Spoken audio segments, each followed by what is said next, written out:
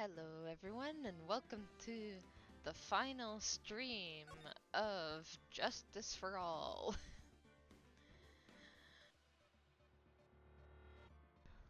We'll be finishing episode 4, Farewell My Turnabout, tonight, and that'll be it for Justice for All, and then we'll be on to the third game, which I'm pretty sure is called Trials and Tribulations.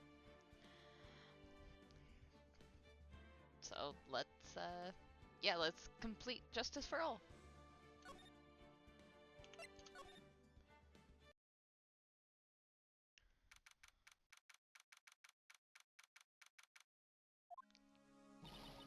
Mystic Maya! Mystic Maya! Sniffle, sniffle. There, Pearls. I I can't take it anymore. Wah! Look, look, it'll be alright. Everything may still work out. Hmm? The condition was that we had to get a not guilty verdict.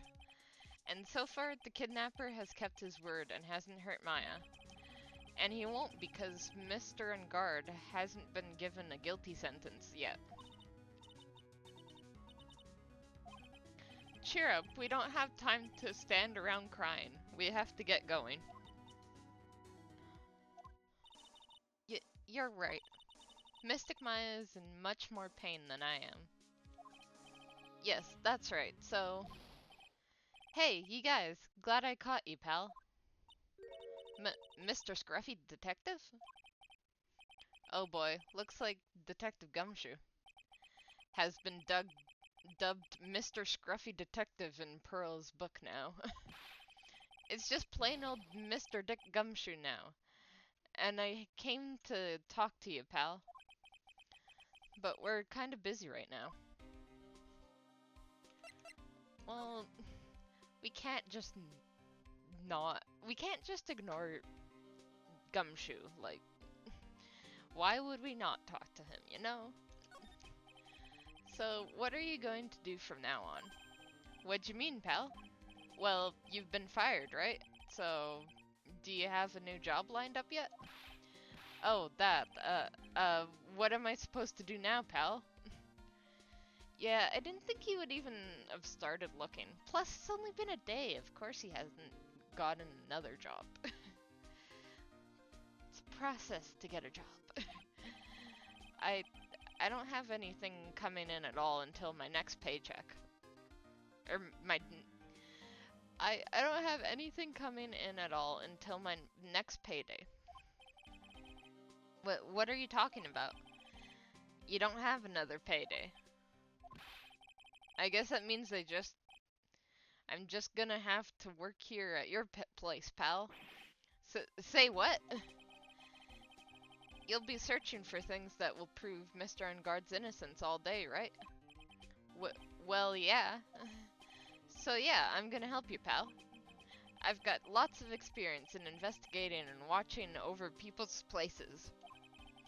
And I'm great at making really simple meals, pal. I'll take care of it all.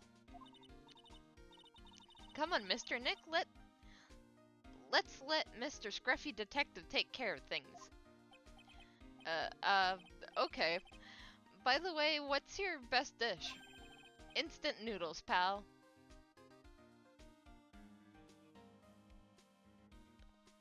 I'm afraid to ask what his worst dish is. Then again, instant noodles is pretty good. Why am I surrounded by people who only eat cheap, unhealthy foods?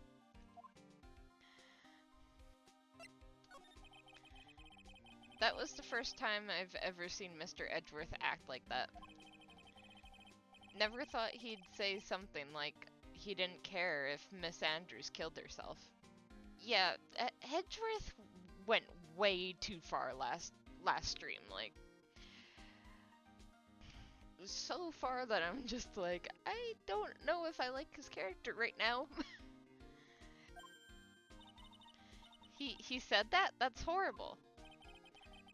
But because of him doing that, we got the truth finally. The truth. Miss Andrews' last testimony, I wonder if that was the truth. I'll give you that there was nothing strange in her testimony itself. But I still think there's something fundamentally wrong with the whole thing. You mean about that thing, pal? Why would she want to... No, I mean, almost need to frame Mr. Ungard. I couldn't figure that out from anything she said all day. Then you're saying that testimony was a lie? Not a lie per se. It just feels like there's more here than meets the eye. Or that's what Edgeworth would like us to believe. That's such a dirty trick. Even that woman prosecutor was better than that. Francesca von Karma? Speaking of Miss von Karma, do you have any more information on her condition? Wasn't she shot this morning? Oh yeah, she was shot.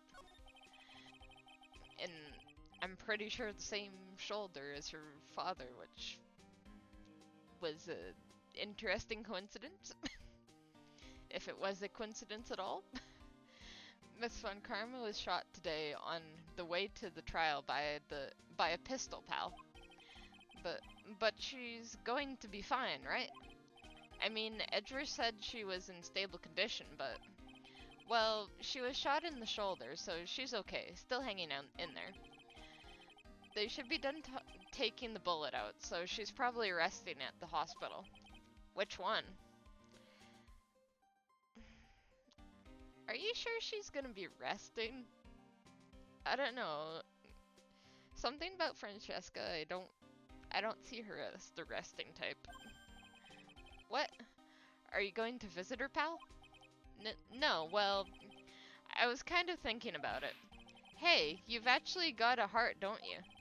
She looked like she was being tortured to death not being able to go to the trial today. So maybe it'll be good for her if you went and let her whip you a bit, pal. Let's go let her whip us, Mr. Nick. No, Pearl. We can go visit her. We are not going to let her whip us. Now I'm definitely not going. That's true, even if we did visit, I think she would just whip us no matter what. Well, unless somebody took her whip away, which would be nice. Let's see, the name of the hospital. Oh yeah, the Hottie Clinic. The same clinic from that, what is it, from the trial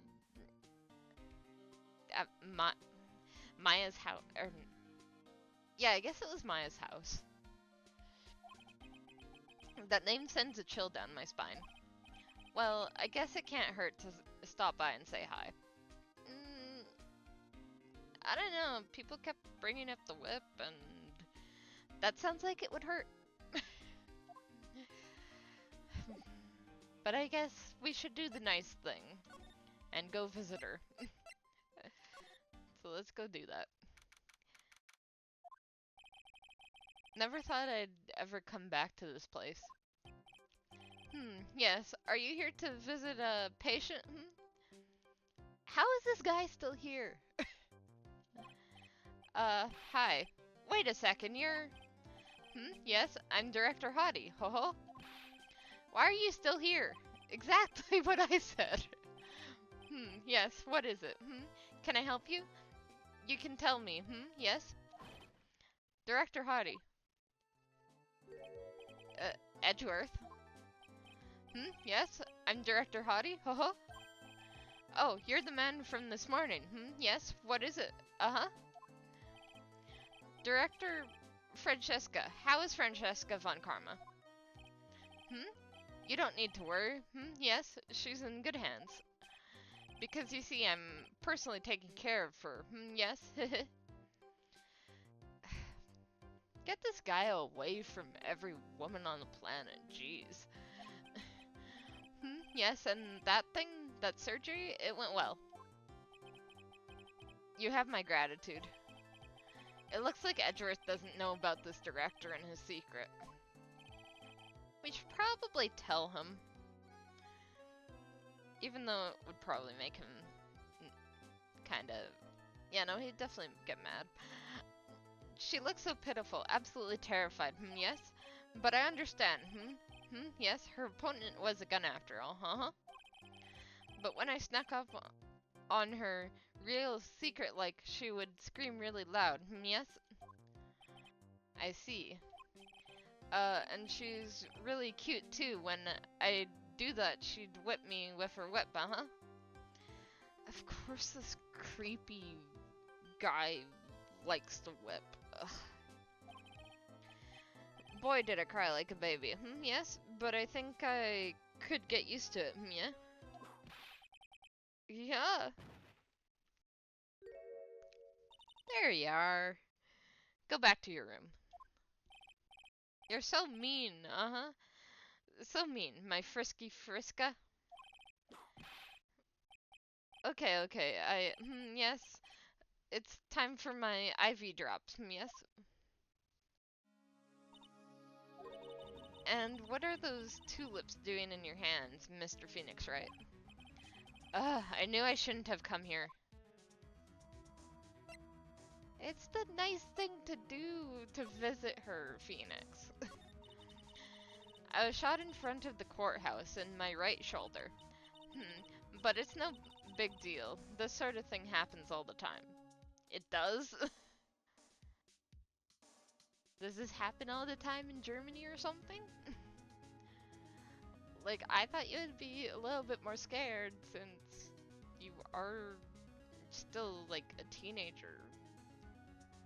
And I didn't think you would have had the experience of being shot and all that stuff, you know? I thought you would be at least a little bit scared. I even had full intentions of running the trial this morning.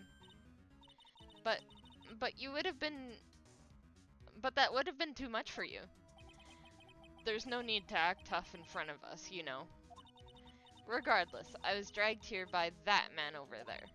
He was so unwilling, one has to wonder if he was simply interested in stealing my case. It was the only logical course of action, given the bullet was still lodged in your shoulder. Yeah, if you have a bullet lodged in your shoulder, you should probably go to the hospital. But by taking over the case, I found myself having to clean up after you and that irresponsible deal you made. I think I know what deal he's referring to. I think I know as well. Miss Von Karma, you made a deal with Miss Andrews yesterday, didn't you? I don't know what you mean. Everyone knows what Phoenix means by deal and what you made yesterday. Come on. Don't play dumb.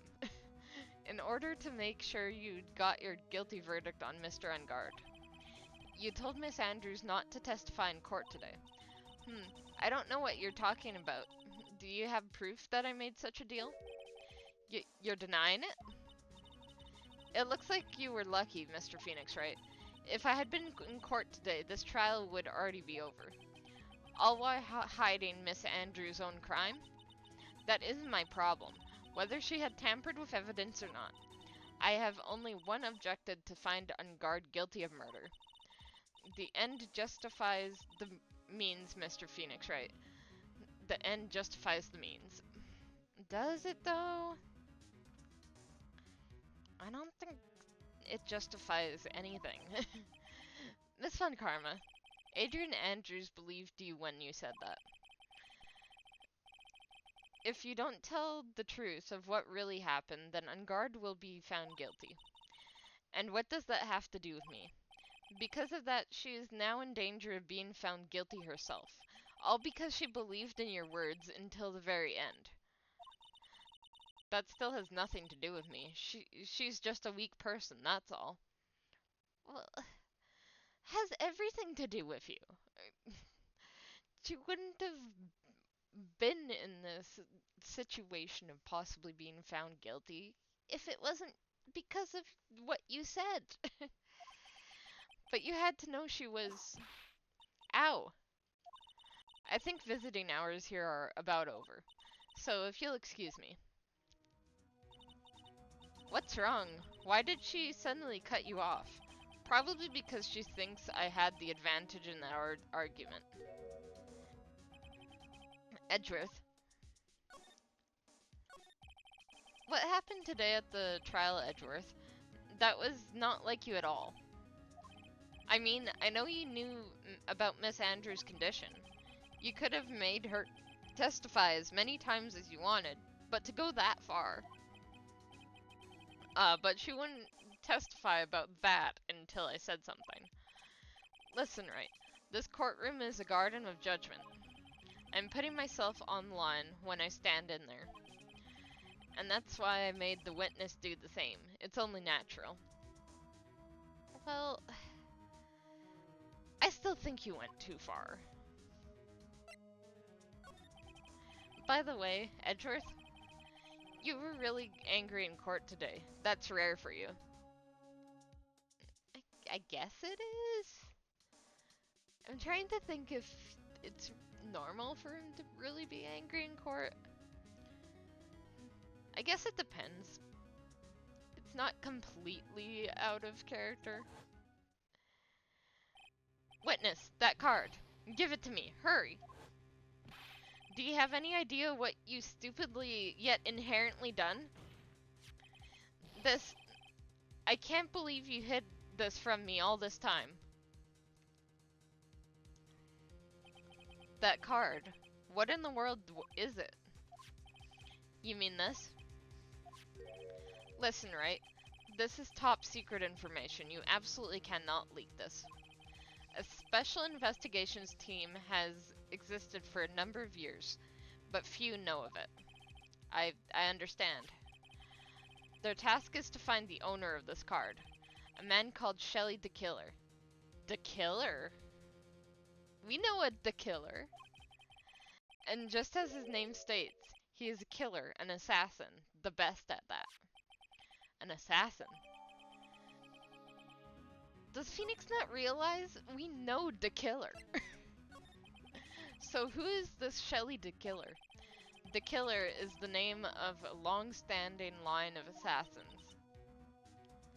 Oh, I see. So the Killer is a line of assassins, so there could be multiple? So the Killer we know might not be the Shelly one, but it might also be the Shelly one. It's probably the Shelly one since his card appeared during the case. Or at least I would think so. Long-standing. The name first appeared about 100 years ago, I heard. Shelly is the professional name of the third heir to the Killer the Killer name. So, because his professional name is Shelly, he leaves cards with a shell on them. He has a habit of making sure to leave a card by the body of his victims. Why would he do something like that? So Shelly the Killer killed the Karita, not our person that we're representing on guard, or I am being bad with names right now. Adrian. So it wasn't Adrian, it wasn't Matt. It was the Shelly the Killer guy, who I don't have on here, even though we did talk to him. But then again, I guess we didn't know he was the killer yet. Maybe Phoenix hasn't even made that connection.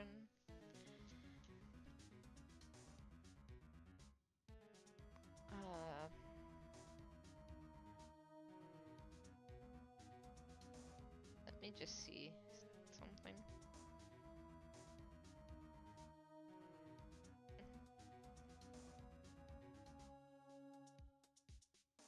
Getting some messages I need to respond to.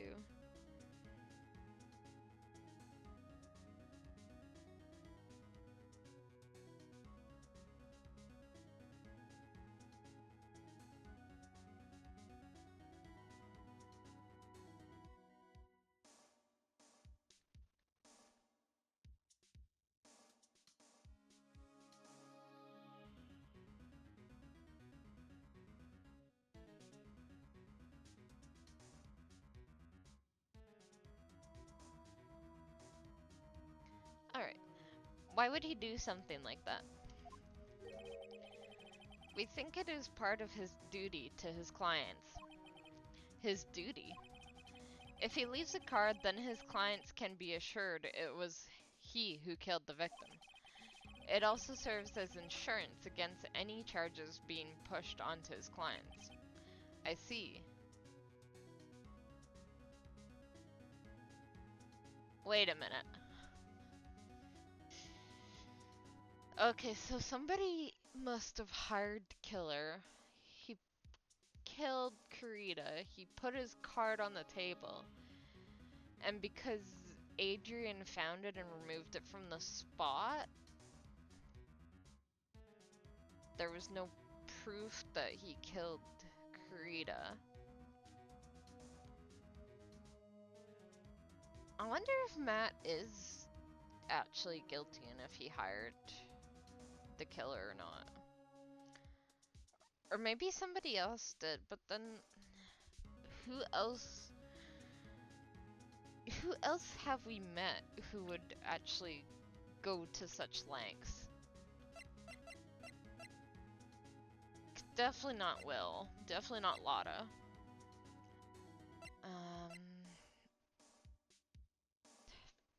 Old Bag is a big fan of Kurita, so she wouldn't kill him.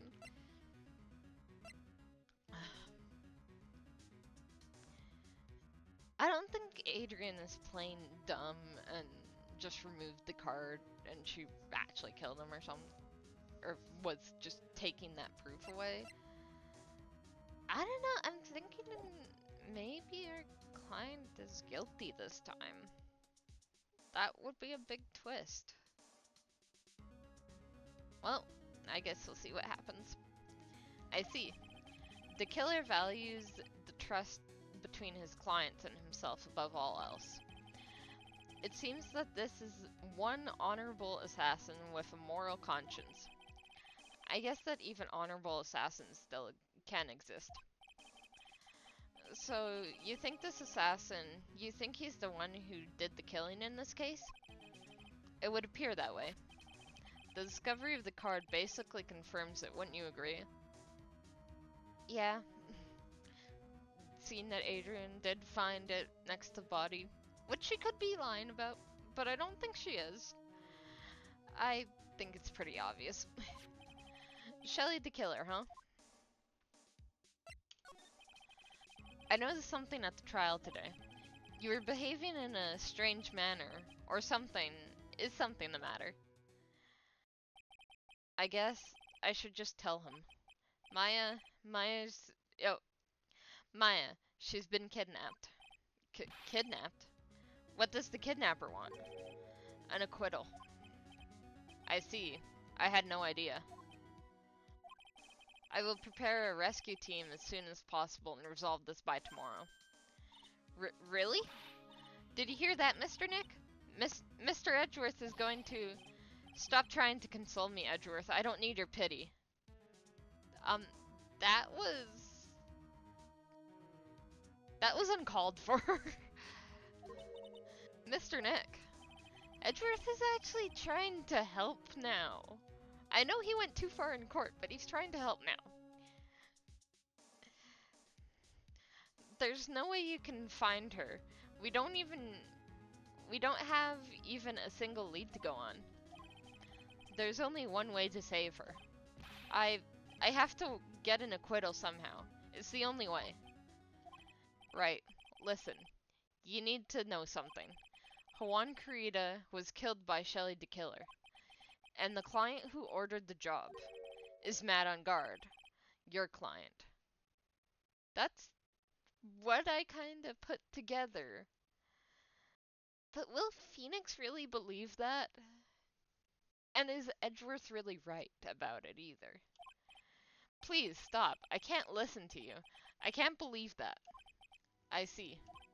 Well, if you want to continue your investigation, you'll need this. What is it? The hotel right now is restricted to police personnel only, as we are looking for any clues that might lead us to Shelly the killer. But If you take this with you to the hotel, I'm sure they will let you enter. Letter of introduction allows Bear to freely investigate the crime scene. Thanks, Edgeworth. You know what? I do still like his character. I just wish he didn't go so far and so hard last stream with Adrian. Like, I'm sorry, like, she almost committed suicide, you know? Like, you can't do that to somebody who's that, I want to say mentally ill. Like, maybe not mentally ill. Maybe you can't do that to somebody who's not in a good mental state. There we go. In any case, I must attend to the preparations of Maya's rescue team. We'll meet again if anything should happen. Now, if you'll excuse me. At least he's still being helpful, you know. Mr. Nick, do you think Mr. Engard hired an assassin? No way. I mean, he doesn't have a psyche lock. Yeah, I guess not. But when you tried to test his psyche lock, you just asked if he killed Kurita. And he didn't kill Kurita. He hired somebody to kill Kurita. So of course it wouldn't go off. Maya, please, all I ask is you make it home, safe and sound.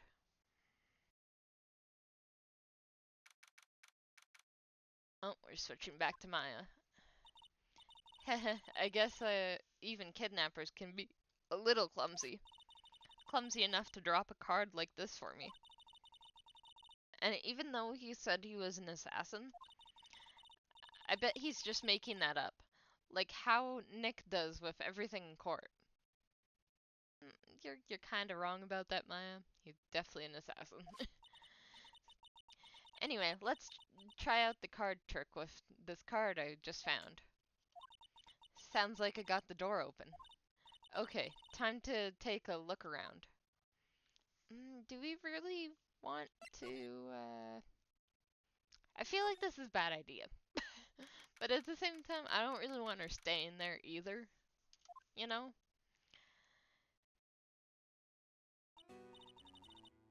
What is this place?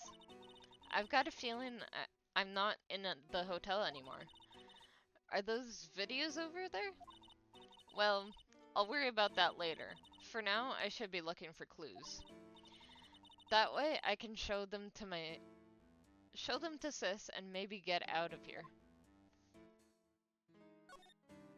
Let's see what's around here. There's a framed picture sitting on the coffee table. Is that Adrian Andrews' boss, or not boss, mentor? Celeste Impacts. That looks like Celeste Impacts to me. It's a picture of a woman. She's kind of pretty. Hey, looks like something's written here. Let's see. I think it says, with love, Celeste. It is Celeste Impacts for sure, but I bet this could be a clue. Wonder why the killer has a picture of Celeste. Can that maybe mean that Celeste's suicide wasn't actually suicide and it was just a killer? I don't know, who knows? That's weird. What's a figurine doing on a sofa in a place like this? I think it's a bear. Oh, how cute. A bear from Kurita's room. Are these like souvenirs from the people he killed or has killed in the past? But it's got a lot of cuts and slits on it. I wonder if it's some kind of puzzle or something. Maybe. Or maybe it is just a souvenir. Ugh. It's so dark in here that I can barely see, but these kind of feel like videotapes, all of them. Just what kind of room is this? Yeah, I don't know about the what the videotapes are. Hopefully just proof of all those killings or something. Ugh, locked of course. And it doesn't look like I can use the card to open this door. There's a little hole at the bottom of the door. If only I was a little skinnier, then maybe I'd be able to crawl through there. Yeah, it's like a little doggy or cat door. Oh, hey, it's a computer. I've never really seen one before. Or, never really seen one before. That's not what she said. I've never really used one before, which, way more believable. Because there's a ton of computers at the precinct and all that. I have no idea where the power switch on this thing is. Drat. There goes my plan to use this somehow to get out of here. Dang, if only my new computers. What's this thing? An antenna, I guess? And this is a VCR? There's sure a lot of electronic gadgets here. But what is an antenna doing here? Oh, this simply will not do. I cannot have you wandering around at will. Yeah! Of course he found her. It seems that your Mr. Wright is truly concerned about you. He is? For now, I would suggest you remain cooperative. If you cannot, there are ways in which I can help you. Ways, you mean, dead men tell no tales, is how the saying goes, correct? Dead? I'm almost certain I told you on our first meeting, I am an assassin. No way, you're lying. I mean, an assassin? People are not always who they appear to be. Are we really surprised with the giant stitch going down his face? I knew it was going to be a bad idea leaving that room. I don't know why Mai even thought that was a good idea. Mr. Nick. Hmm? Oh yes, pearls. Got caught up in my thoughts about Maya's situation. Mr. Edgeworth has Mr. Edgeworth has left, you know? I guess for now, I have no choice but to believe in Mr. Engard. But I think I should listen to his story one more time. Alright, let's get going too. Okay. Alright. Let's go to the detention center and listen to his story one more time, I guess. I'm sorry, but visitor hours are over for today. Aw. I have too many questions I need to ask. I'm sorry, but I'm Phoenix Wright, a lawyer for one of the... You're Mr. Wright, you say? Oh, yeah. There's a message here for you. A message? It's from Matt on guard. Here you go. What did he write? Is it something really important? I don't know. Well, let's see what it has to say. To Mr. Lawyer Dude, I've got something really important to tell you. Why do I feel uneasy all of a sudden?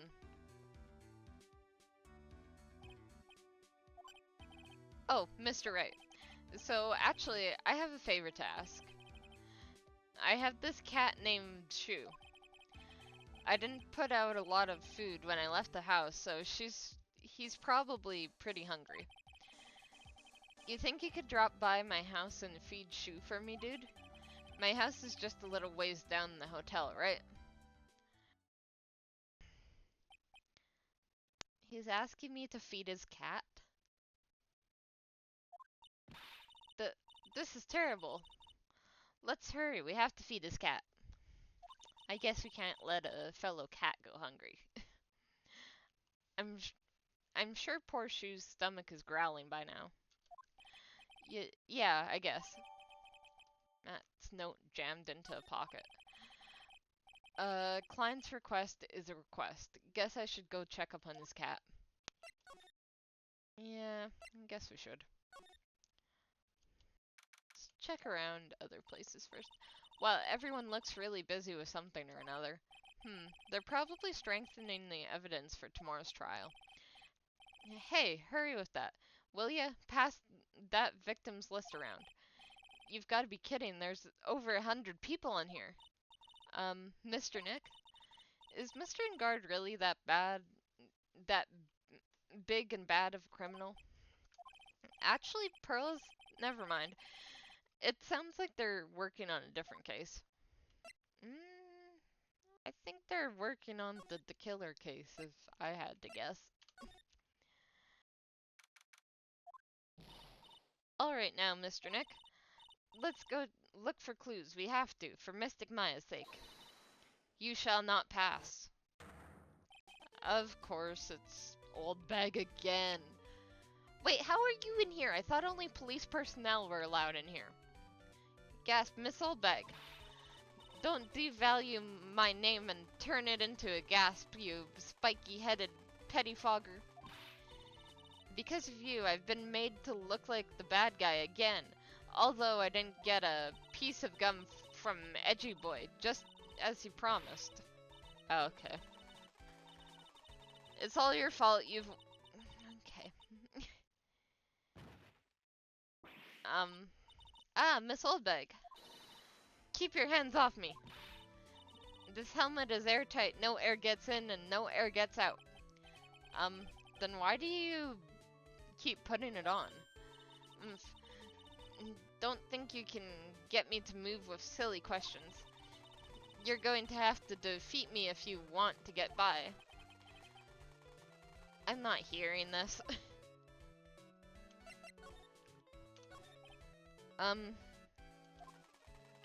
Rat-tat-tat-tat-tat-tat-tat. Ha! You're a millionaire. You're a million light years too early to be asking me questions, whippersnapper.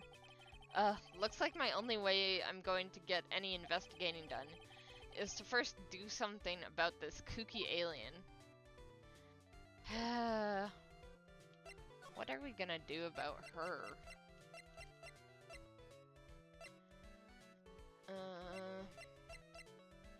Oh, right. We need to give her the letter of introduction. Maybe if I show her this letter I got from Edgeworth. Miss Oldbag, if you would look at... What? You want me to look at this worthless piece of... Edgy poo! Is that her perfume for Rome de Amour I smell? Let's see here. Would you please allow this unsophisticated young man to conduct his investigation? Yours truly, Miles Edgeworth. Yours truly? That man's good at flattery. Fine, but only because Edgipoo said so. You understand? Why would the police put her in charge of letting people in and out, though? Like, seriously. I just thought of something I have to do. Remember, no messing around. You do anything bad and I won't let you off the hook. It looks like she has strong feelings for Mr. Edgeworth. That may be, but you know, nothing's going to come of it. That's so mean, Mr. Nick. Feelings are meant to be told and shared. Ow. Every time we talk about love, I always end up with a handprint on my face somehow. So anyway, let's continue our investigation. Okay. Rat-tat-tat-tat-tat-tat-tat. Ack, what now? One little thing, before I forget. You can't go into Ungard's room today. Why? The police main investigation team is going to be in there all day, you hear? I wonder if there's the team in charge of investigating the killer. You don't go in there, set one foot in there, and you'll face the wrath of Wendy Oldbag. Not gonna lie, I think I can face her wrath just fine.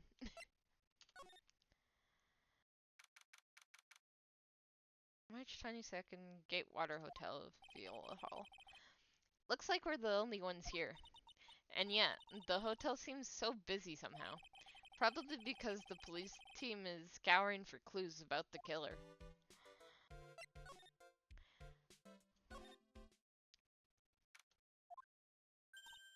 Hey, city boy. Lotta, how are you even in here? You're not part of police. Lotta, you're still here? Wrecking course. An investigative photographer eats or starves on her ability to snap up the scoop, yeah? And this hotel just has that aura of mystery. You know, like something's always about to happen. But do you have a camera? Reckon given. The photographer's gotta have cameras out of the ear like corn to be a real pro, you know? So I'm hanging around here. Speaking of cameras and feeding the mouth, do you have mine, you bread thief? Why can't you drop the thief thing already? Yes, I have your camera. Here you go. Would you please take a look at this? Nope, sorry. Huh? I'm giving you your camera back. Do I have to talk to her? Okay, let's just go through all this. I want to ask you about the night of the murder. What? You really gonna shell out the bucks for the info I got? Lotta, you were loitering in this hall the night of the murder, were you not? Well, kinda, but brace yourself, Phoenix, here it comes. I didn't exactly hang around here the entire time, you know? Followed a few stars around. Got a few autographs, shook a few hands, had a soda pop with a few of them too. Do do do do do do do.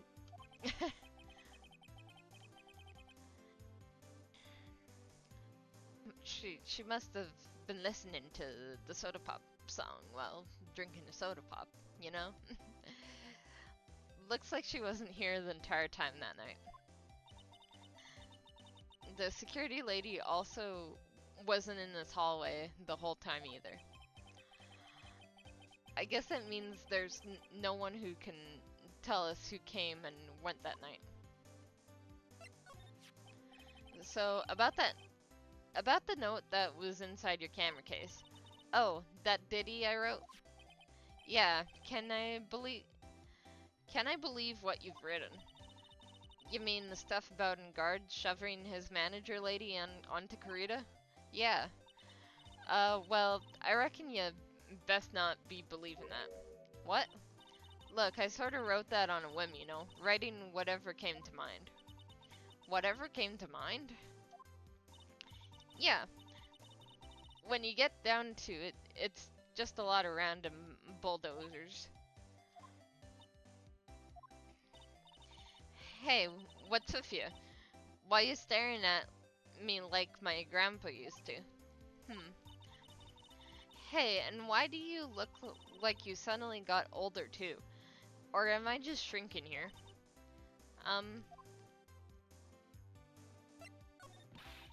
Ah, my baby, my $600 baby.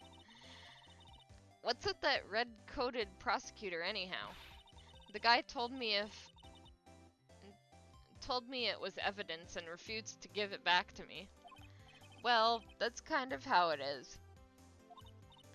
Hey, you're that redcoat's friend, aren't you? So put in a good words for me and get me back my camera. You want me to do that? What?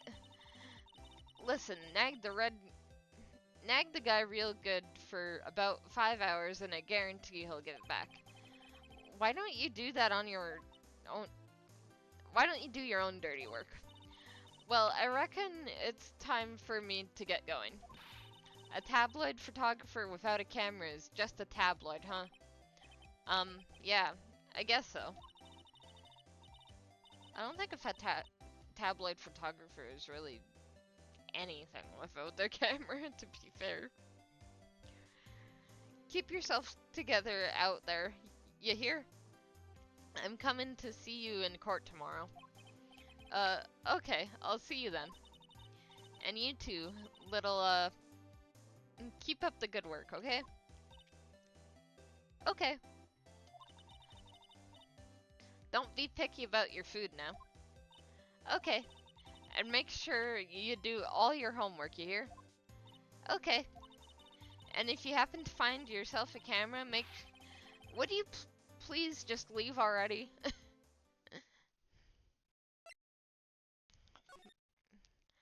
Pearl probably knows all these things by now.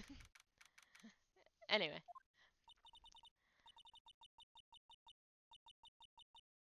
What are these weird noises? Mr. Nick, what what is that otherworldly, ghastly moaning? I I hate evil ghosts. Wah! I don't think it's a ghost. Maybe it's a demon. Excuse me. Watch who you're calling a demon, brat. Ah! Zoinks, it's an alien. Who are you calling an alien? Rat-tat-tat-tat-tat-tat-tat. Oh, it's just you, Miss Oldbag. What are you doing here? What are you doing here? Shouldn't you be guarding the entrance of the hotel? What is wrong with your youngins today? I came down here to pay my respects to my poor Huan, and you're disturbing me. Get back to your post. Okay. Please talk to me about the night of the murder just one more time. I talked about it plenty at the trial. I was fooled, tricked, deceived by that fraud of a photographer in her note. She was loitering around here with that imbecilic look on her face. With that imbecilic look on her face? Okay, got it. Now, hold on a second there, you little pipsqueak. If you're going to take notes, at least make me sound better than that. Oh, alright. Now I've seen everything. But, you know, I was working that night too, doing my job, minding my own business. So it's not like I had time to waste standing around here the whole night. I was wondering if you could tell me a bit more about Mr. Kurita. He was the most popular star, you know, especially where it counts in my book. But I heard he was lagging behind in the polls against Mr. Engard. Well, that's just a recent thing. Bad luck and all that, you know? But he was going to become an even bigger star when he used to be. Look, just look at this mountain of presents. It's a show of the mountain of feelings all of his fans had for him. Yeah, the mountain is pretty big and certainly nothing to shake his stick at. Mr. Nick? What is it, Pearls? The presents. They're all bears, right? She's got a point. There isn't a single thing here that isn't a bear. All of Mr. Kurita's presents from his fans seems to be bears. Oh, that's because he can't think about Huan without thinking about bears. Bears? Why bears? You don't know? Well, my dear Huan was training. He fought bare-handed with a bear. He refused to give in and let that bear win.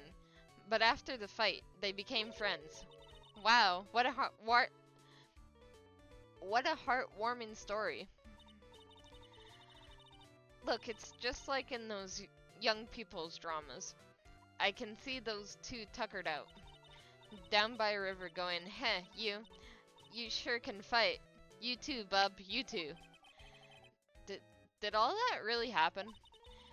It's in his biography, bub. What a load of crock. So, ever since then, fans have been giving him bears as presents. Yeah, nice. Bears. Doesn't seem to like them. We found some in the trash. Probably regrets writing that probable lie in his biography. Anything? You know, maybe? Okay, no. Nope. Nothing from that. That's just math. Nope.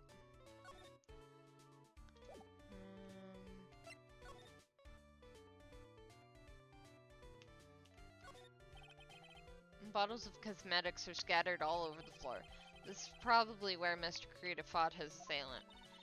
These glass shards, they're probably from the glass vase Mr. Andrews knocked over. So, the Nickel Samurai's costume was in here? Yeah. I can't believe Mr. Kurita went so far just to say bad things about Mr. Engard. Well, it was a pref conference, so he had to go in a costume. But weren't Mr. Engard and Mr. Kurita friends? They weren't friends. They couldn't be friends because they were rivals. So a rival is someone who is a strong enemy? Pearl's really fired up over this, and I don't have an answer for her. It's a beautiful wine glass, and there's tomato juice in it. Ew, tomato juice. I really don't like it much. There's a bottle of it on the table over there. That's probably where it came from. I don't think there's really anything else. I think this is all just, yeah. It's all just kind of the same. I guess all we can really do is go visit Mr. Engard's house to go take care of his cat. Well, to feed his cat. I shouldn't say take care of when we're playing a murder game, pretty much, you know? Go feed his cat. Sure is dark. I'll go turn on a light. Wow, so this is what a star's house looks like. Must be nice to be rich. Come on, Mr. Nick, let's find Shu, the kitty cat. Shu! So I guess this is Shu. Oh, what a lovely cat. Hello, Shu. Teehee. The cat seems to like pearls. Pardon me. Why are you here? May I help you with something, mister? Oh, we're lawyers, actually. I'm Mr. Engard's lawyer. The master's. Well, you must be Mr. Wright. Yes. It's a pleasure to meet your wonderful self. I am the family butler, John Doe. Nice to meet you. I don't know if I believe that name, Mister. John Doe's kind of a name that you would give somebody you don't know don't know who they are. Also, isn't this the killer? Isn't this the same guy we met at the hotel?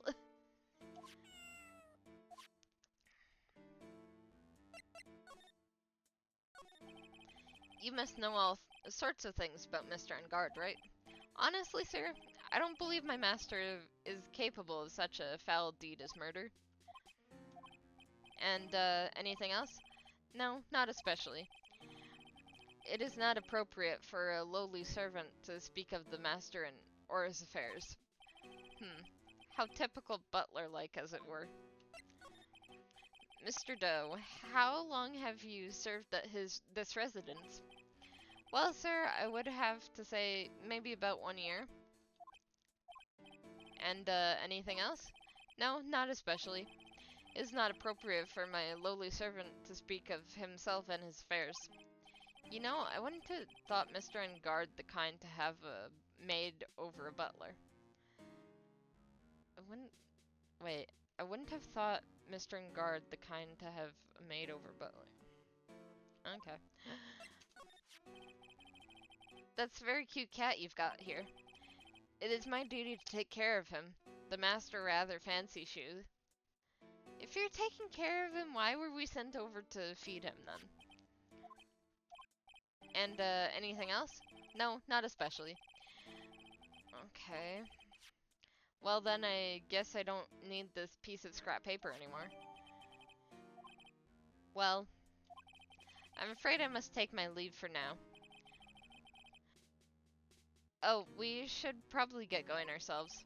Ah, so young and yet already so accomplished. A master of law. But there is also a lot to be proud in being a butler in charge of the house and all. Thank you for the compliment, sir. People are not always who they appear to be. Now, if you'll excuse me. Hmm. Not who they appear to be, huh? Know exactly who you are.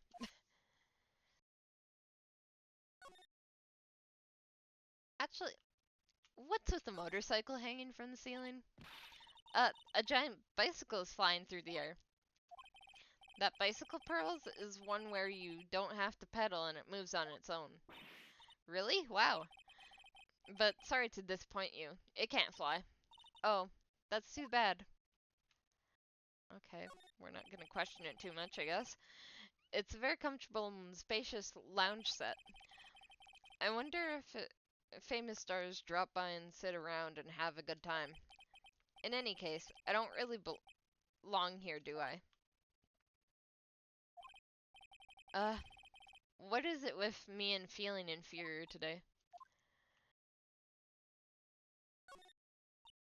Oh, there's a giant cooking hearth here. That's actually a fireplace. How are they different, Mr. Nick? You know, I've never actually seen a hearth before, come to think of it. You should come and visit Fay Manor then. I'll show you one when you do.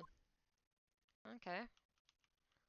Guess we'll have to go back to Fay Manor at some point in the future. What's this stuff? Ah, there's masks here. Yeah, that one in the middle is the Steel Samurai. The ones next to that are Pink Princess and the Evil Magistrate. They fought many battles against the backdrop of Neo Old Tokyo. Wow, you really know a lot about Steel Samurai, Mr. Nick. I don't know whether to laugh or cry that I know more about that show than a kid. There's a small door at the bottom of this bigger door, Mr. Nick. I bet it's for Mr. and Guard's cat to use. Oh, you mean Shu? The door. It's locked tight. Well, I guess that's to keep nosy people like me from entering it. Pearl, go in the door. No, it's fine. I don't really know where to go now. Can we go back to the detention center, maybe? No. Hmm. Where to go? Where to go?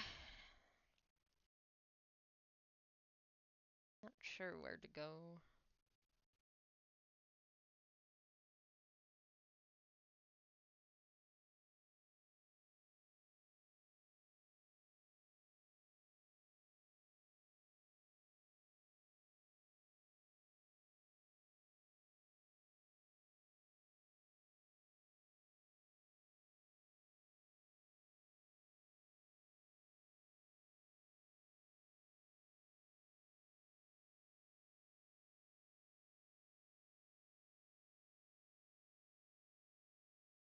Hmm.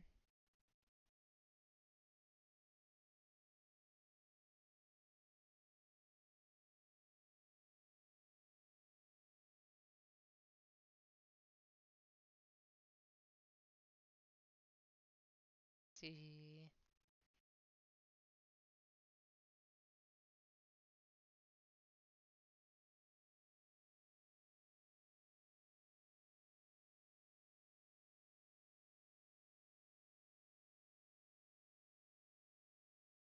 I don't know.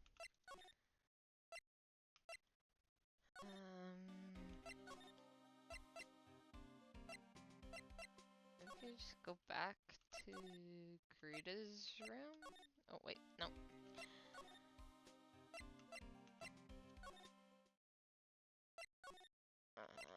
There we go. Hallway. Karita's room? Oh, there we go. I'm Uncle Bear and I say it's barely 8 o'clock. What is that infernal racket? It's one of the presents going off. Sounds like it's already 8 p.m. Way past your bedtime. It startled me. I thought I was gonna die for a second. 8 p.m. That's the time when the award ceremony ended that night, remember? It, that is when it, yeah. Time sure flies. Hard to believe it's been 2 days since the ceremony. The transceiver. Hello, hello? This is not a phone. Maya. How is Maya? You haven't heard her, have you? It seems you were not able to fulfill your end of the bargain, Mr. Attorney. I have heard the news. So it would seem my present did you no good. No! Mystic Maya! Mystic Maya! One more day, please. All I ask is for one more day. I'll get a not guilty verdict for sure this time, please. I suppose if I must. I need that acquittal more than anything else after all. Please, please let Maya say something. I want to hear her if she's alright. Alright, then a little... What is with the static all of a sudden? Hello? Hello? It seems bad. Connect? Damn it. Did the transceiver just suddenly break? Excuse me. What happened? I don't know. All of a sudden it became nothing but static. Ah, Mystic Maya, Mystic Maya. Why did the transceiver suddenly break like that? It should probably I should probably have an electronics expert look at it. The sooner the better. Do we know an electronics expert? I feel like we don't.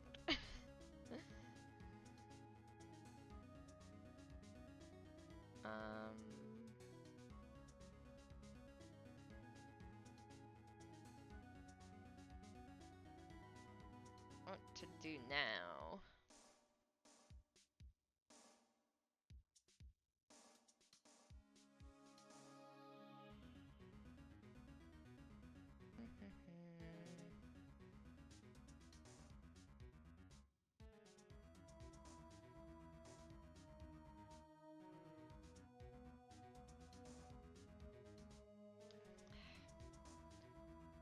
Maybe... I don't think we know an electronics expert. I guess, I'm guessing that Gumshoe works for us now? Maybe we can go ask him about it? Hey, welcome back, pal. I thought I'd make you a little something for dinner. That's nice, thanks. A rich man's luxurious full-course meal. Out of the can, that is. I'm sorry you went through all the trouble to cook, but I don't have time to eat. Oops, looks like you don't have a can opener, pal. You've got to be kidding. And here I thought he had already whipped something up. Oh, I know. There's one way I know how to be helpful. Ask me about anything you want, pal. Go ahead. Well, since he's here and offering, I wonder what I should try asking him about.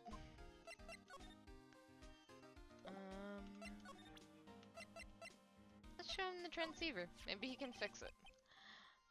Well, I don't know about fix it. Maybe he can point us in the direction of somebody who can fix it. The transceiver. Oh, Mr. Nick, you should ask Mr. Scruffy Detective about that thing. What thing? Oh yeah, this thing just broke up and broke all of a sudden. It broke, pal? When I was talking to the kidnapper, it just suddenly broke into static. Look, it sounded like this. I don't hear any static, pal. Huh? Maybe it fixed itself. That's strange. I'm sure it was making a loud static noise. Maybe what? Maybe it was electromagnetic interference, pal. Electromagnetic interference?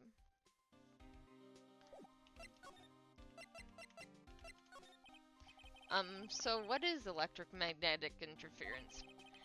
It's something that happens when a radio wave gets mixed up with another signal, pal. Oh, when you put it that way. I don't understand what you're talking about. Like, for example, when a cell phone goes off next to a computer screen, the stuff on the screen gets kind of fuzzy and starts acting funny, right? Does it? Huh? Computer? It's like when you use the dryer next to the TV and the screen starts looking weird. Oh yes, the TV does do that, Oh, so that's what you're talking about. I don't think I've ever had that happen, either. She seems amazingly happy at being able to understand this.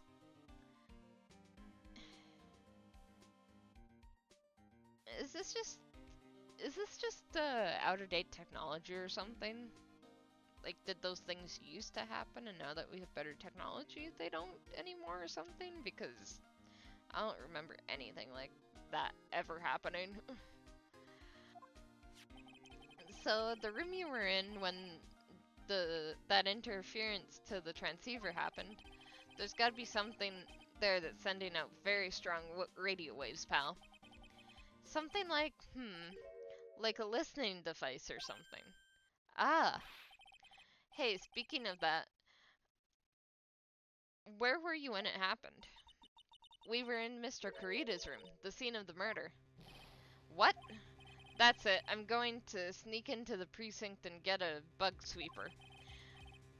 I'll meet you at the crime scene later, pal. Later, alright, pal? Wait, Gumshoe. Oh yeah, baby. It's investigating time. I'm on fire, pal. My fingers are itching to go. Yeah! We should be going too, Mr. Nick. Alright, let's go. Well, I'm glad Gumshoe's got his spark back. Go back to that room.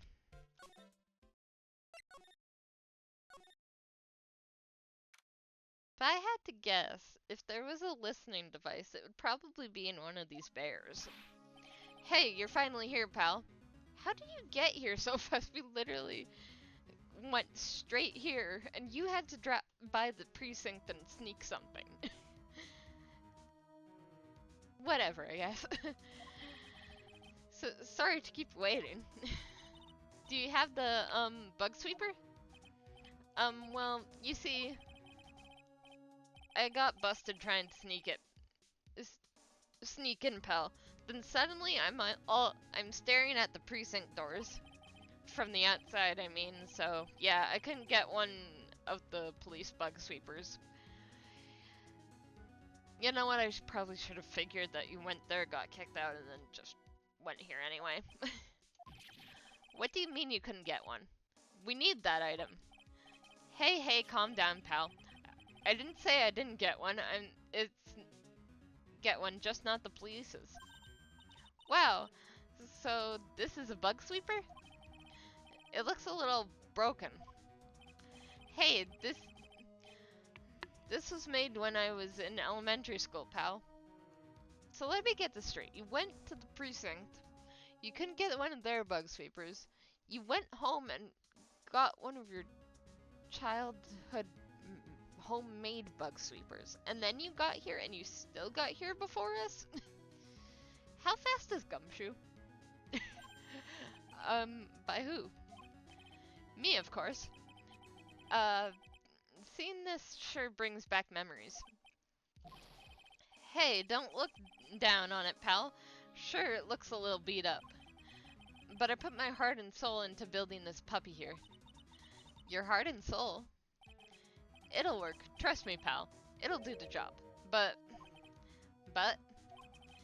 you can't set the sensitivity. So it's going to beep at anything that goes off at electromagnetic waves. But isn't it better that way?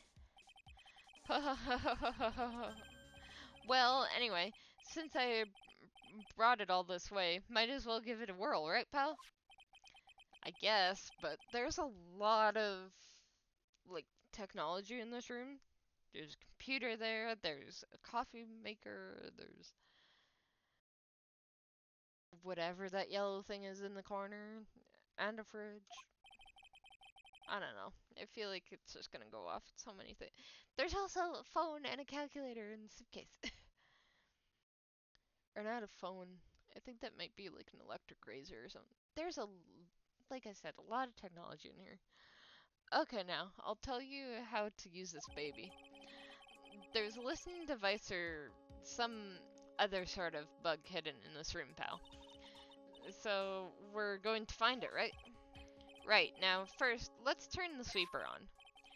Next, move the sweeper around to give the room a real thorough look-see, pal. The sweeper will let you know how strong a signal it's picking up, so keep an eye on it, okay? Once you find something that's giving off a lot of radio waves, press enter to lock onto it. There's a lot of things here that's going to give off radio waves, so let's take a good look at it. Anything and everything that seems suspicious, pal. Alright, I'm going to stand outside and keep an eye out. Give me a yell if you find a bug. Got it, pal? Okay. Well, I'm guessing something like this would send out, yeah, a lot. And this, saying that's electric, yeah. Oh, that's, see, it's just gonna go with anything that's powered.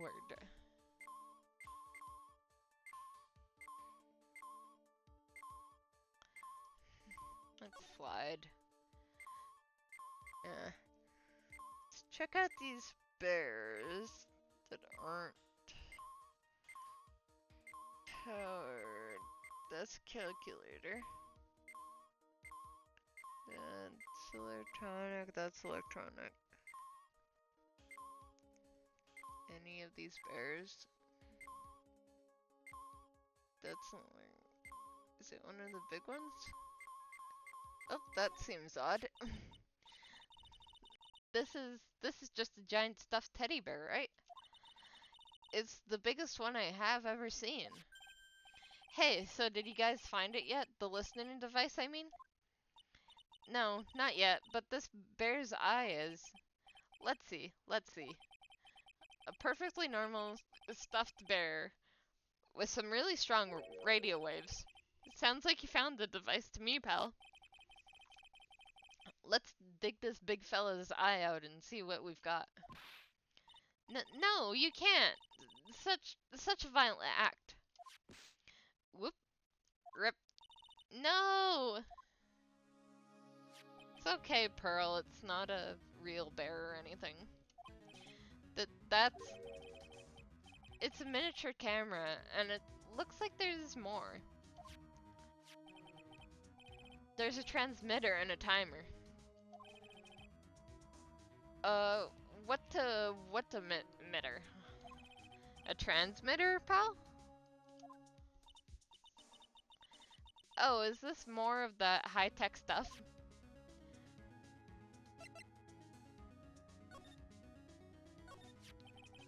So this tiny thing is a camera. Yep, it's a pinhole CCD camera, pal. It's a small, high-grade video camera mostly used in security systems. So it's a video camera. It runs on a battery which comes with it in a set. But there's no videotape in this camera. This is only the camera part here, pal. The tape recorder with the tape inside it is somewhere else. Somewhere else. The footage is changed into radio waves and then it's sent to that recorder. So it's sort of like a TV broadcast, isn't it? Hey, you know, you're right. Okay. So to record the victim's room from 8 p.m. for 1 hour was running at the time of murder. Interesting. So what is a transmitter? It's a device that sends the footage and camera to a specific destination. It's like a video version of a listening device, pal. It looks like it's attached to a small clock-like thing. Oh, that's a timer, pal. You can set it to turn the camera on and record at a certain time with it. You can set for a certain time? Yep, let's see. This looks like it was set to start at 8 p.m. and go for 1 hour. 8 p.m. That was the time the award ceremony ended. There's no date set, so it's been recording every night, I guess. Mr. Detective, how long has this bear been here? I'm pretty sure it's been here since the night of the murder. Then maybe this camera caught the murder on tape. What? And if you think about the angle of the bear is at, it's bound to have had a clear shot of the whole crime, pal. Okay. Need to figure out where the footage has been being transmitted to then. So there was a camera in this bear's eye, and it was disguised as a present. And I'm sure it was here on that night of the murder, pal. It's pretty big, so it stands out pretty well in my mind. But who gave Mr. Kurita this present? I don't know, pal. But this means that someone out there that's got a video of what happened here that night. Isn't there any way we can find out who that person is? It's impossible, pal. Radio waves can be sent almost anywhere, so there's no real way to find out. Oh. Is there really no way to find out? The spy camera was set in its right eye, found in the victim's room. I got it. What? Hey, pal, let me borrow this mini camera for a bit. What are you going to do?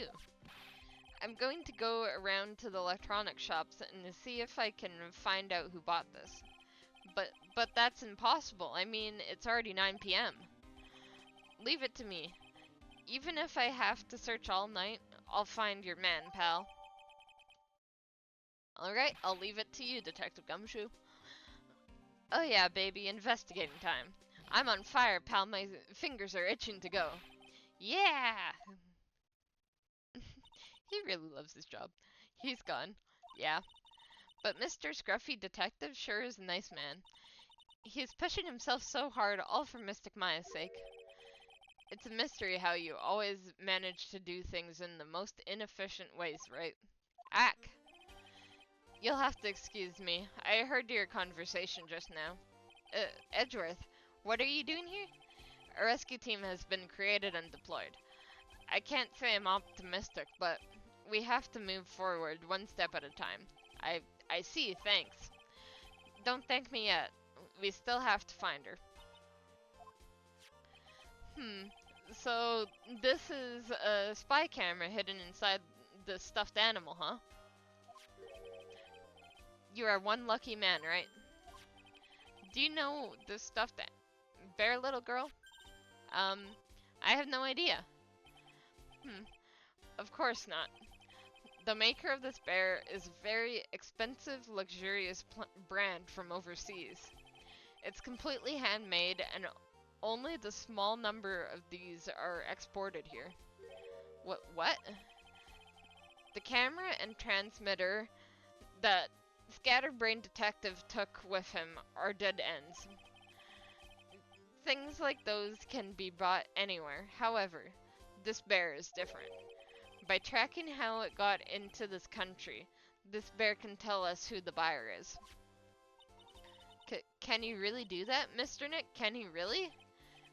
Well, I guess so. It's 9 p.m. I think I can still make it in time. I'll be taking this for now. I'm sure you have other things you have to do. Okay. How are you gonna carry that? It's probably as big as you are. See you soon, right? Alright. Bye. Wait, what? Why are you doing this? I have no interest in explaining myself to someone who cannot comprehend. But that right, until court reconvenes tomorrow, you should concern yourself with this question. Who is the person that murdered Juan Corrida? The real killer. Do you really think it was Adrian Andrews? To be honest, I don't know anymore. You still have a little time left. Find the truth, Wright. Everything begins with the truth. Alright, I guess that's my mission. Juan Corrida's real killer, Miss Andrews' past. The kidnappers whose sole condition is an acquittal for Mr. Engard. And this card, Shelley the Killer. Maya, the only way I can save you now is to find all the answers to this case tonight. I don't understand what your real intentions are, Edgeworth, but as you said, all I can do for now is find the truth.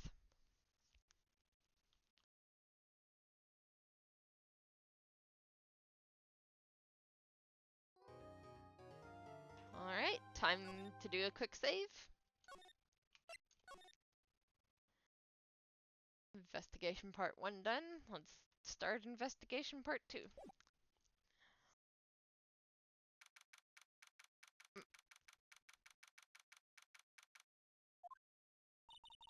It's past 9 p.m. already, isn't it? I wonder if Mr. Edgeworth has already found Mystic Maya. These things take time. I'd say probably not. The police are professional, Pearls. They'll find her. So don't you worry. And if we can win a not guilty verdict tomorrow, then everything will be okay. You're right. Alright, let's get moving again.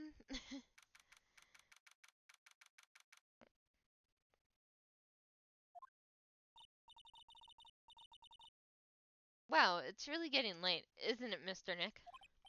Yeah, it's past 9 p.m. already. But we still have some things to prepare for tomorrow's trial. There's still the matter of the secret Mr. Corrida held about Mr. Engard, and Miss Andrews' real intentions. These are two things I must know tonight. But aren't visiting hours over at the detention center? I'm sure we'll think of something, Pearls. Don't you worry. You know what? I forgot to talk to Pearl properly. Okay, yeah, there is stuff to talk about. So the real person who killed Mr. Corrida was that assassin, Mr. Shelley the Killer, right? And the card Miss Andrews found at the crime scene seems to be proof of that. But if that's the case, then a new question comes to mind. Who was the one who hired the killer to begin with? Who was his client? You mean who asked for the murder? That person didn't want to dirty their own hands in blood. But whoever his client is, they're still a killer. Who could have hired an assassin? Do you think it was Miss Andrews? I wonder. But if she was the client, then why go through the effort to stab the knife into the corpse herself? That is a bit weird. But if Miss Andrews wasn't the client, then no, it can't be. Madame Guard himself. If Mr. Engard really did hire the assassin, then he is not innocent at all. Far from it. He would be guilty of the crime. But it can't be Mr. Engard, right? I mean, when we first talked with him. Mr. Engard, I'd like to ask you one more question. Did you kill Mr. Juan Corrida? But he wouldn't have. He would have just hired somebody to kill him. Like, I don't think this was a true test at all. Alright, just so we're clear, dude. I didn't kill anyone, and that includes Juan Corrida. Got it? I didn't see any psyche locks at that time. Actually, that reminds me. Did you remember something, Mr. Nick? Yeah, something Miss Andrews said at the trial today. She said something interesting. So what is it, this interesting thing? Oh, that's right. You didn't hear it, did you, Pearls? Hawan had bit everything on the Jamming Ninja this year. And if he lost a Grand Prix, he was going to make sure Matt was going down with him. That's what he thought anyway. It looked like somehow Hawan had his hands a secret so powerful that it would destroy Matt's acting career, had it been revealed. Mr. Ngard's secret. What is a secret? I don't know yet. But for now, let's think about it this way. Mr. Kurita was going to reveal his secret. That means Matt and Guard had plenty of motive to have Mr. Kurita silenced. Exactly. Which means we have to meet with Mr. Guard. There's no way around it. Alright. Let's get going now.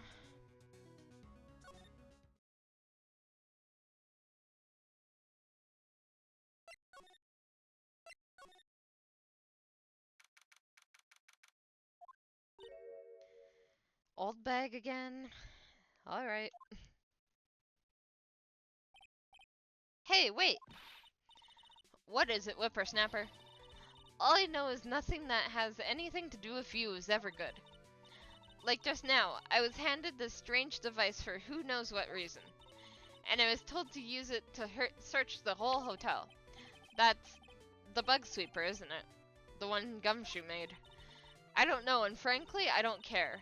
But the request came from Edgepoo, so... Edgeworth. And he said... If you feel angry, direct your anger at that unsophisticated lawyer. Of course he did. So I'm going to feel free to direct all my angers towards you. Gee, thanks a bundle, Edgeworth. What a pal you are. Yep, thank you so much, Edgeworth. This is absolutely top secret, so you had better keep it to yourself. I heard they found spy camera hidden in one of those presents. I was the one who found it. Very interesting. Myself too. If it was her, she wouldn't have been hanging around in the hallway. Come on. Wow, the alien actually admitted her true intentions for a change. I don't know what you're thinking exactly, but I can't bet it's nothing good. But I didn't say anything. Alright, Hawan and Adrian. So you want to know about Hawan and that manager, right? Actually, as I hear it, they were something of a refreshing pair, those two. Oh? I tell you, Hawan really welcomed that manager with open arms, I heard. That manager? Who are you talking about? You don't know? That manager woman Hawan had. It's a shame she killed herself, though. Oh, you're talking about Miss Celeste Impacts, Miss Andrews' mentor, right? I just realized stream went down. Let me... Well, it's back up now, but... Let me see what Wi-Fi I'm on quickly. It's on that one.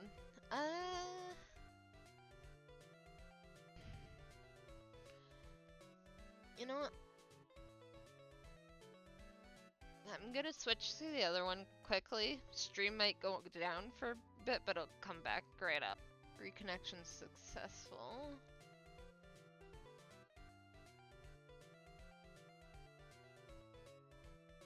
Alright, now we're back.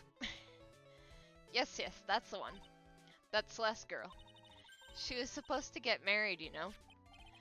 Married? You mean to Mr. Kurita? Huh, really? You young kids today, don't you know anything, do you? That girl, Celeste, tried to kill herself 3 days after their marriage announcement. 3 days after their marriage announcement? What in the... That doesn't make any sense. Usually when that happens, the person's really depressed. Why would she be depressed after announcing her marriage? Why would Miss Impax want to kill herself? She was going to get married. Well, that's because she was thrown away, you see, by Hawan. What? But but they were going to get married, right? They promised each other, right? They held a grand announcement session, but 3 days later, Hawan suddenly canceled their marriage. Huh? I- is that true? It was in the weekly magazines. Wow. But why? Why did he do that? That was not in the magazines, unfortunately. I see. That night after Hawan called off the wedding, that manager Celeste killed herself. How terrible. I wonder what happened between those two. Mm. Let's see. I don't think there's really anything I need to show you. I think we can move on. Alright. On that night, there must have been at least a few hundred people here. I guess the police are done with their questioning and investigating. It looks like things here in the lobby have finally calmed down. Took a while, but I guess of course it did. Let's go here. It doesn't look like Mr. Scruffy Detective is here. Well, he's out there with that camera asking around at all the electronics stores. Then I'll make some salad for him for dinner. It looks like Pearls really appreciates what Gumshoe is doing for us. Mr. Nick? Yes? Where's the lettuce? I don't think I've ever bought lettuce before. I guess I'll have to give up on making a salad then. Guess the lack of lettuce is kind of a problem. Yeah, you can't really have a salad without lettuce. Anyway, let's see if Guard's finally back. Visiting hours ended a few hours ago. Look like we're not going to have a chance to talk with Mr. Guard tonight. But isn't what we have to ask very important? Yeah, but I don't think that matters to the guard. Mm, are we sure?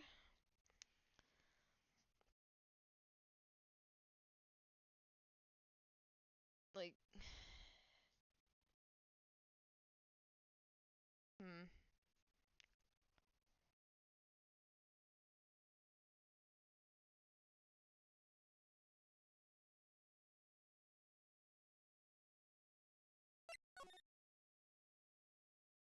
Hmm. Go here instead? Feels sort of tense in here, doesn't it, Mr. Nick? Yeah, it does. I wonder if something happened. You're Mr. Guard's lawyer, right? Ah, yes, sir. Well, we finally found just the person we've been looking for. A real decisive witness. A decisive witness? You mean for the guard case? We're taking the witness's statement right now. Gotta hand it to Mr. Edgeworth. What's Edgeworth up to now? Who is this witness? I think you know this person quite well, Mr. Lawyer. Mr. Nick? Between the kidnapper's demand and now this, I can't see any way to win here. Oh, yeah. Mr. Edgeworth wanted me to tell you something. He did? Even though visiting hours are long over at the detention center, he wanted me to grant you special permission, so there you go. Yes! What? I've already called them so they know. Go on, go talk to your heart's content. Thank you very much. This is such good news, Mr. Nick. Go talk to your heart's content. It sounds like the police are pretty sure they have tomorrow's trial in the bag. Well, finally can talk to them, so that's good. I'm sure they must have transferred Miss Andrews here by now. So that means both Mr. Engard and Miss Andrews are in the detention center. Now then, whose story do I want to hear? Um,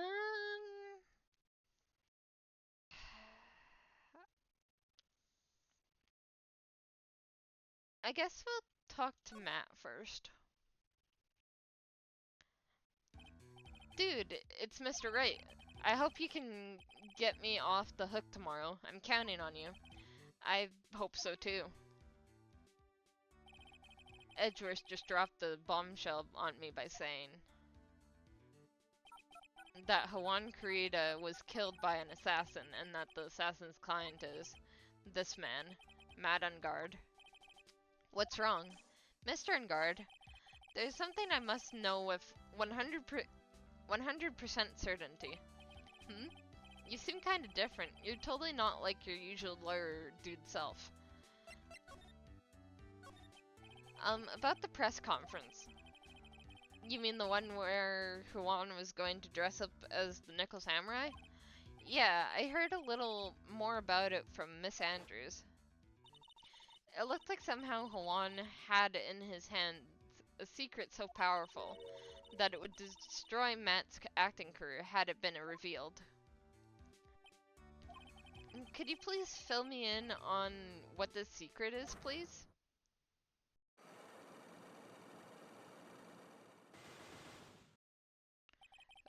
5 locks? Must be some big secret.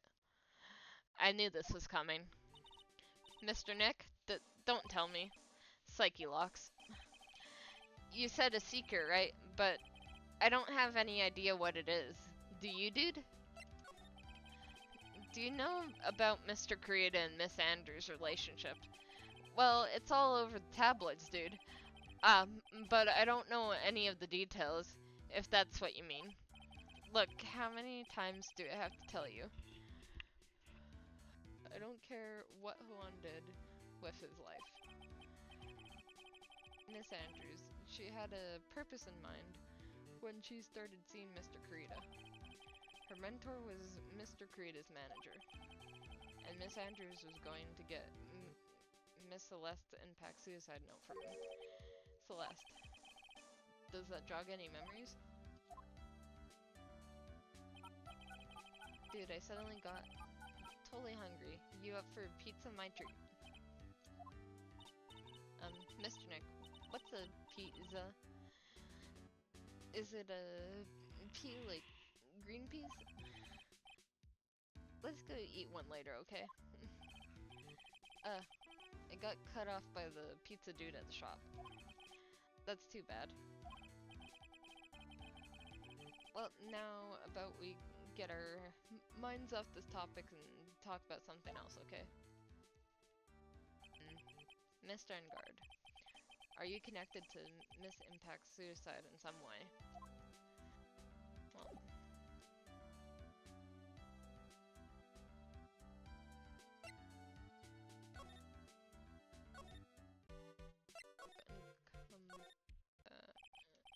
and then whose story do you want to hear?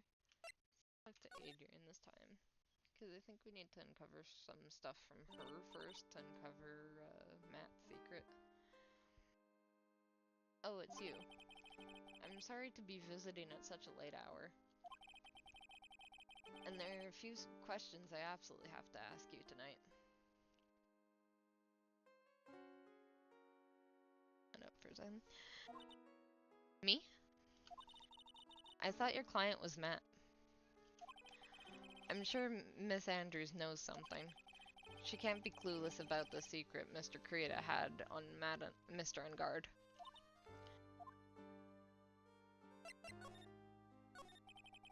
I'd like to ask you about Matt Engard if you don't mind.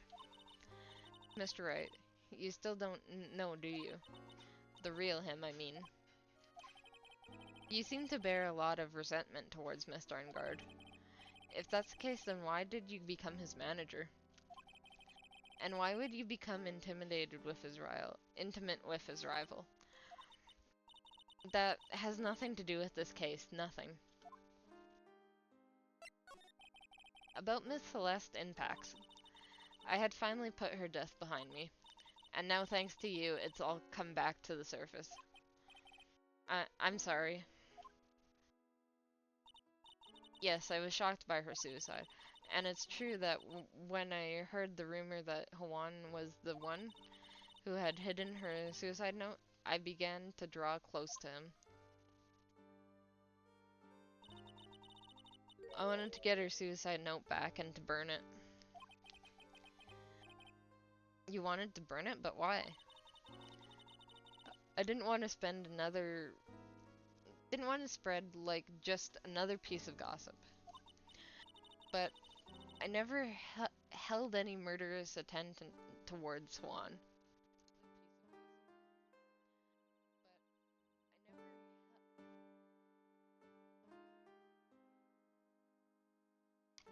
Not her. Up a little bit. Okay. I would never do something so stupid. The suicide note, huh? I wonder what it said. Why did you try to frame Mr. Engard? That's simple. Because he's the killer, that's why. Isn't it the duty of every good citizen to inform the police? But there had to be another way.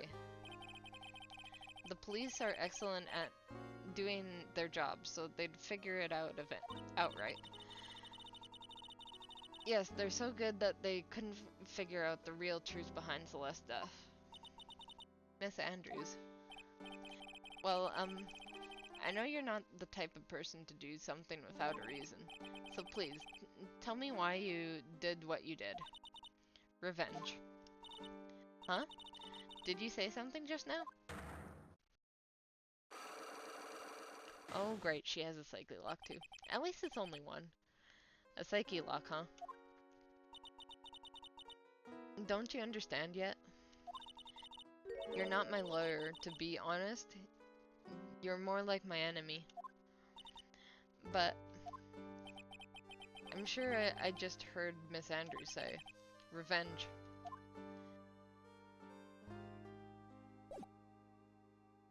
Great.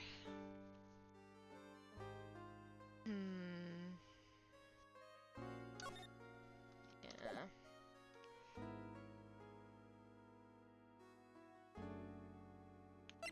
Well, I guess that's it for now. Oh.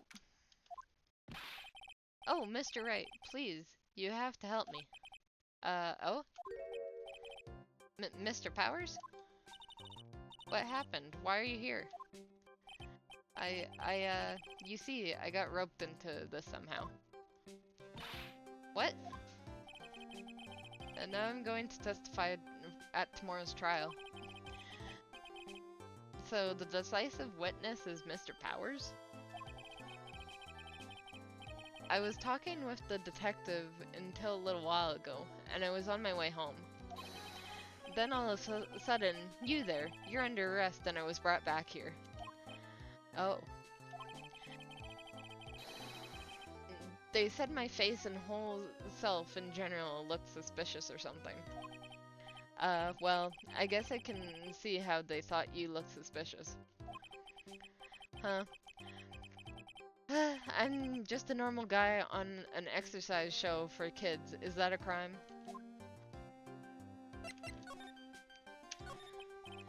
So, about this testimony you're giving, what are you going to talk about? I really don't know yet.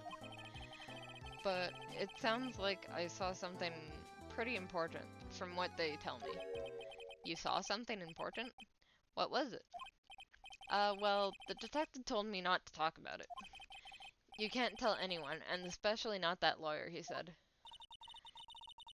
Who do you think is that lawyer the detective was talking about? I'm going to take a wild guess and say it's me. Yeah, you got it. Mr. Nick. Mystic Maya and myself are your only two allies in this whole world, but it's alright. Ouch. I don't really have a lot of friends, do I? This is going to be a lot of damage to Matt, you know? Because he's got that refreshing like a spring breeze image going. But what is he really like? Well, let's see. Matt's always been kind of a player with women. He would never really turn a pretty face away, if you know what I mean. He'd always say, it's just a game, to justify himself. What? How horrible, that's unforgivable. Ow, sorry, didn't mean to offend you.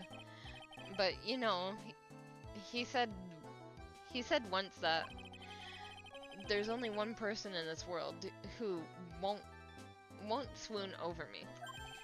One person who wouldn't swoon over him. His manager, you know? Miss Adrian Andrews.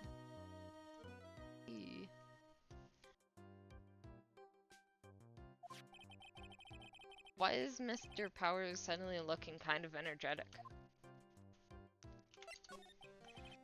You see, I'm actually a sucker for gossip. I mean, celebrities in their world have this dazzling sort of image, right? A dazzling sort of image, but aren't you part of that dazzle, Mr. Powers? No, I'm more of a hairy, sweaty, smelly, brutish kind of guy, you see. But it's okay, really. I get to hear plenty of gossip about a lot of the other stars around me as things happen. Well, that's true. Oh, hey, so did you hear about this yet? About Miss Andrews' mentor and her suicide? You mean Miss Inpax? We heard something about how her wedding was cancelled. Yeah, that's what I'm talking about. I thought about it a little the other day, about that mysterious death. Hey, Mr. Wright, why don't you ask me about that? Go on, go ahead. Mr. Powers is charged up. His skin is practically glowing with electricity. Hey, so have you heard this?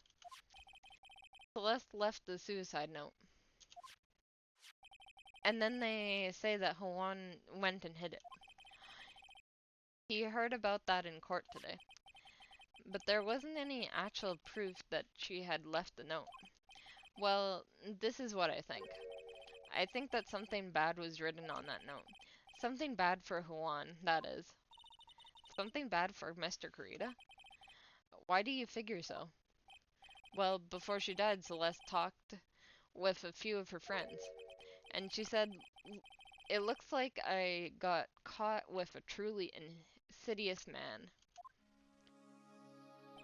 Interesting. A truly insidious man. Did she mean Mr. Kurita by that?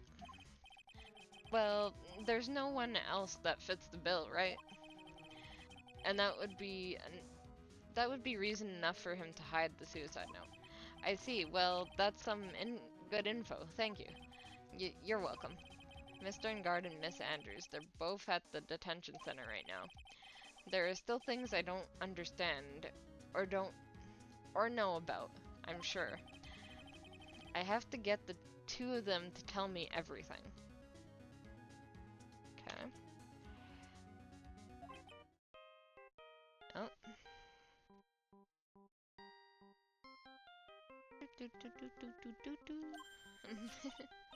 Mr. Neck, your phone. Hey, that's a Steel Samurai theme song, isn't it? I don't like the sound of this ringtone right now. It sounds kind of ominous. Yeah, I know. Hello? We're in trouble now, pal. I'll be back at the office real soon. Something really unexpected just happened. Mr. Edgeworth, Edgeworth. Anyway, hurry up and get back to the office, pal. I don't know what's going on anymore. Oh, okay. Hello? He got cut off. What's going on, Mr. Nick? Gumshoe said he need to go back to the office right away. Then we should hurry back. I'm scared to go back. What are you talking about, Mr. Nick? Pull yourself together. Maybe it'll be good news. Somehow I doubt that. But there's no escaping, not going, so... What took you so long, pal? Mr. Edgeworth couldn't stick around forever and had to go. Well, what happened? We got him. We know who bought that spy camera. Eh? Th this quickly? And this bear?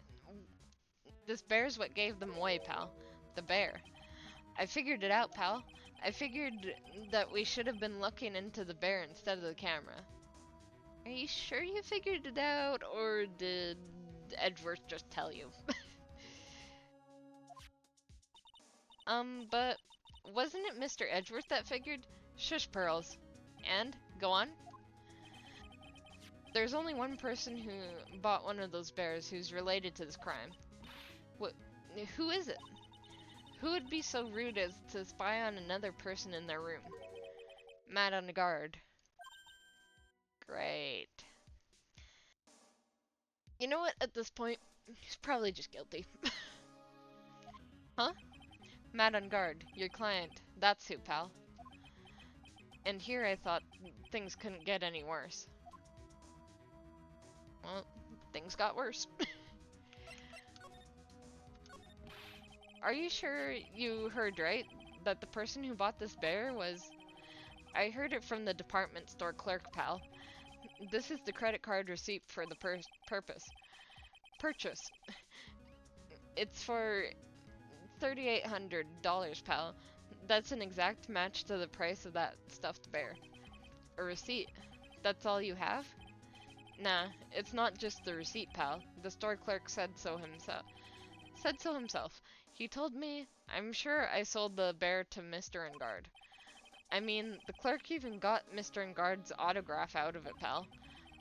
So I'm sure this person that bought the stuffed bear was Mr. Engard himself. My sight is failing me. This can't be.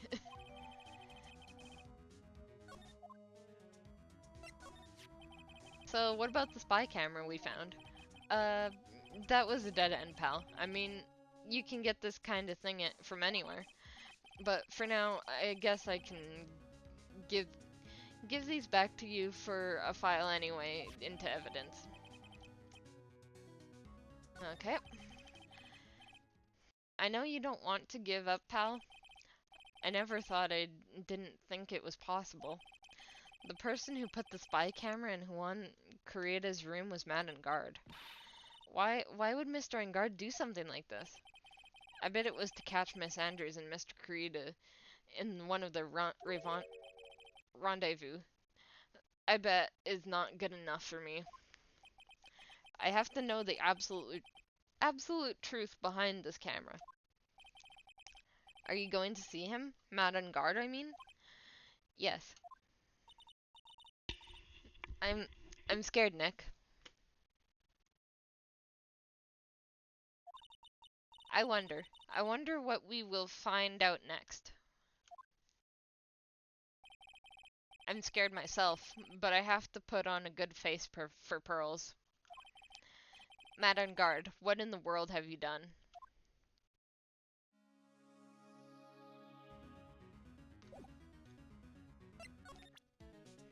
Okay.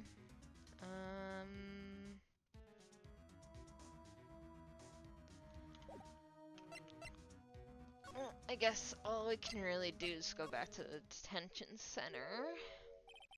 Oh, you're working really late, you know. It's already past 10 p.m., dude.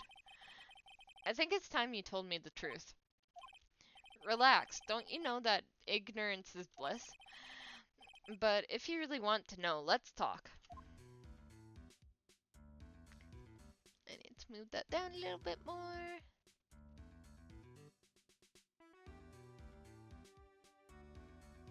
Okay. I think that's good.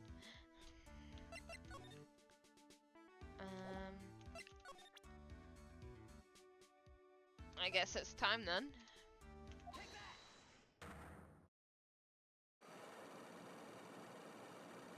I guess we have a good amount of stuff on him now. But jeez, that's a lot of chains and locks.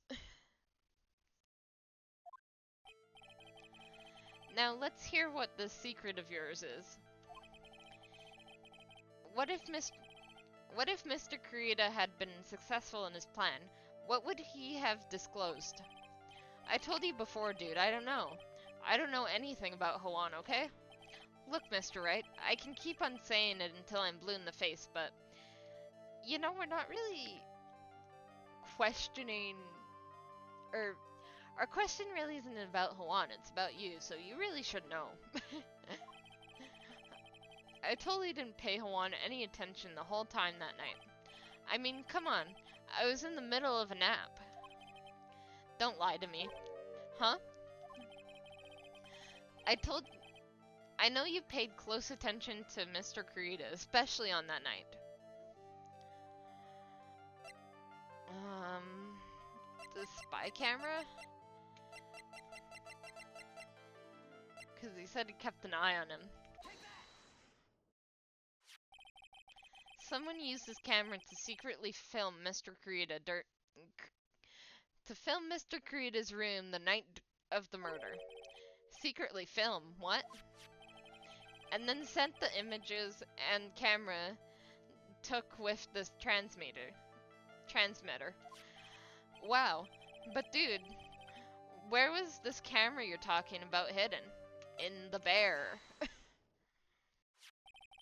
The spy camera was hidden in this bear's eye.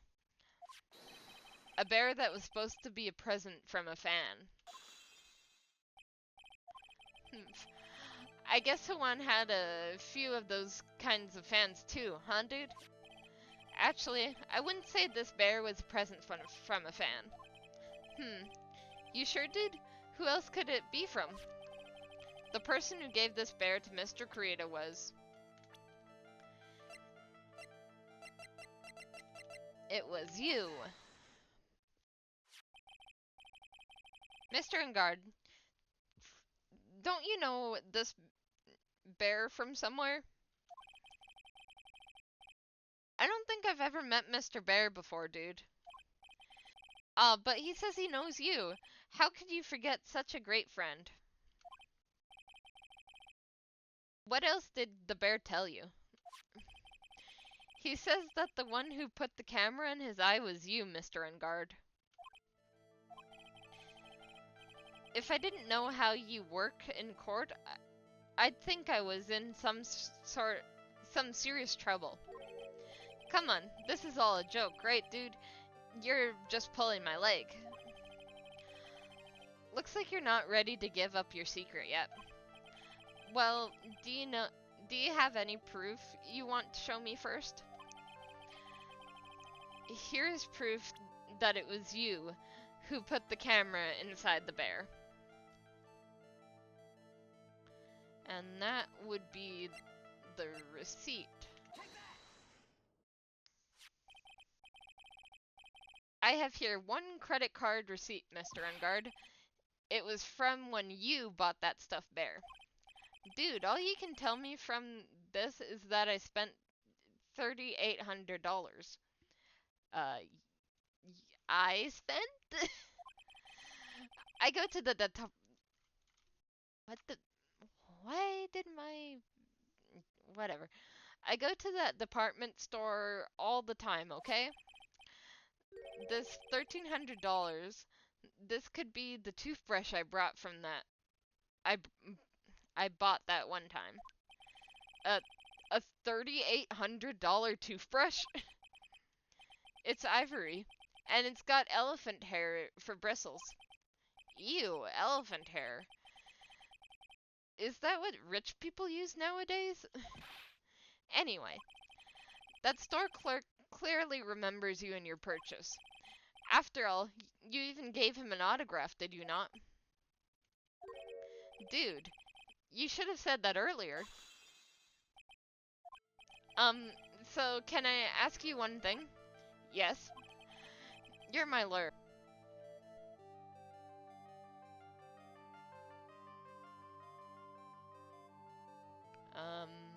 The picture card.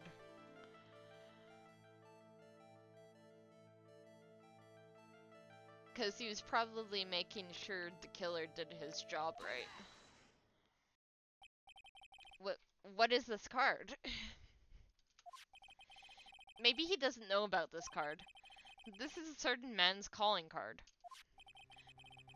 The man's name is Shelly the Killer, and I'm sure you know of him, don't you?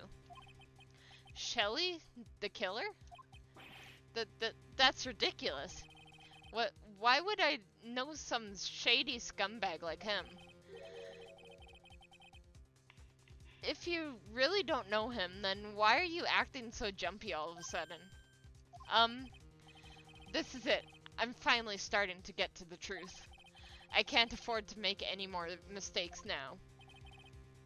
Mr. Madengard, I know why you know Mr. the Killer. It's because you're his client. Since you're the one who set up this camera, that means you knew. You knew exactly what was going to happen in that room. So, how? How would you know something like that?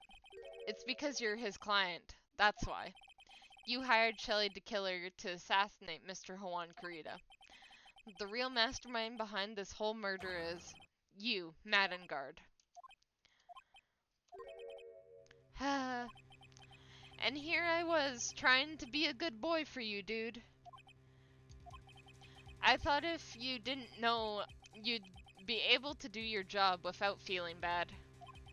Well, that's what I thought, anyway. Mr. Engard, you really did hire... Hold on a sec. I'm going to consult myself, okay? Why do you need to call yourself? Consult myself? Well, I guess it's probably about time anyway. About time for what? I think it's time for you to meet him now. Mr. Lawyer Dude.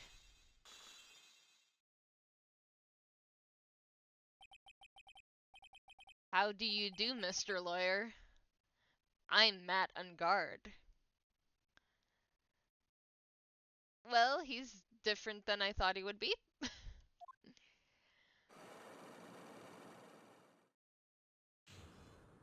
So this is the real Matt Ungard, huh? So he really did commit everything.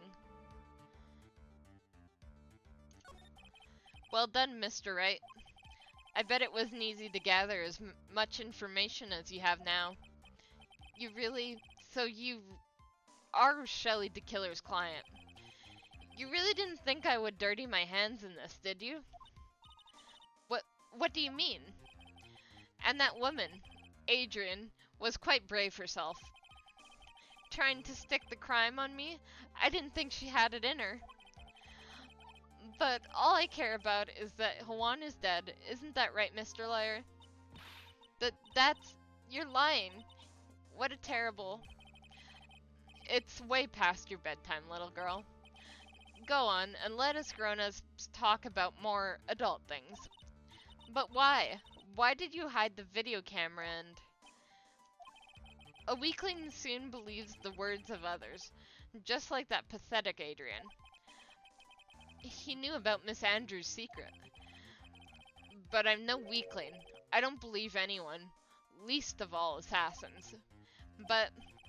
Oh, come on, Mr. Wright. Assassins aren't above blackmail. They turn their clients into cash cows by holding the sinful deed over their heads. And a superstar like me, how much do you think I'm worth? Care to guess? And that's why... Yes, that's where the video comes in. It's got his face and the crime scene recorded on it, preserved for all time. With that, I can keep him at bay, and even blackmail him if I want. That's right, the video is my insurance. Isn't that what they call it, Mr. Wright? Why would you do something so wrong? Because I'm a grown-up, and I can. Good enough for an answer for you, little girl? Why? Why did you kill Mr. Corrida? Because he was about to sling so much dung into my beautiful public image. Scandals are a little annoying, aren't they? This is all because of that press conference, isn't it? If Mr. Corrida had been able to give it, then Mr. Engard's secret would have... Ah, well, that's what they call taking advantage of the situation, you know. I had no interest in doing it, really, but bit by bit, it crept up on me. And then the situation just presented itself perfectly. How wonderful, I thought. And that's how Mr. Kurita ended up dead. Let me tell you something. I'm not like Adrian. I don't depend on anyone. People are simply things to be used and thrown away. Put on a street, innocent face, and people will swallow anything you feed them. Adrian fell for it too, the assassin too. Oh, and how can I forget? Even you fell for it, Mr. Lawyer. Everyone all working their butts off for me, mad on guard. Aw, did that leave you speechless? What a shame. What's wrong, Mr. Lawyer? You've grown awfully quiet. How can I have been so deceived by you all this time? When we first met, I asked if you had killed Hawan Kurita, and you answered very clearly that you hadn't killed anyone. Hey now, I never told you any lies. The person who did the killing was that killer guy anyway. All I'm guilty of is taking a catnap in my room. You killed Mr. Kurita. Ha ha ha, I dare you to say that in court tomorrow. Grr. Anyway, but too bad. I can't... You're my lawyer after all, aren't you? You could always drop my case and refuse to represent me. How does that sound? Aw, but you can't, can you? That would be the one thing you absolutely can't do. Mystic Maya. You wouldn't want to test the killer. He's a man of his words, or so I heard. Or so I hear. You could end up getting a certain friend of yours rubbed out if you lose. You scoundrel. If I were you, Mr. Wright, Esquire, I think I would give it my all tomorrow. Remember, everyone likes a happy win-win resolution. I'll get you for this. That's such a cliche phrase. Hawan said something just like that, if memory serves. Of course, well, we all know how well things turned out for him, don't we? Good night, Mr. Lawyer. Maya, what am I supposed to do? And now? Now you've finally found it. The starting line of all this case. Edgeworth. I don't care for the horrid atmosphere in here. Let's return to this precinct. Well, Wright, what are you going to do? If you plan on changing your strategy, no, we can't do that. That's right. He's holding Maya hostage. What should I do? That's not something I can answer for you, Mr. Edgeworth. Right, only you can decide where to go from here. 1 year ago, at that time, I didn't truly understand what a prosecutor was. And that is why I had to leave the prosecutor's office.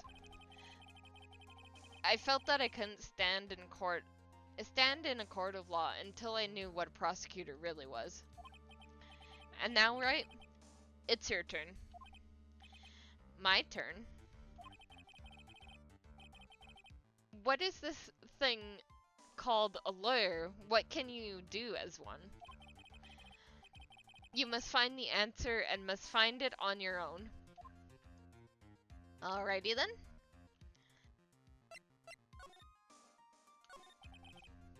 I'm a lawyer. But to fight for someone who is clearly a killer. Mad on guard. That man is really, It doesn't matter who, every person deserves a proper defense and a fair trial. Isn't that the basis of your judicial system? Proper defense? But what exactly is that? Is it where a lawyer forcibly and blindly gets an acquittal through shouting and trickery? Ironic that you of all people should say such a thing. Isn't that exactly how you fought for your clients up until now? Uh, well, it may be true, but that's because you believed my clients to be innocent from the bottom of my heart.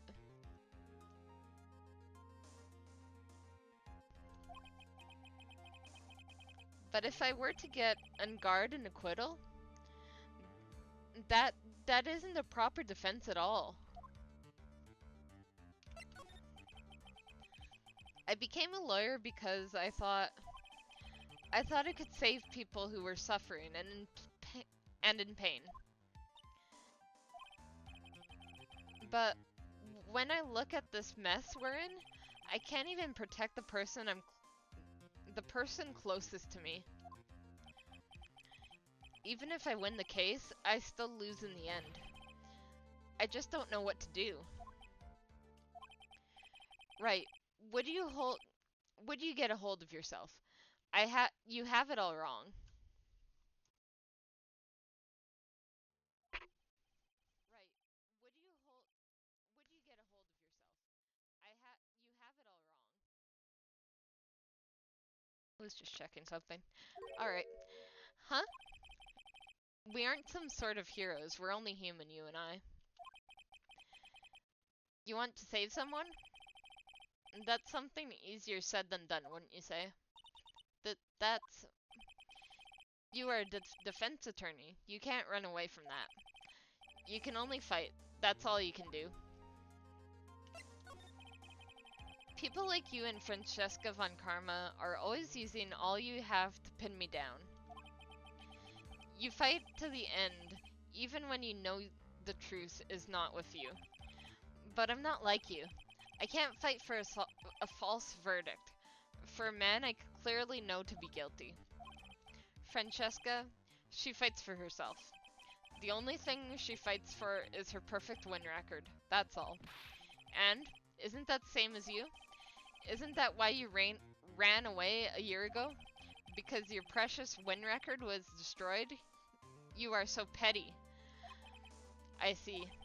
Now I understand why you despise me so. However, you are mistaken. What do you... I need some of my drink.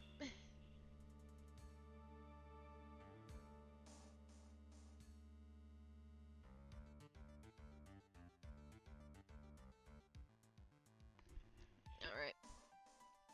Thanks to you, you sealed off my path for perfect win record. I began to realize the error of my ways. I realized that things such as record things such as a perfect record were meaningless. What? I don't believe you. Are you saying that is why you left the prosecutor's office?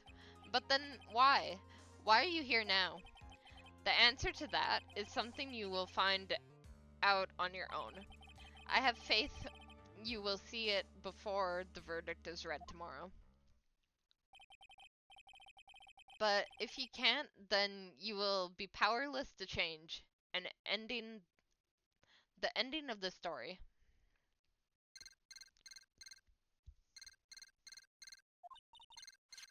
Mr. Nick, the transceiver.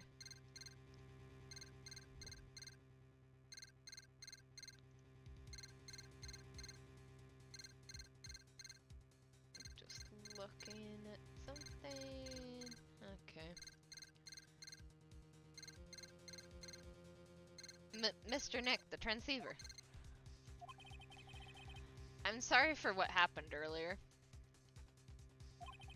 Now then, Mr. Attorney, do you wager you can obtain an acquittal tomorrow? My, what is the matter, Mr. Attorney? I don't sense your usual anger this time. Tell me, please.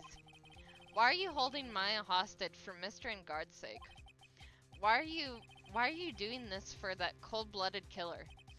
Right. Please don't misunderstand things. He is my client. Don't toy with me. A man who hires an assassin is just as much of a killer himself. I believe you were asking me for a reason as to why I was doing what I am. Yeah. This is what I like to call my aftercare. What the heck is aftercare? My name carries a certain amount of honor and dignity, Mr. Lawyer.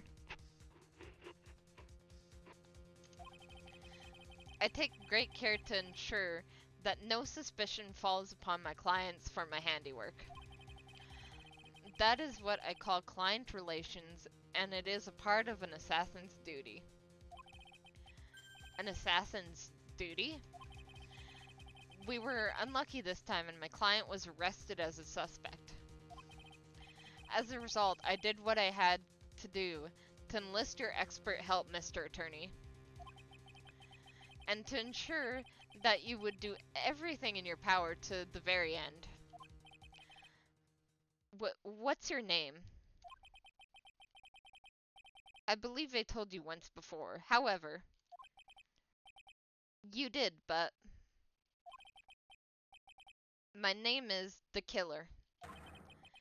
Shelly the Killer. You're Shelly the Killer.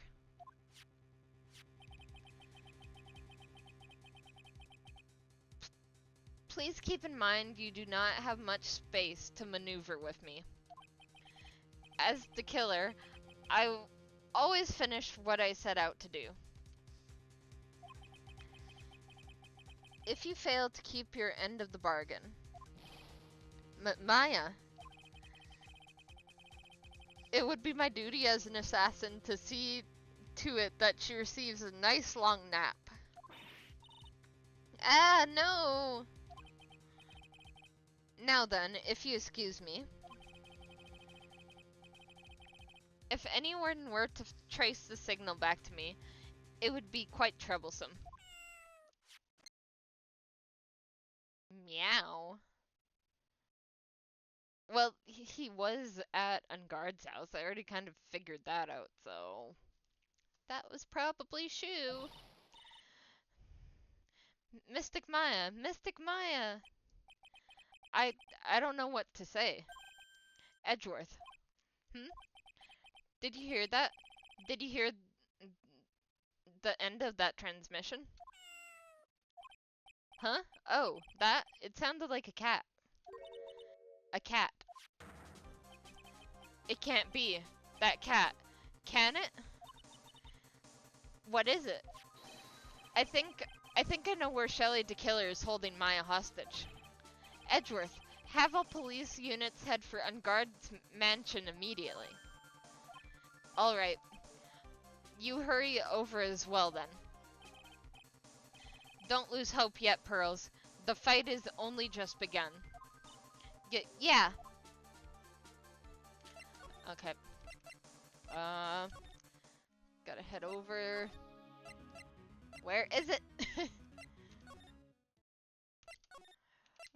There we go. Maya! Please answer us, Mystic Maya. We have this area completely surrounded. There is no way for him to escape. Assuming he's still in the area. I can't believe it. That butler.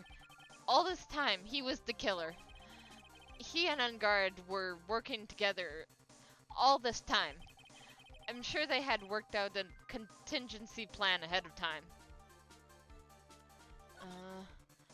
Oh, this is new. There's a bear here. Oh, it's a figurine of a bear. But there are a lot of cuts in it for some reason. That's the one that was on the couch. A bear? Isn't that more of a thing for Mr. Kurita? Why would something like this be here? Right, look down. There's a little pet door installed here.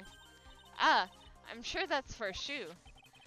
Do you think that this came through that little door? This door? It's locked. Well, I'm pretty used to breaking doors down by now. Let's go, Edgeworth. Oh, we're so close. Uh, there's no one here. From the looks of this room, I would say that it's Unguard's private lounge. Look at this, right? An antenna for sending and receiving radio signals and a VCR. Check inside the deck. If there's a tape, it would be an important piece of evidence. If we're lucky, it'll have the moment the crime was committed recorded on it. I'm sorry, but the tape deck is empty. There's no tape to be found. No. But there's no mistake that someone used this to record something. It looks like someone took the tape we're looking for and escaped with it.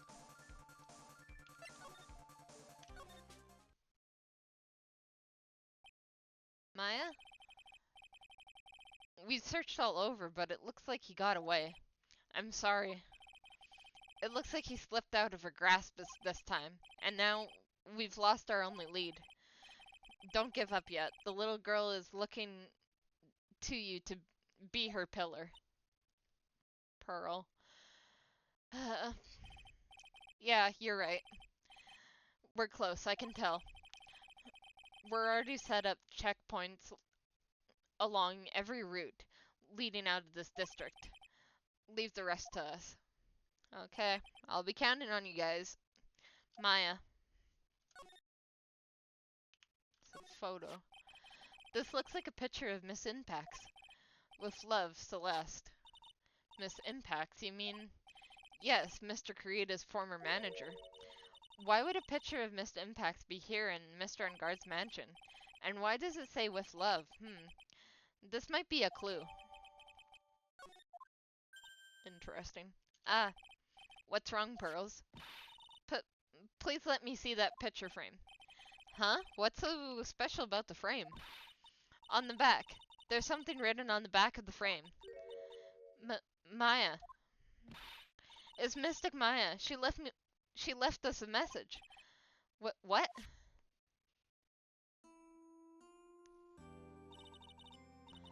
I thought you'd come. I knew you would. Now listen up. You better get on guard guilty sentence, okay? If you get that creepy slime ball, a not guilty, I'll never forgive you ever. I'm fine, so you don't need to worry. There's so much I want to write, but I don't think I have a lot of time left. Pearly, you're there too, right? Make sure to help Nick, okay? Someone's gotta watch out for the helpless lunk. That's it for now, Nick. I guess I'll talk to you guys later. No! Mystic Maya! Right. What's wrong? Why the blank stare? Oh, nothing. We've searched the house, and this is the last room. It looks like he eluded us. Edgeworth. Yes? As far as clues go, I think this is about all I'm going to get. But I'm still short one last thing. And what is that?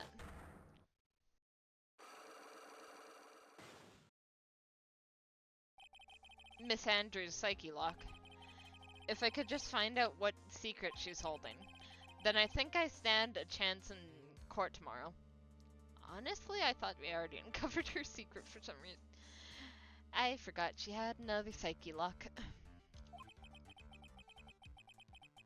To blow this case wide open and expose the truth. I think I know what you're thinking. I'll contact the detention center. Thanks, Edgeworth. Well, let's go, Pearls. It's time to open that last lock.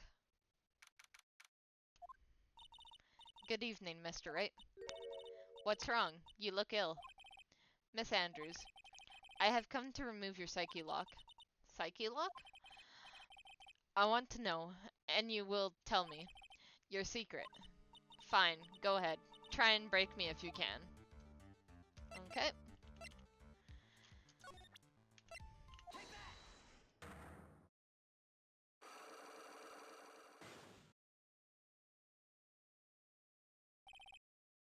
Why frame him? Can you please tell me why you framed Mr. Ungard for murder? I've already told you countless times. It's because I thought Matt was the killer.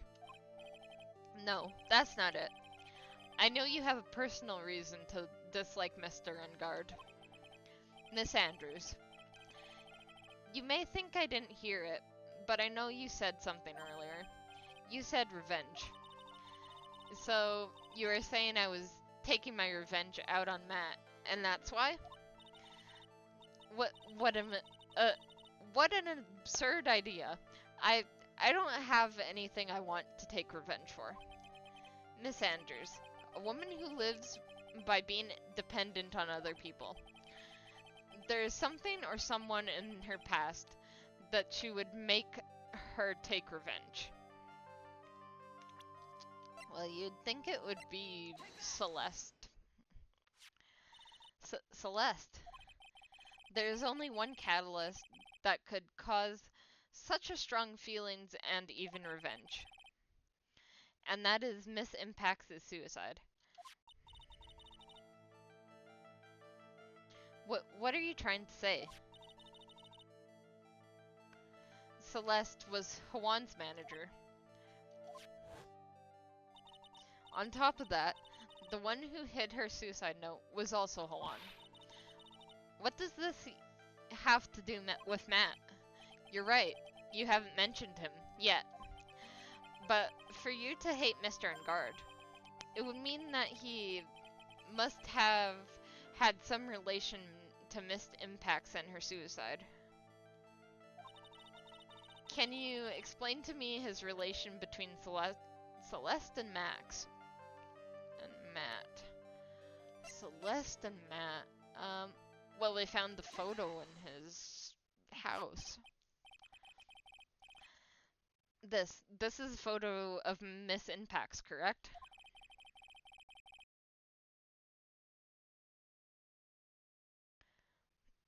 She looks younger than when she passed away, though. What? With love, Celeste. This is Miss Impact's handwriting, isn't it? Where did you find this? No, that's right. It was a rhetorical question. Yeah, it is. I found this at Mr. Ungard's mansion. And after all this time, my last remaining secret has been revealed.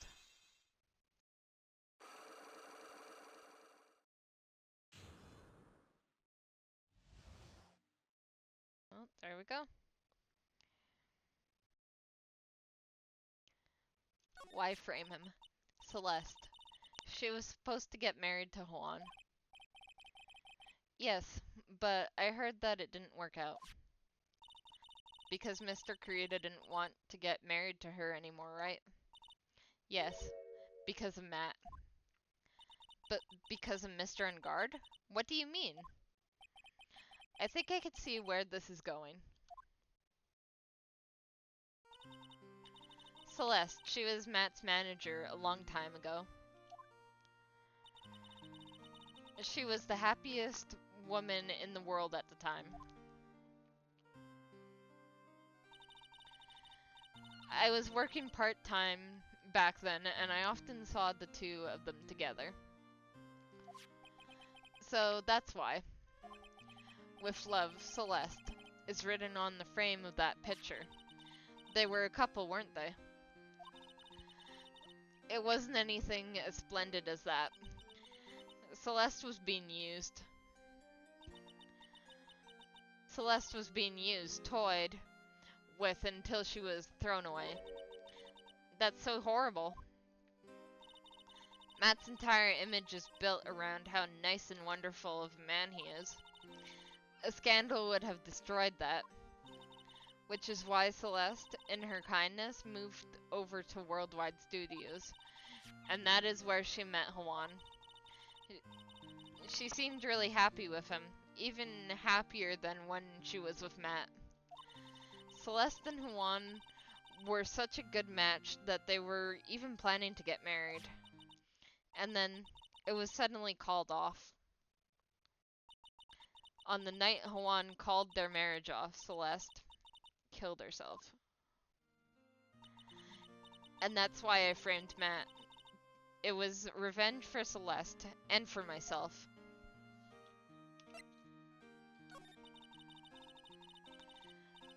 I'm sure even you guessed why Huan called the wedding off, right? Matt confessed to Huan about his relationship with Celeste. I see, so that's what happened. But then why did Mr. Krita have to call off the wedding? I don't understand at all. It was probably because of his worthless male pride. Huan and Matt were always fierce rivals. Matt waited for the wedding announcement and then unleashed the truth on Huan. He was aiming for when it would hurt Huan the most. Poor Miss Inpax. That wasn't the end of it. That day, I'm almost certain that Celeste left a suicide note behind. And in that note, she left a detailed account of Matt's various misdeeds, and so that she would never again be hurt by Matt, she chose to die. Then, when Huan discovered her body, he hid the note. But why would he do that? It's simple. Huan realized that note was a powerful weapon against Matt, and it would be especially damaging to his refreshing like a spring breeze image. In any case, with his pride hurt, Huan sought revenge. Revenge. There's that word again. Huan wanted to publicly disclose the contents of that suicide note. At a time that would cause Matt the most damage, of course. And that was at the press conference after the stage show. I know all about it because I heard it all from Huan. It was so I could find out about all this that I drew close to Huan to begin with. They're quite a pair of hideous monsters, aren't they? Even Celeste's death was something for them to use in their game. That night, when I found Huan's body, it was only natural that I thought the murderer was Matt. Those two were always spying on one another, after all. As for me, I frantically searched for Celeste's suicide note. I wanted to destroy it before it ever went public. I was going to burn it. I had even brought a lighter. But I couldn't find the suicide note, and that's when revenge crossed my mind.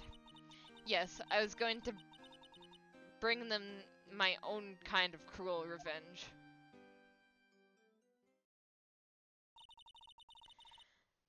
Celeste was killed by those two monsters. So when I stabbed Huan's body with that knife, I didn't feel a single shred of guilt. And that's all I have to say. Well, Mr. Wright, even knowing all this, are you still going to help that man? I'm a lawyer. I see. What a foul profession. Thank you very much for your time and for talking with me. It was no big deal. I couldn't sleep anyway. I can't sleep either. Not with my situation, or with what I know now.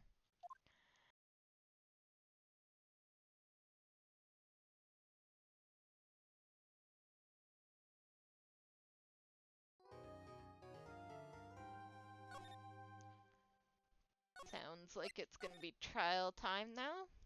Yep, trial. Episode 4, Part 1 of the trial. Huff, huff. Grr, how did I get into this mess?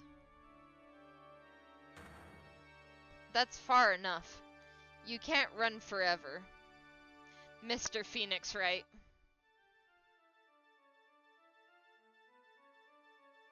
Well, this is definitely a nightmare. What? What have I done? I cannot allow you to go on like this. But I'm just a simple defense attorney. Silence. You are no longer worthy of your title.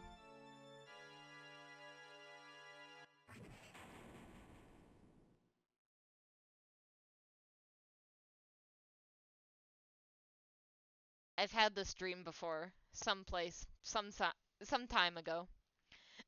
As as if this day was written into my destiny.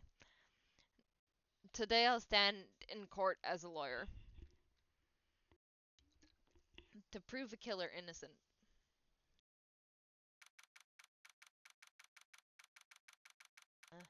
My throat's a bit rough.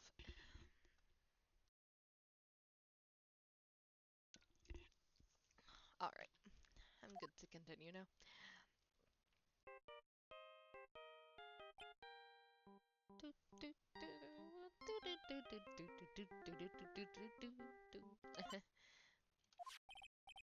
Hello, this is Phoenix, right? You don't look so well, dude. You're going to prove me not guilty today, right? Why are you calling me? You're right in front of me.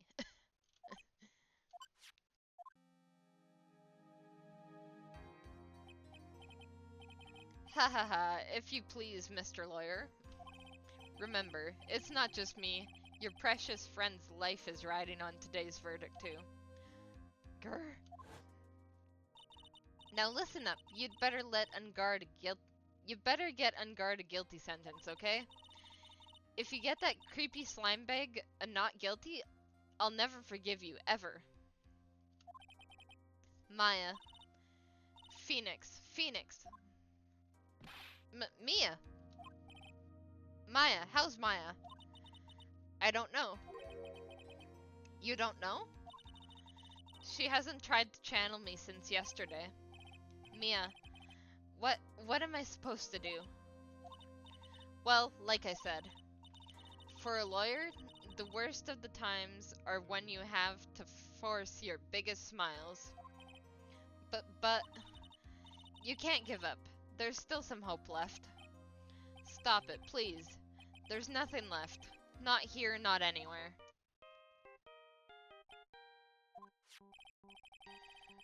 It's that accused Ungard again. Accursed Ungard again. Will you leave me alone? Look, don't call me anymore, I mean it. You're really mean, pal. Oh, poor Gumshoe. Ah, Gumshoe. I'm really sorry. Where are you? They let me join the investigation team and we're chasing after the killer, man. Then you have some sort of lead? Sorry, but right now we've got 0 leads on that guy. And we're not going to give up. Gumshoe, until the trial is over, until the verdict is handed down, we're going to do everything we can and find the killer. If we can get Maya out, then we can get Ungard the guilty verdict he deserves, pal. That's true. I could do that, if they found Maya first. You got that? So you have to do whatever you can to make the trial last longer. I have to make the trial last longer? If you go at Mr. Edgeworth with everything you've got, then you two can draw it out. Oh, now I get it. I believe in you, pal. You and Mr. Edgeworth can do it. So, believe in us. We're going to give it all we've got, just like you. Got it? Thanks, Gumshoe. Hey, Phoenix. You understand now, don't you? You have something money will never buy, friendship. It's the strongest weapon in the world, and you have it in abundance. Yeah. Looks like we're coming to the end. I have to make the last trial last as long as I can. Gumshoe will come through, I know it.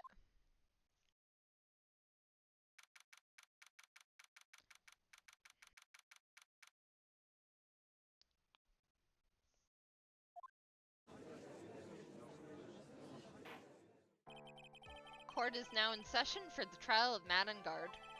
The defense is ready, Your Honor. The prosecution has been ready for a while, Your Honor. Now, as I recall, we concluded yesterday's session with a big mystery on our hands. The mystery being what exactly was Miss Adrian Andrews' role in this murder. That is to say, is she really connected to the crime itself? Mr. Edgeworth, if you would please inform the court of today's proceedings. Adrian Andrews.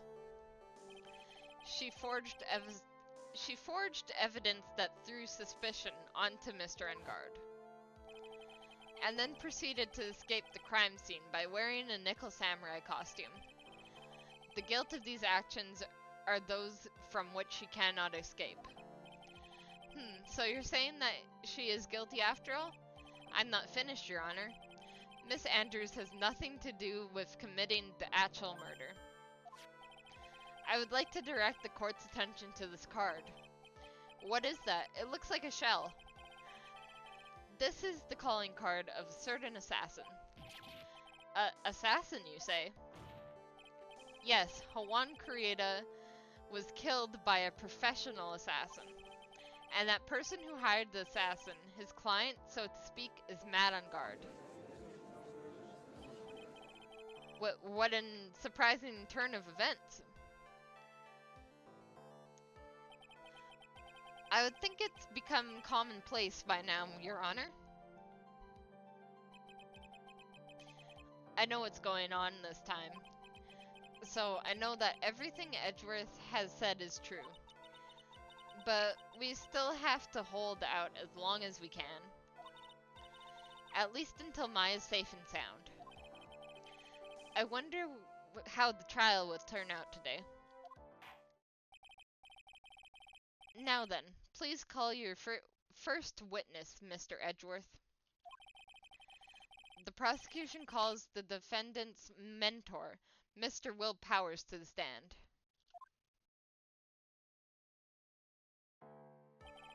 Now then, witness, your name and occupation, please. Okay. I'm, Will Powers. I'm a poor, underpaid action star. And what is your relation to the defendant? Well, I guess I'm sort of a lousy mentor to him, in a way, yeah. Mr. Powers, please, you don't need to put yourself down so much. Sorry, well, but I'm just kind of a nothing sort of guy. On the night of the murder, you visited the defendant's room. Is this correct? Yes. I didn't know that. But you know, I didn't actually get to see Matt when I went. All you need to do is answer what you're asked.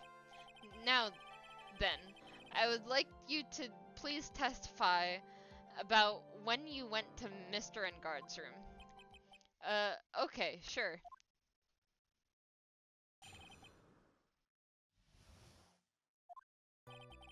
After the award ceremony, I went by myself to Matt's room. Matt was standing there in front of his room, still in his nickel samurai costume. He was talking to someone. At first I thought it was the bellboy.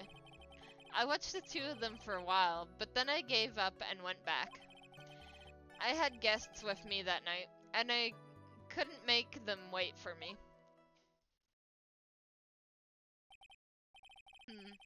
Nothing sounds out of place in Mr. Powers' testimony. And talking with the bellboy is no big deal. If one assumes that the person Mr. Engard was speaking with was an ordinary bellboy, what are you implying? Well, Mr. Wright, let's have your cross-examination, shall we? Looks like we're in another sticky situation. Huh? A trap. Can't you smell it, Phoenix?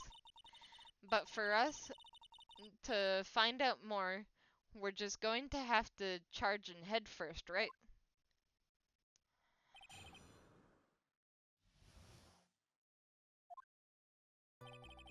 After the award ceremony, I went by myself to Matt's room. Matt was standing there in front of his room, still in his nickel samurai costume.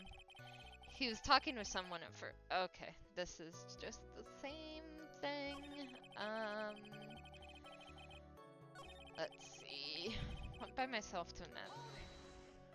Just start questioning everything. The defendant's room. Why did you go there? Well, I'm his mentor, like a big brother of sorts. And I wanted to say congrats. What's wrong? Why did you stop? Mr. Wright? What is it? You're going to try to trick me into a corner, aren't you? Huh? I know I'm just a poor underpaid action star, but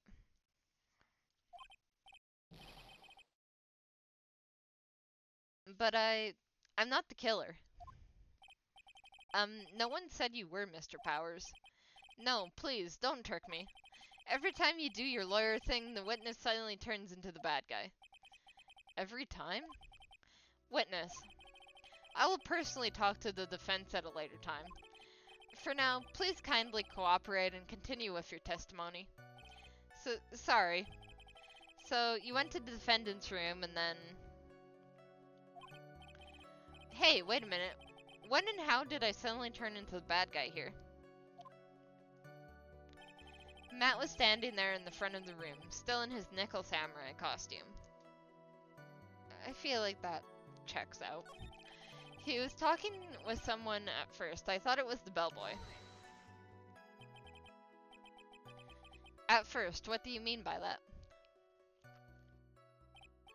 Well, he was in a bellboyish uniform and had a bottle of juice on his tray. Sounds like an ordinary bellboy to me. Yeah, but I didn't think he was a normal bellboy. And why was that? Why did I think that, Mr. Wright? How am I supposed to know? Sorry, but I can't remember right now. Sorry. I guess I'm going to have to wait patiently on this one. I watched the two of them for a while, but then I gave up and went back.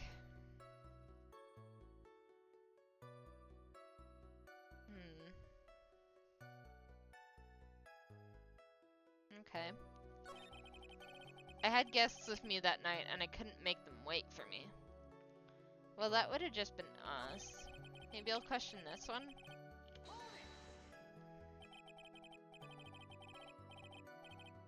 You said the two of them,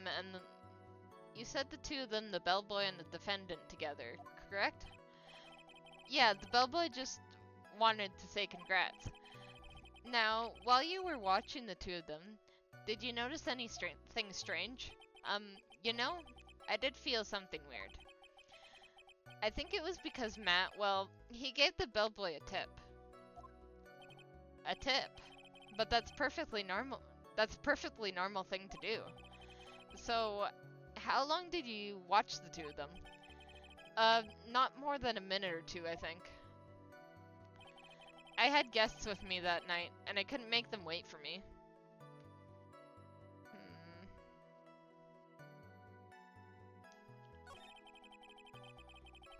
Gave them back. Okay.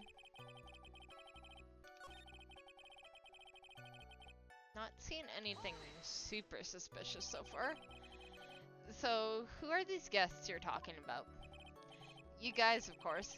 You and Maya and Little Pearl. I thought it would be really rude since I invited you guys if I disappeared on you. So I went back to my seat pretty soon after seeing Matt in the hallway. This is like squeezing water from a stove. It's probably pointless to press further. Do you remember this incident? Did Mr. Powers leave his seat that night? I don't remember that happening at all. Maya was making such a racket in her hyper state. I ended up focusing on her. I see. In any case, from his story, he probably wasn't gone for very long. After the award ceremony, I went by myself to Matt's room. Matt was standing there in front of me. Okay, that's the only thing I haven't pressed so far. Are you sure that was Matt on guard? Yeah, I'm sure. He wasn't wearing the Nickel Samurai mask then. If that's the case, then he really can't be mistaken. And what was the defendant doing standing in front of his own room? He was talking to someone at first. I thought it was the bellboy.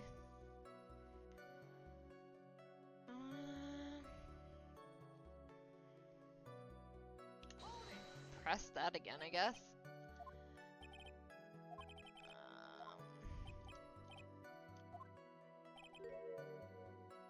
How am I Hey, wait a second. Actually, Mr. Powers, only a few minutes ago you stated. You know, I did feel something weird. I think it was because Matt, well, he gave the bellboy a tip. Could it be that you felt something strange about the tip-giving incident itself? Ah, yeah, that's it. You really know your job. Mr. Edgeworth. Yes, Your Honor? This bellboy, he wasn't an ordinary one, was he? Perhaps we should let the witness tell us. Very well. Mr. Powers, please amend your testimony. You mean about the bellboy, right? Matt gave the bellboy a tip. So he gave the bellboy a tip. What's so strange about that? Well, you see, Matt's not a poor penny pincher like me. I was trying to figure out how much it was because the tip really shocked me. How much it was? But that's when something even more surprising happened. The bellboy was putting the tip he got in his pocket. And that's when I got my first good look at the guy's face. I was really shocked. I'm afraid I don't follow at all. It sounds like Mr. Powers surprised twice by this event.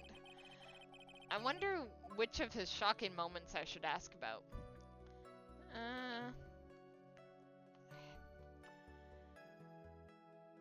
I want to say Birdie. Sorry, my cat just jumped on the desk.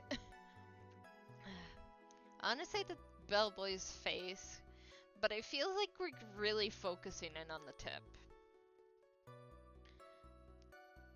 Let's do bellboy's face and I'll come back if that's not the right thing. What was so shocking about the bellboy's face, Mr. Powers? Well, he wasn't exactly a boy.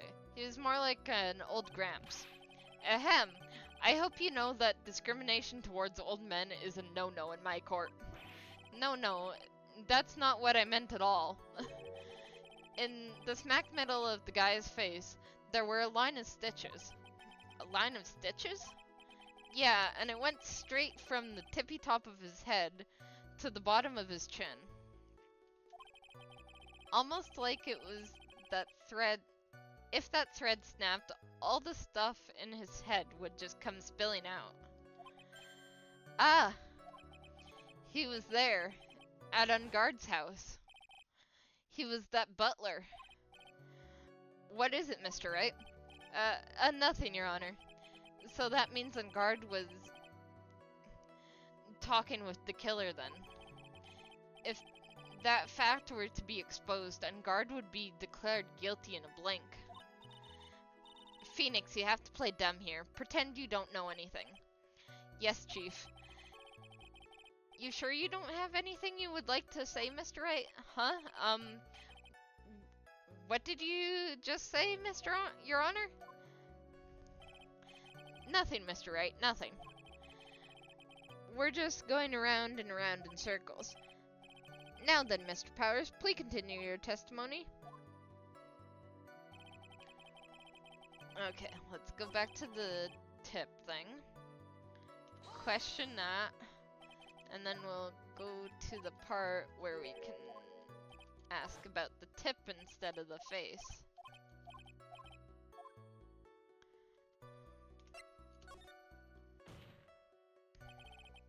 The defendant was a huge star.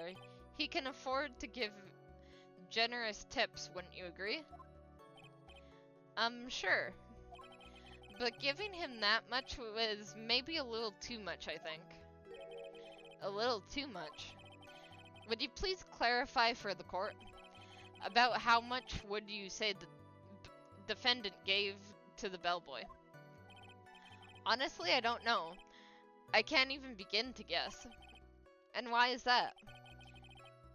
Because he gave the bellboy a really, really fat roll of cash. A roll of cash? Well, how interesting. That certainly was a very generous tip, wasn't it? A very fat roll of cash. That can hardly be called a tip, Your Honor. The judge is beginning to look awfully suspicious of us. Let's just wait and see for now. There's nothing I can really object to here. I mean, who can argue that a fat roll of money isn't really odd? So supposing that roll of cash was not a tip, then what was it? Payment, Your Honor. Payment?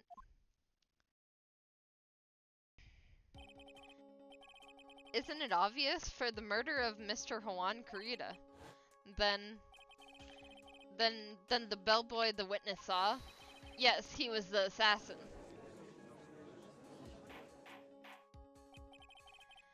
Hold your horses now, Mr. Edgeworth. You don't have any proof of this, do you? Have I ever been unprepared to support my claims, Your Honor? I have here the card Shelley the Killer left at the scene of the crime. Shelley the Killer? He was the person the police special investigations team has been chasing for ages. I'm certain that the person the witness saw was this very assassin, Shelley the Killer. Really? What's wrong, Mr. Powers? No, nothing. Something just clicked in my head and I think I just figured something out.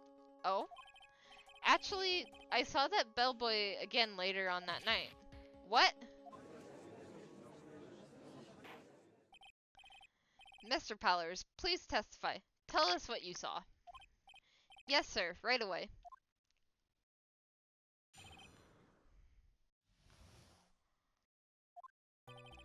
This time, I was in that hallway because I had to go to the bathroom. And that's when the bellboy I saw earlier came out of the room. Of course, when I say room, I mean Juan Corrida's room. Now that I think about it, that bellboy did seem kind of out of place. Yeah, so he had to be the assassin, I'm sure of it. I mean... Thank you very much. That is all we need to know for now. Huh? But I'm not done. There's still more. Let us first establish that the bellboy was truly Mr. the Killer. Then we shall see.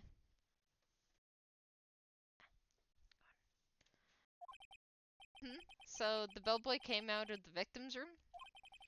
But if the bellboy really was the assassin, then I think the answer is fairly obvious. That would be correct, Your Honor. Well, Mr. Wright, I believe it's your turn to entertain us and make us laugh. Ha ha ha. This is no laughing matter.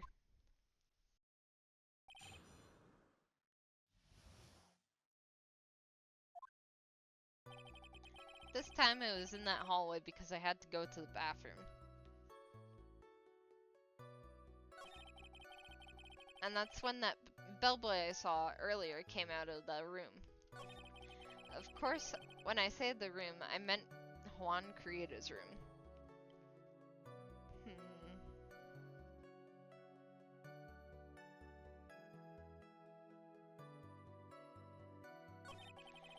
Now that I think about it, the bellboy did seem kinda out of place. So what exactly was so out of place about him? Right. Why the insipid grin? Maybe because I have no idea what damaging thing he's going to say next. Well, the bellboy was empty-handed. Empty-handed. That bellboy was one of those room service people, right? And he wasn't pushing a cart, and he wasn't holding a tray either. You'd call that a little strange too, wouldn't you? I agree that it is a bit strange, Mr. Powers. But it is really that... But is it really that unusual for a bellboy to be empty-handed? What should I do? Should I let it, Mr. Powers' testimony slide, or... let's try and pull a fast one this time. There is nothing strange or unusual about an empty-handed bellboy. But there really is. There really isn't.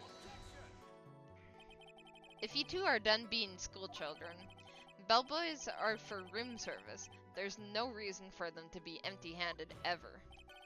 Your Honor, I asked that the witness' previous statement to be supplanted with this new one. Grr, Edgeworth. Are you going to do whatever you can to make the bellboy look suspicious? I see. Very well. This court recognizes and grants the prosecution's request.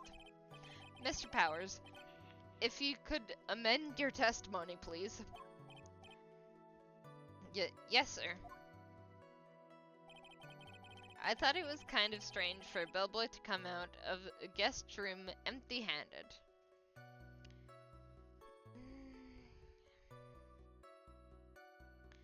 I guess it's good to question the new one as well. So you're saying that it's suspicious for him to be empty-handed? Yeah, really suspicious. I mean, when I first saw that bellboy, he was holding a tray in his hand. And then there was a bottle of juice and wine on it. Juice? What kind of juice was it? I'm pretty sure it was tomato juice. If we could come up with some sort of reason to why he would come out empty-handed, some sort of proof, then I think we can dodge the bullet on this one for now. Proof, huh? Sounds like another job for the court record. Yeah, so he had to be an assassin, I'm sure of it. Okay, we'll do that one. And then we'll go to the court record. And I think it want me to show the glass with the tomato juice. We really have a lot of evidence in here. Here we go. Mr. Powers. Yes? You're easily influenced by other people's words, aren't you? As soon as you heard that the bellboy might have been the killer, you got caught up in believing it must be true. But, isn't he really suspicious? He's got all those stitches and... So, a baseball has stitches. Are you saying all baseballs are suspicious because they have stitches? Gulp. Well, there's also, I mean, what about him being empty-handed? I would like to ask the court to please take a look here. This is the crime scene. There is a wine glass sitting next to Mr. Koreeda's body. The liquid inside the glass is tomato juice. And now, if you would look at what is on the top of the table in the lower right corner here, anyone can clearly see that is a tray with a bottle of tomato juice on it. The bellboy had just brought it to Mr. Koreeda's room. He left the tray in the room, which is why he was empty-handed when he left. But that would mean that the bellboy had seen and left a dead body in the room. But can you prove that Mr. Koreeda was already dead at that time. Mr. Edgeworth? Yes. I I blame you for leading me down this route. Hehehe. I'm terribly sorry. What is with him? Why is he laughing? Witness, isn't there one more thing you would like to share with us? Is there? The bellboy was empty-handed, or should I say empty-handed. I recall you had something interesting to say about his hands earlier. Oh yeah, I almost forgot. Huh? What? That bellboy, he was wearing gloves. Gloves? That's pretty normal. Yeah, pitch black leather ones. That's a little abnormal. All the other bellboys don't wear gloves like that, right? Black leather gloves. Why didn't you mention them earlier? Sorry, it slipped my mind. Boy does this make the bellboy look really suspicious. Alright, time to focus. I can't get lax here. So, what if he had gloves? A lot of bellboys wear gloves. Come on, Mr. Wright. That bellboy was wearing black leather ones. So, a football is made of leather. Are you saying all footballs are suspicious because they are made of leather? Gulp. But that man, he received a large roll of cash from the defendant. And then he was seen leaving the crime scene wearing black leather gloves. I don't think that even someone like myself can believe he was just another bellboy. Ugh. It seems that we have finally come to an understanding. Now then, witness, please continue with the rest of your testimony. The rest? Oh yes, please tell us more. Okay.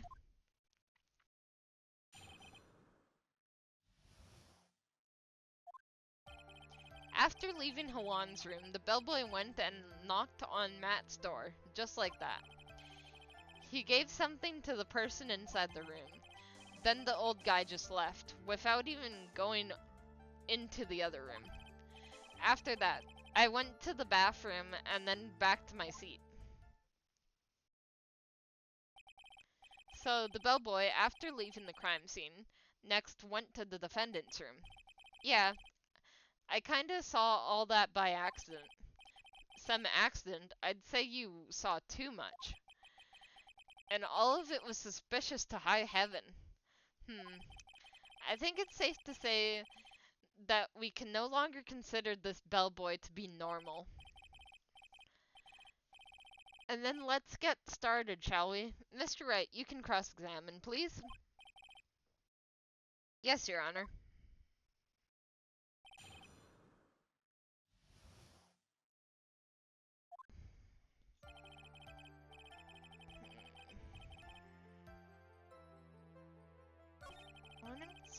Question, like, what did he give to the person inside the room? I said hold it. Okay. That's better. Ahem. What kind of statement is that? Please elaborate. Give us a few more details. Oh, okay. I should probably ask him only one question at a time. I want to ask what that something is. He gave something to this person. Yeah. And what is this something? Haha. If I remember what it was, I wouldn't be calling it a something, would I? But this implies that something was removed from the scene of the crime. Are you sure you really can't remember, Mr. Powers? I think it was something kinda small. It is an incredibly crucial piece of information. Please, try to remember what it is. I'll try. In the meantime, let's talk about another point, namely, what the bellboy did next. So after he gave the person inside the room the thing, I want to ask who the person was next.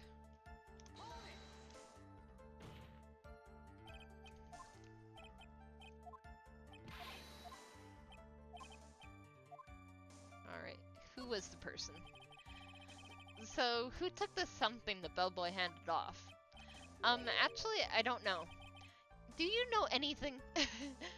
What do you mean? I'm sorry, but I only saw the person's arm. Only an arm? Then you're saying you didn't see the person's face? Yeah. I would like to summarize the testimony up to this point, if you don't mind. When the bellboy left the crime scene, he immediately went to the defendant's room.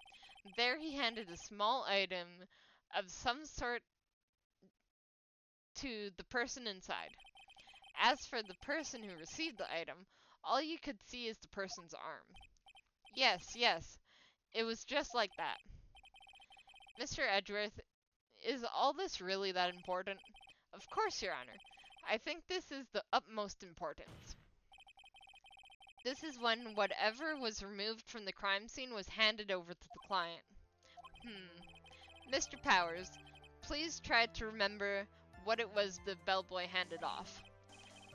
Well, let's see. I think it was no. If you remember, please add it to your testimony. Yes, sir.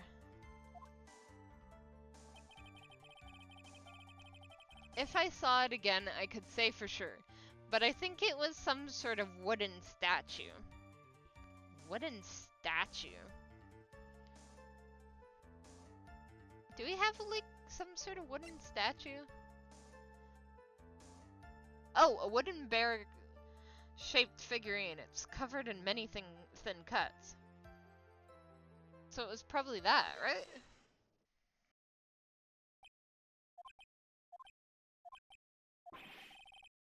What was the point of that pregnant pause? Where did that objection come from? Well, speak up. It was me, Your Honor. What is it, Phoenix? I have a feeling something bad is going to happen once they show this. Mr. Wright, if you have something to say, please spit it out. Yes, Your Honor. Okay, Phoenix, deep breath. Mr. Powers, the something you saw... Was it this item? Oh, hey, that's it! That's the something. Wow, Mr. Wright, you really figured it out. I recall we found this at Mr. Ungard's mansion. At the defendant's house? What does this mean? It's simple, Your Honor. Shelley the Killer assassinated Juan Creed in his room, and then he stole this wooden bear from the scene of the crime. Then the bear being found at Mr. Ungard's mansion would mean... It goes without saying, Your Honor. Mr. Matt Ungard is the killer's client.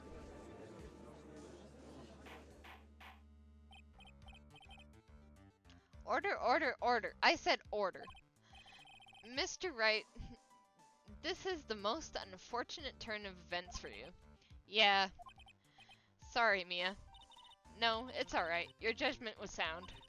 Actually, I figured the bear would come up. If not now, then it would have later on. Even if you hadn't shown it to the court, I'm sure your friend Edgeworth would have. I forgot that he knew about it too. I think it was clear that there is no time for us to continue this trial. I can't let this happen. I have to do something. There has to be something we've overlooked.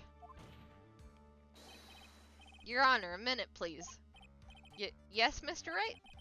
There's still a few points left that we have not fully explored. What are you trying to pull? Oh, well, we can't have that. Alright, Mr. Wright. What questionable point would you like to explore?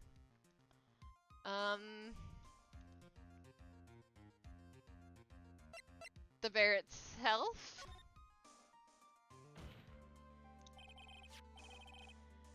I think it's fairly obvious that the bear itself is very questionable.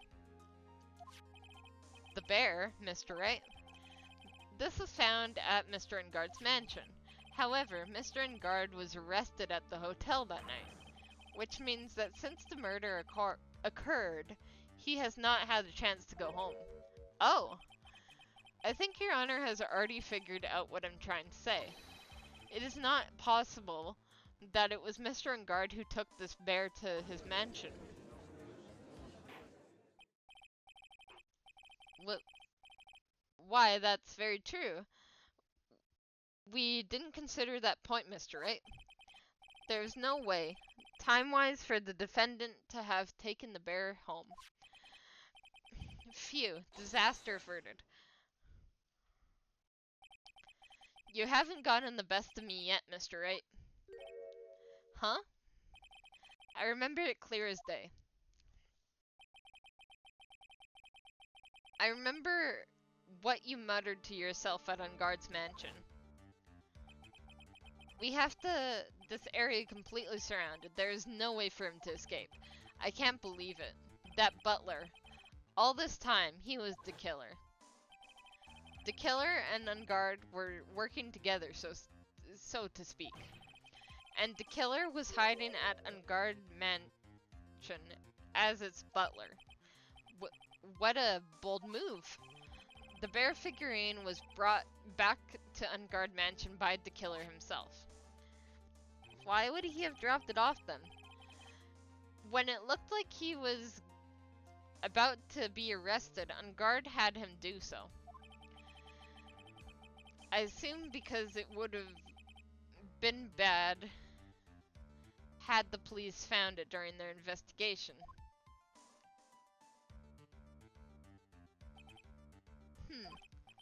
Well, Mr. Wright, you've been quite quiet for a while now. This is too much.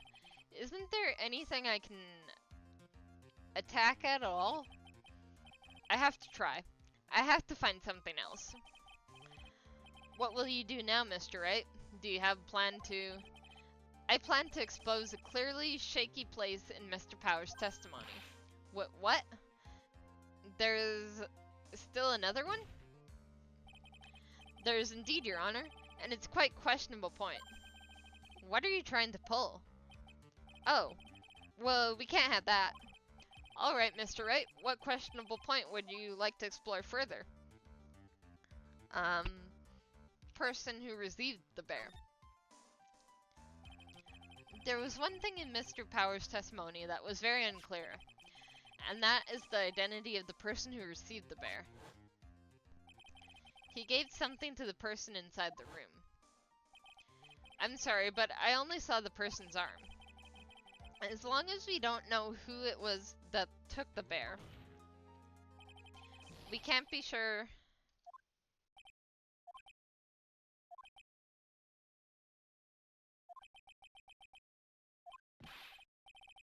What is it, Mr. Powers? If you're going to scream like that, then at least give us a good reason why. Oh yeah, sorry. Actually, so I remembered. I remember who took the bear. What? Really? I mean, saw his arm. But the arm...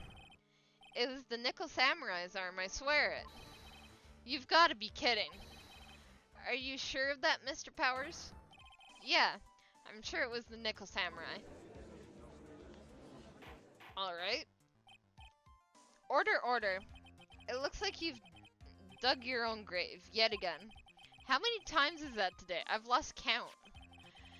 So, the person who took in this little bear was the Nickel Samurai. And, as we all know, Matt Engard is the Nickel Samurai. Thanks to the defense, we've made that all the clearer. I think we've heard enough. We now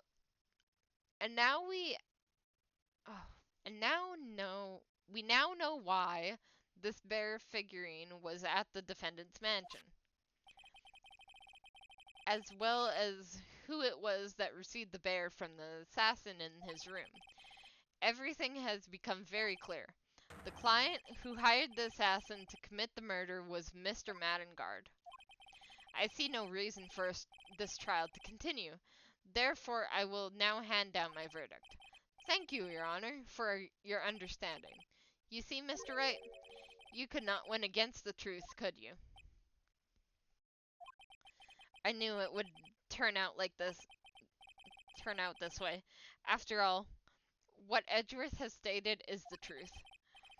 Any last objections, Mr. Wright? Well, what should I do?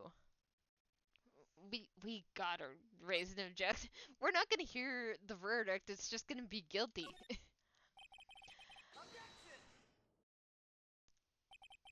There's only one way for me to drag this trial out. The only thing I have left is one dirty trick. Your Honor, right now we have these two reasons to believe my client is the assassin's client. Reason number 1, he accepted the bear figurine from the assassin.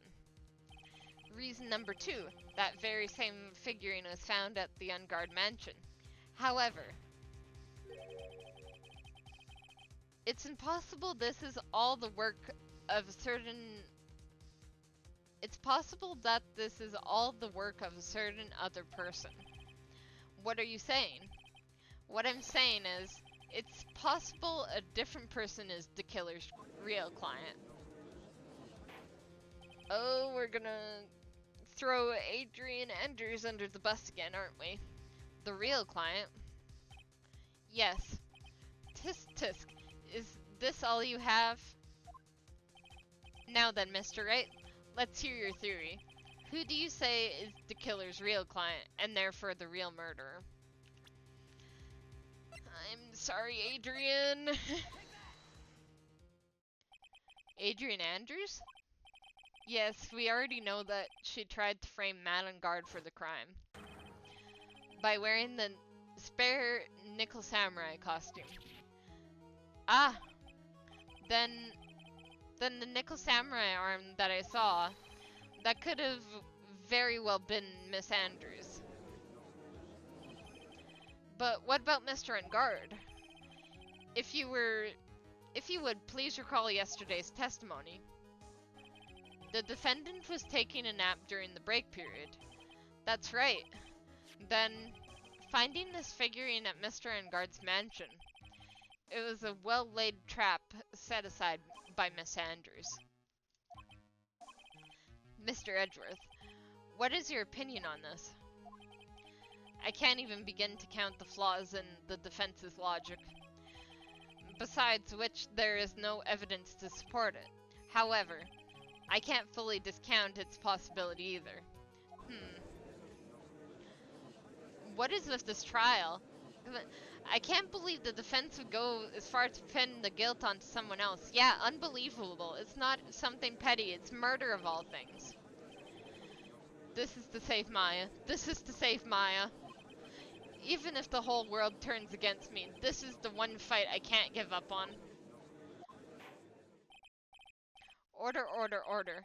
All disruptive parties will be forced to leave the courtroom. Your Honor, for the benefit of the defense, I'm willing to play along with this what-if game. His what-if game, Mr. Edgeworth?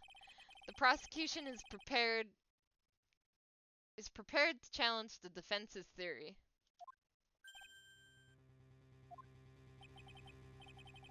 Mr. Wright, even you must have thought it strange and wondered. Why would the criminal want this little wooden bear? He's right. The killer did specially bring that bear to unguard right away. Why do you ask? Is there something special about it? Absolutely. And I'm sure that once the court knows its significance, the true killer's identity will become crystal clear. Your Honor, the prosecution calls upon a witness who will clear all doubts against Miss Andrews. And who would that be? It's quite simple, Your Honor. It's Adrian Andrews herself. Aw, don't put her on the stand again. I feel bad enough for her. I see. Well, then the court will take a short 10-minute recess. The prosecution will prepare its witness in that time. Yes, Your Honor. All right, 10-minute break. Ha ha ha. Oh, I knew it was a good idea to hold her hostage. Don't you agree, Mr. Lawyer? But I never thought in your desperation you'd try to pin the guilt onto Adrian. Ugh, I swear this demon will pay. Mr. Nick. Pearls, where's Mia? I don't know. A really strong power suddenly called her away. A really strong power? Must be Maya. Oh, Mr. Nick, your phone is... It's from Gumshoe. How is it going? Have you been hanging in there, pal? Yeah, sort of. We just barely found something to latch onto. Phew, that's good, pal. And what about you? Anything yet? Have you figured out why the killer and Maya are... we still don't have any leads, but... What? We don't have any more time. If we just had one, even a single clue, would be really helpful. I was only able to come this far because I kept thinking to myself, I've got to keep the trial going until Maya's been rescued. But have I just run out of luck this time? Is all our hope for naught? A tent. Huh? A tent? I could see a circus tent. Mia? It looks like Maya was unconscious until just a few minutes ago. As soon as she woke up, she called for me. So it was Maya that called you away. She's locked in a dusty little room right now. But I could see a circus tent outside the window about 300 feet away. Gumshoe. Is there a circus in town right now? There's only one, pal. The Berry Big Circus. Maya is somewhere within a 300-foot radius of the main tent. What? Okay, hold on a sec, pal. Hey, draw a circle on that map, about a 300-foot radius from the main tent. Hurry. And I could see a mailbox under the window, just outside. Gumshoe, there's also a mailbox. Okay, what else? What else, Mia? I'm sorry, but it was a very small window. I couldn't see anything else. It felt like it was an old office building. Maybe the 3rd floor or so? I heard her. An old office building. Good stuff, pal. Okay, just hang in there. Just a little longer, pal. Wish us luck. Good luck. I'll call you later, so don't let your battery die, okay, pal? Mia, Maya's not hurt, right? She's in a pretty bad state, Phoenix. She's being starved. Gumshoe, please hurry. Looks like we're out of time. Are you all right, Phoenix? It's only a matter of time before Maya's rescue. I can do this. I just have to make this trial last a little longer. Okay. Just a little bit more chat.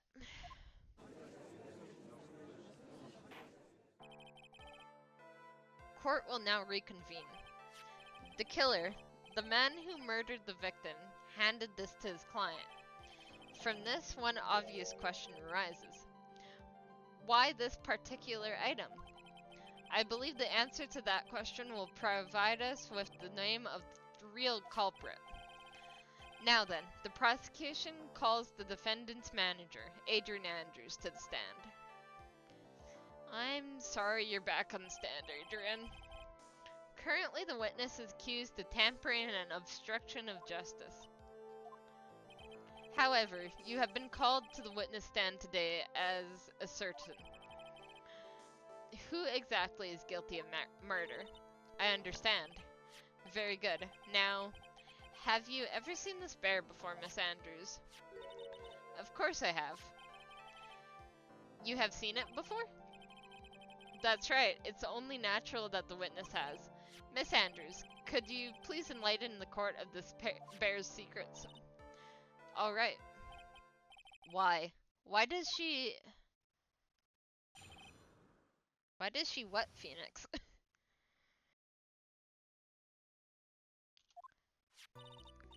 Actually, this is an elaborate puzzle. If you know the correct order, it can be taken apart one piece at a time. Oh right, it was all cut up in a way. So it was like a puzzle thing that it couldn't open.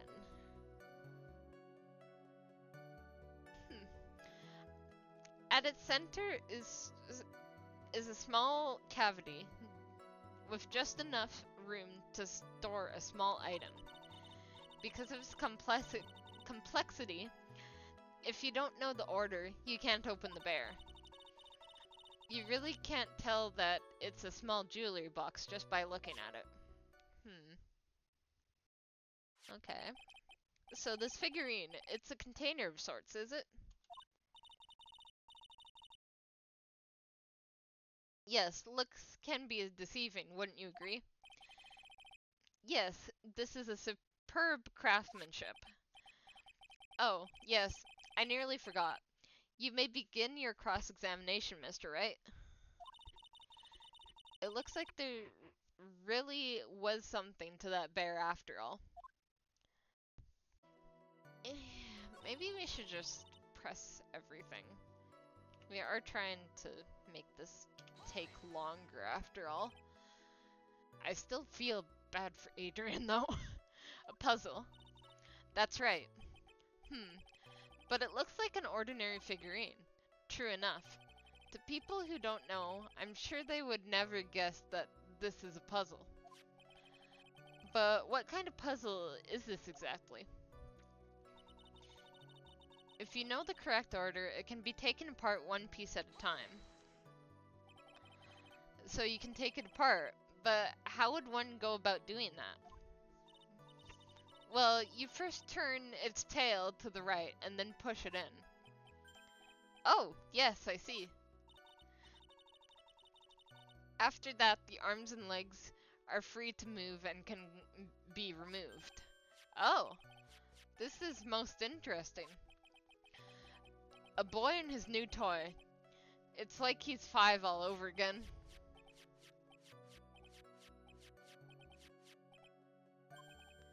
Oh, don't bite me. Go ahead and carry on. I think he's lost it. So, what do you find after you take the puzzle apart? At its center is a small cavity, just enough room to store a small item. And how do you know about this? I know because I was the one who bought it. Huh? It was a souvenir from when a friend and I went to Switzerland. Then this was a present from you. That's right. It was a puzzle in the shape of a bear, so I thought it would be perfect for Huan. So it was a present from Miss Andrews. Witness, let's continue with your testimony. Because of its complexity, if you don't know the order, you can't open the bear. You see, you really can't tell that it's a small jewelry box by looking at it. Wait. Did I send... Okay. I didn't question this one.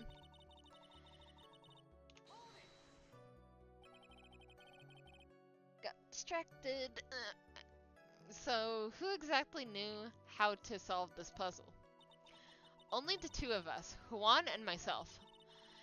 It was a souvenir from Switzerland.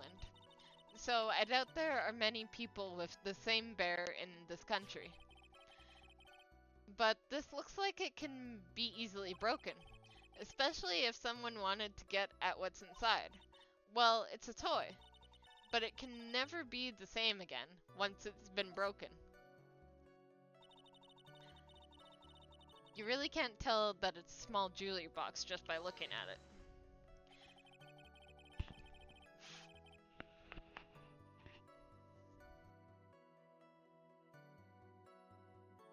Who else knows that this bear is actually a small container or jewelry box? I never told anyone, and as long as Huan never told anyone either, then only the two of us knew. The two of you, huh? Then, of course this means Mr. and Guard didn't know, right? I think this is about all I'm going to get for now. Figuring updated in the court record. Only Kurita and Andrews know how to open it. Well, Mr. Wright, I think even you have come to realize that there is one very important fact we have uncovered, and that is, this bear is actually a jewelry box. Now that we have agreed to this point, there is only one logical question that can come next, and that is, what is inside this box? What's inside? That's right. That's what we are going to find out next, witness.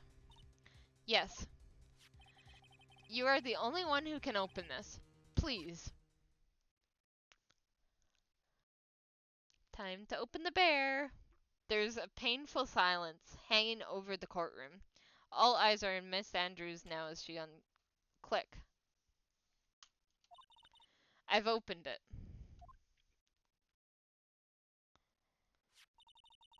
Is this what you wanted? What is that? It looks like a note. I don't think we need to guess at what that is, do we, Mr. Wright? It's the suicide note. Yeah, I was kind of thinking that, but I wasn't too sure. The suicide note. The suicide note left by Juan Kurita's former manager, Celeste Impax. Until now, no one knew of its whereabouts, and just as we suspected, it was hidden. Hidden by the victim, Juan Kurita himself. It seemed Celeste Impax had very beautiful handwriting, and she just as beautifully signed her own name on this document. This is most definitely the note she left behind before she committed suicide. Order! Witness, do you know about this? Yes, I did. I heard all about it from Juan. When I discovered his body, I looked for the bear. I wanted to destroy the note before it became public, but I couldn't find it anywhere because it had already been taken by the killer. Everything is going at Mr. Edgeworth's pace. So now that the suicide note has been found, what's the next logical question? What is written on the note? That's right. At least, that's what I would think. Now then, I believe it's only appropriate the contents of this note being made known. I can't stop you, can I? I went through so much just to get my hands on it. And I was going to burn it for her sake. This story just makes me more and more sad for Andrews. I'm deeply sorry, but I can't allow you to persuade me to stop. Your Honor, if you could please read the contents of the note aloud. Very well.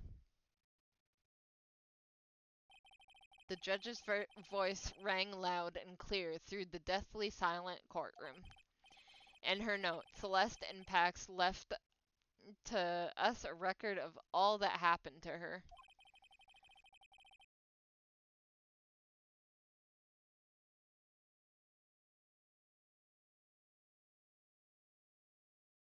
About being used and then thrown away by On Guard.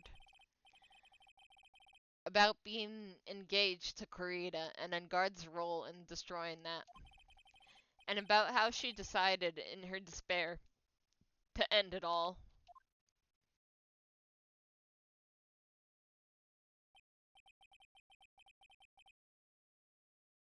And that's all Miss Impacts had to say.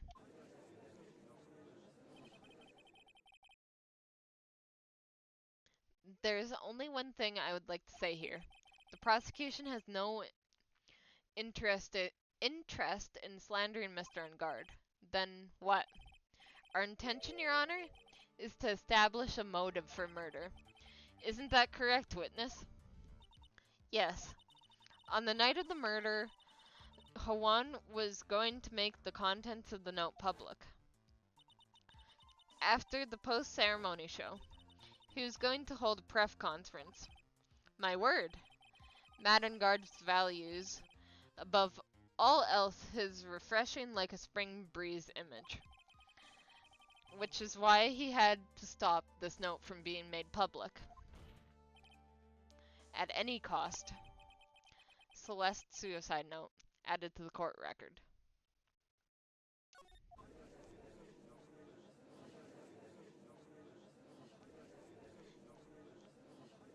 And this time, he even went so far to kill someone to stop him from revealing that.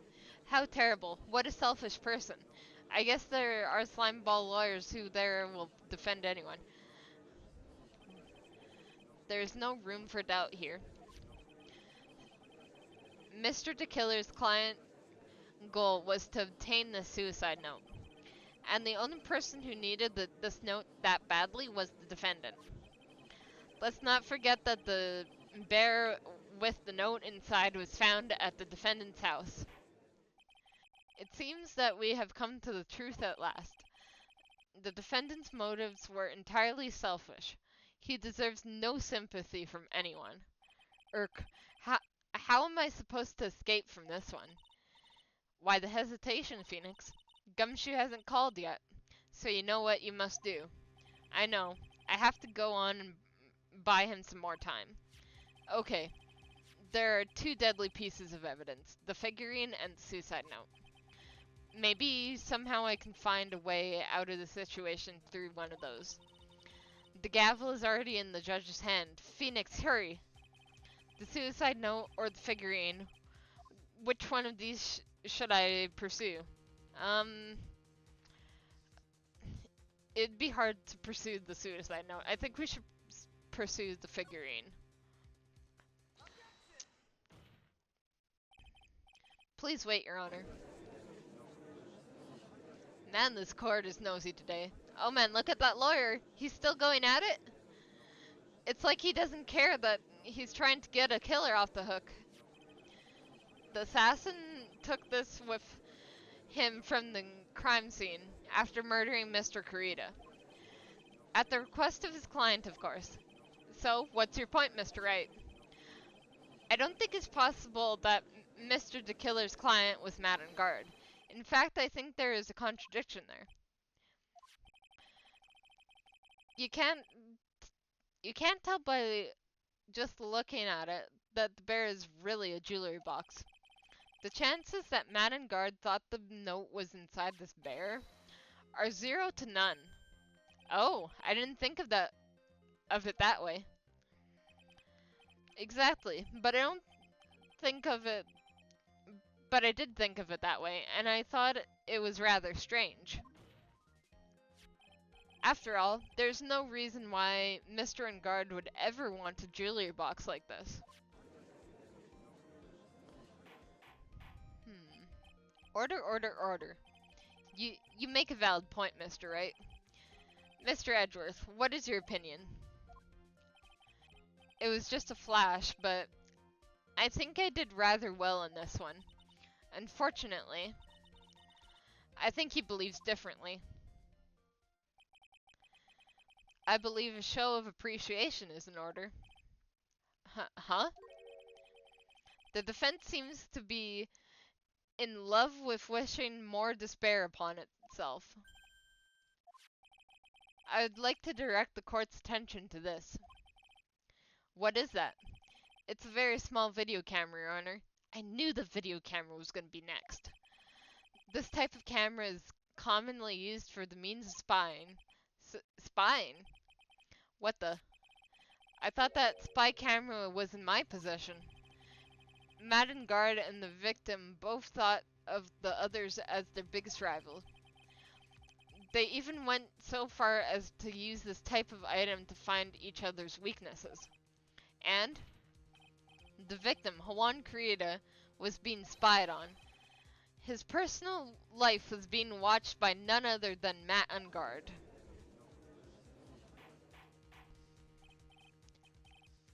Order! Order! Ahem, Mr. Wright. Yes, Your Honor?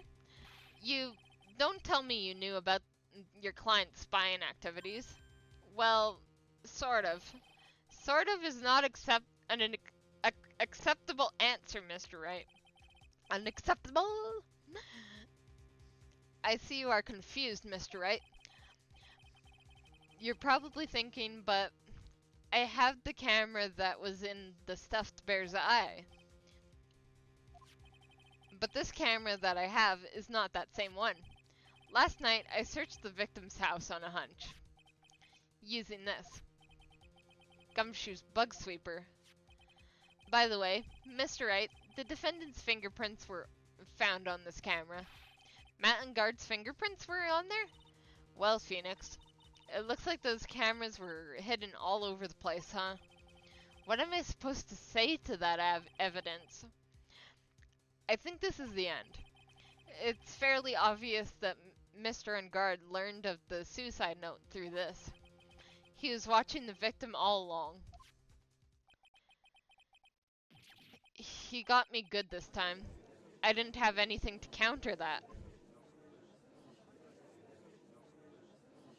Hey, now... Oh my god. Sure, stop, don't look at him. The way he's sweating is just so, ew, nasty. Phoenix. Yes, Chief? Have you figured out what you're going to do next? What I'm going to do next? Does running away like a frightened child work? I know it seems like Mr. Edgeworth is very close to putting the lid on this case, but in his eagerness to prove his point, he forgot one very important thing. Well, what is it, Mia? There is a piece of evidence that he really should investigate. Something he should investigate. I would really hate to see the good prosecutor get scolded for not remembering to look into the item that he had the chance. Why are you speaking in riddles all of a sudden? Alright, I think it's time that we finally understand everything. Well, Mr. Wright, you don't have any further objections, do you? What is this piece of evidence that Mia's talking about?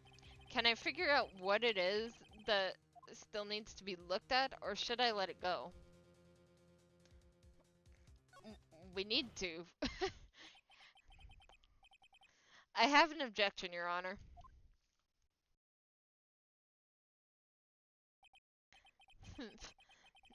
That was about the weakest objection I've ever heard, Mr. Wright.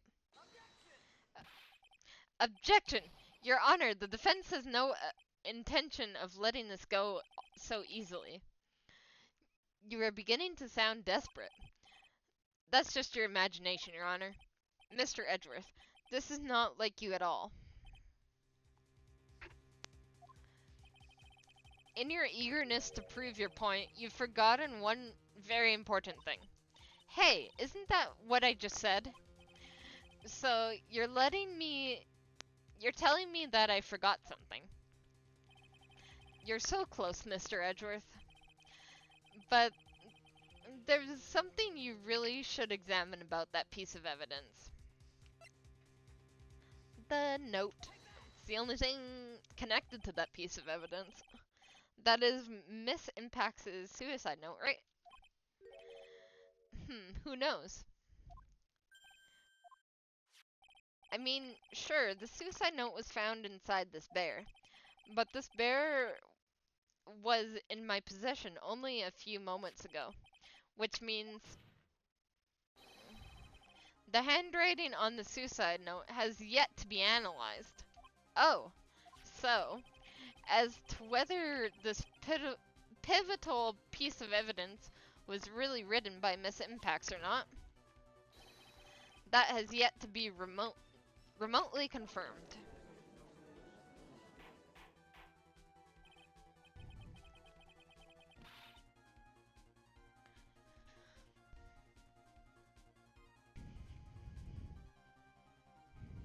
Just a moment, I'm getting cold. I'm just getting a blanket quickly.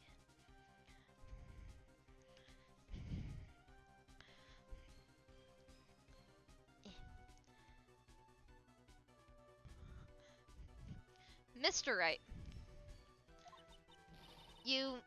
are you saying the suicide note is a fake? Miss Andrews, you were the one who tried to pin this murder on Mr. Ungard. Who's to say you didn't create a fake suicide note and put it into this bear? How dare you? Your Honor, the defense is indiscriminately accusing the witness again. There's no evidence linking the witness to the suicide note whatsoever. But if this is fake, then the witness is the only person who could have made it. What? Recall the witness's testimony concerning this figurine. The only person other than the victim who could solve the puzzle is the witness herself. Ah! Miss Andrews, you wrote this note, didn't you?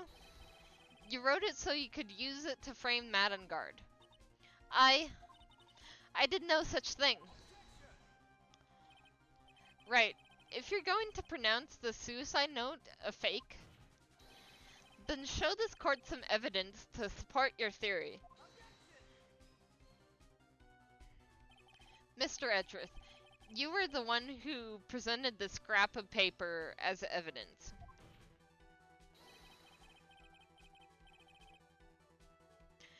Which means the burden of proof lies with you, the prosecution.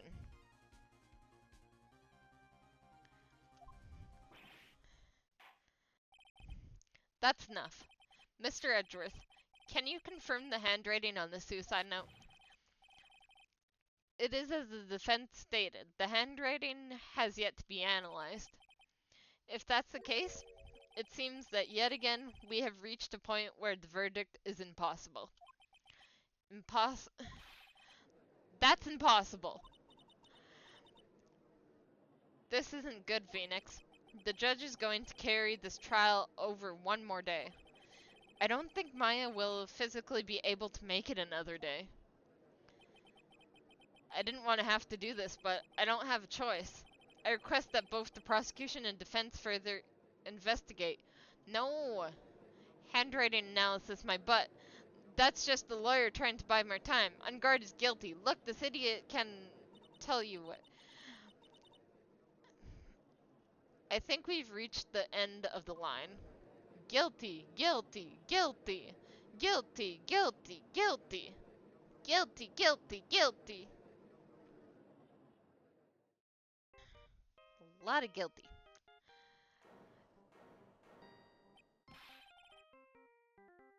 Gumshoe. What is that sound? It's Gumshoe. Hello, Gumshoe? What is with him? And what's with that sigh? Where's Maya? What happened to the killer? He got away. What? I'm sorry, pal, I really am. I don't know what to say besides I'm sorry. I wish there was some way to make it up to you, I really do. Anyway, what's going on? We found his hideout, pal. But the two of them were already gone. No! This is terrible. I'm going to keep looking for them, pal. Don't you worry. I just need a little more time. But don't tell me we don't have any more. Oh my god. There's gotta be another way. Do you hear that? They're calling for his head. Mr. Wright, I can't. For us to come this far and... Oh! What is it? Let me talk to Mr. Edgeworth. I can't do that. Mr. Wright, would you please get a hold of yourself? Yes, Your Honor. I am about to end today's proceedings. You may take your phone calls after. Hold on, Your Honor. Edgeworth, catch. Mr. Edgeworth. Please, you gotta buy us some more time. Court is in session. Edgeworth! I'm sorry, Your Honor. You were saying? Mr. Wright, this is a court of law. I'm sorry, Your Honor, but I'm reluctant to do this, however. It appears that I have no choice but to suspend proceedings until tomorrow. This time, I really can't do anything. Court is now adjourned for the day. No! There's gotta be some other way to... Oh? Please, wait, Your Honor. Edgeworth. What is it, Mr. Edgeworth? I humbly request another 30 minutes of Your Honor's time. For what purpose? We can perform the necessary tests on this piece of evidence in that time. But can you really obtain your results in 30 minutes? I believe you can, Your Honor. But wouldn't it be better if we adjourned for today and reconvene tomorrow? 30 minutes. Please, Your Honor. That's all I am asking for. Please, Your Honor. Very well. At the prosecution's request, this court will take a 30-minute recess. But be advised that I will not allow another recess today. I'm not sure if this is helping or hurting us. The court will now take its final recess of the day.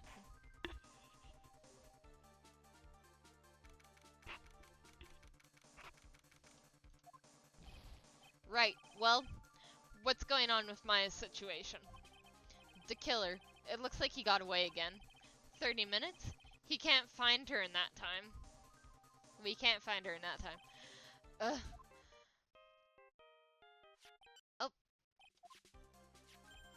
Oh. Is that Mr. Edgeworth? We don't have time. Just spit it out. Right. It looks like we just missed them, sir. But the killer left a few things behind by accident in his rush to get away. A few things? We can use any of them as evidence. Ho ho ho, I thought you'd ask, pal. I've got the things he left with me right now. I'm on my way over. Really? That's odd.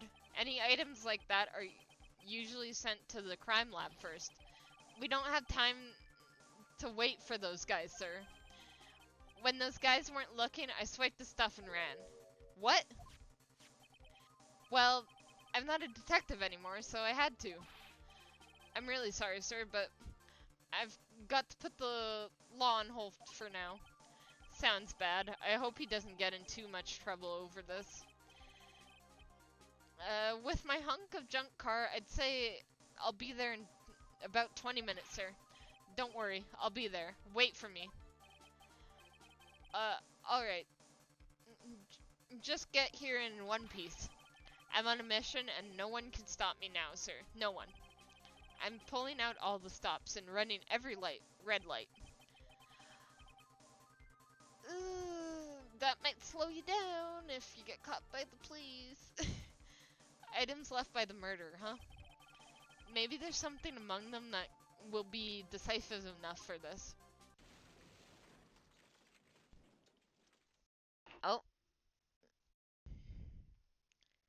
What was that?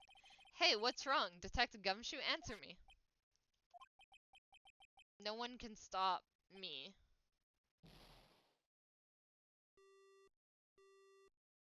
Gumshoe? What happened? It sounded like he had an accident. I'm guessing his cell phone broke as well. What was he thinking? We've got to hurry and call for help.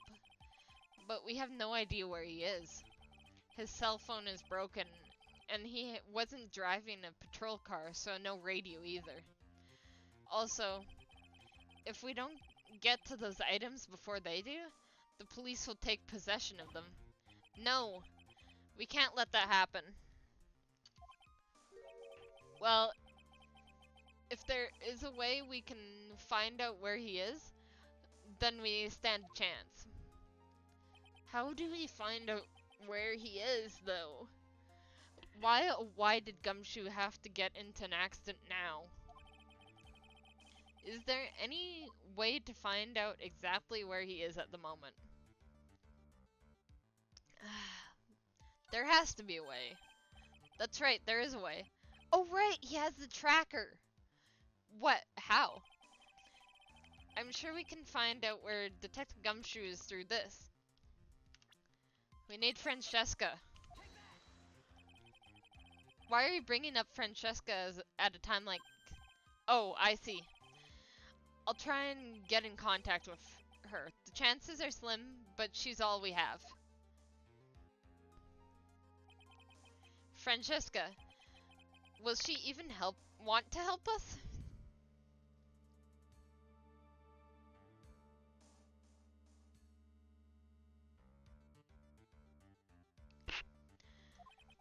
Edgeworth. What is it? I don't have any right to judge anyone ever again. I know my client is guilty, but what I'm doing now, I'm pinning the guilt onto someone totally innocent and using the evidence to do so. It might be my turn to say, Defense Attorney Phoenix Wright chooses death. Right. It doesn't suit anyone like you to cry useless tears, whether you did your job well or not. That can only be seen after the verdict has been decided. The verdict. The prosecution... Is Prosecution Edgeworth here? Yes, bailiff? There's a phone call for you, sir. They said it was extremely urgent. They're probably finished with the handwriting analysis. I have to go take this call. In the meantime, think hard about what it is you must do.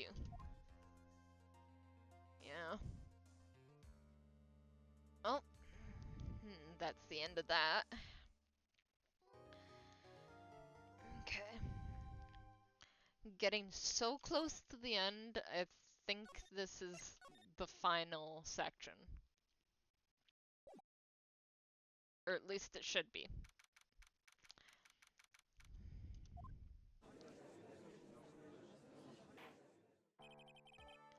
Court will now reconvene. I assume both sides are ready. Yes, Your Honor. Yes, Your Honor. What happened to Edgeworth? What was that phone call? I can understand the defense acting like this. However, why do you seem distraught, Mr. Edgeworth?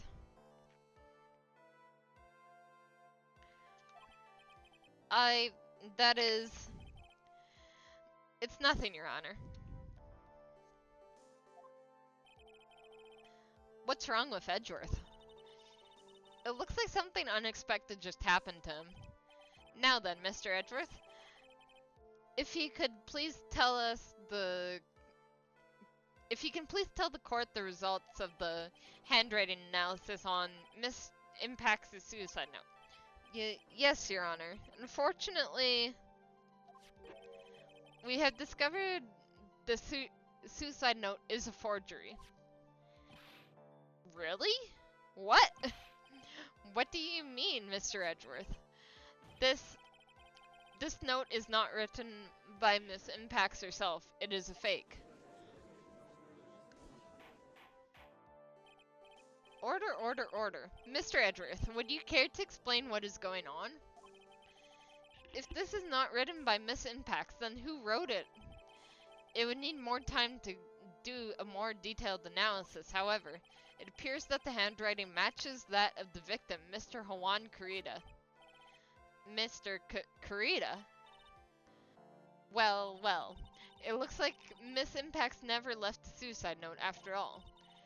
She never wrote anything about Ungard. However, Your Honor, even though the suicide note is indeed a fake, Mr. Ungard could not have known that, and so that fact remains unchanged. Acting under the assumption that it was real, he had plotted to possess it. That does sound very plausible. This theory that Ungard had no idea that the suicide note was fake. Something seems a little wrong with it.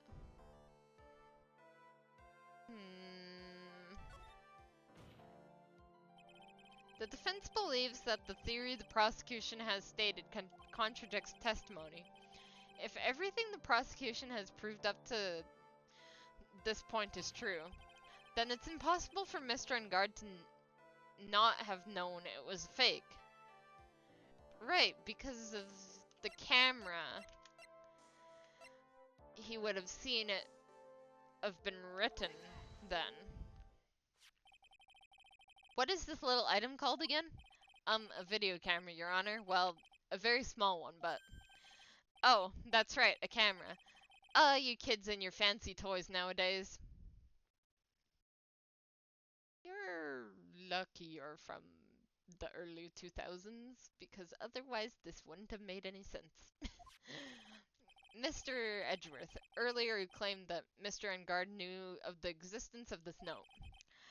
Because he was spying on the victim, isn't that right? If that were true, then this means Mr. Ungard would have known that the victim had forged the note. Ack! So then, the defendant knew the suicide note was fake. And if that's true, then the situation is drastically changed in a very dramatic way. Exactly, Your Honor. The prosecution's theory as to what Mr. Ungard's motive for murder was, it has suddenly disappeared into thin air. But, Your Honor, it's not as if Mr. Ungard monitored Mr. Kurita 24 hours a day. Perhaps the victim wrote the note in a place Mr. Ungard didn't know of. Well, right back at you, Mr. Edgeworth. Why don't you show us some proof of that the victim made the forgery at an unknown place?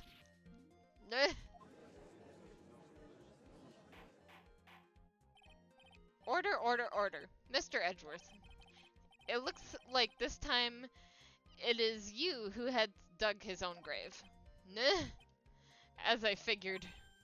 Huh? As you figured? As I figured, it came down to this after all. Mr. Edgeworth, you are not making any sense. When I heard the results of the handwriting analysis, I thought this might happen. The question is, what next? What next? If the prosecution can't prove Mr. Ungard's motive through the evidence, then we must prove it from another angle. Well, I agree with you there. Your Honor, the prosecution would like to call a witness to the stand at this time. Oh, well, that's fine. However, this witness is a little unusual. Edgeworth stuttering. This is not like him at all. Unusual? Well, what sort of witness is this person, Mr. Edgeworth? This witness is one who is perfectly fit to answer once and for all the question of who was it that hired Shelley the killer to commit murder? That's impossible. Who in the... No such a person exists who can answer that question with such certainty. Yes, Mr. Edgeworth, who is this witness? Yes, go on, who is it? The man himself. Shelley the killer. We don't know where he is. How are you gonna call him to the stand? And would he even show up? Oh, Mr. the killer. Wait, Shelley the killer? You mean the killer, I mean assailant. Yes, Your Honor. He's coming here? To the witness stand? Well, yes, in a manner of speaking. I recognize that this is a very unusual circumstance, so I ask for your permission. Hmm. Well, Mr. Wright? Yes? Is that alright with you? Do I have a choice here? I can't really do much else to drag this trial out. The defense has no objections, Your Honor. I wonder if it really is alright to do this. Very well, then the prosecution calls its witness to the stand. Edgeworth, is there no other way left to us? Now then, witness. Your name and your occupation, please.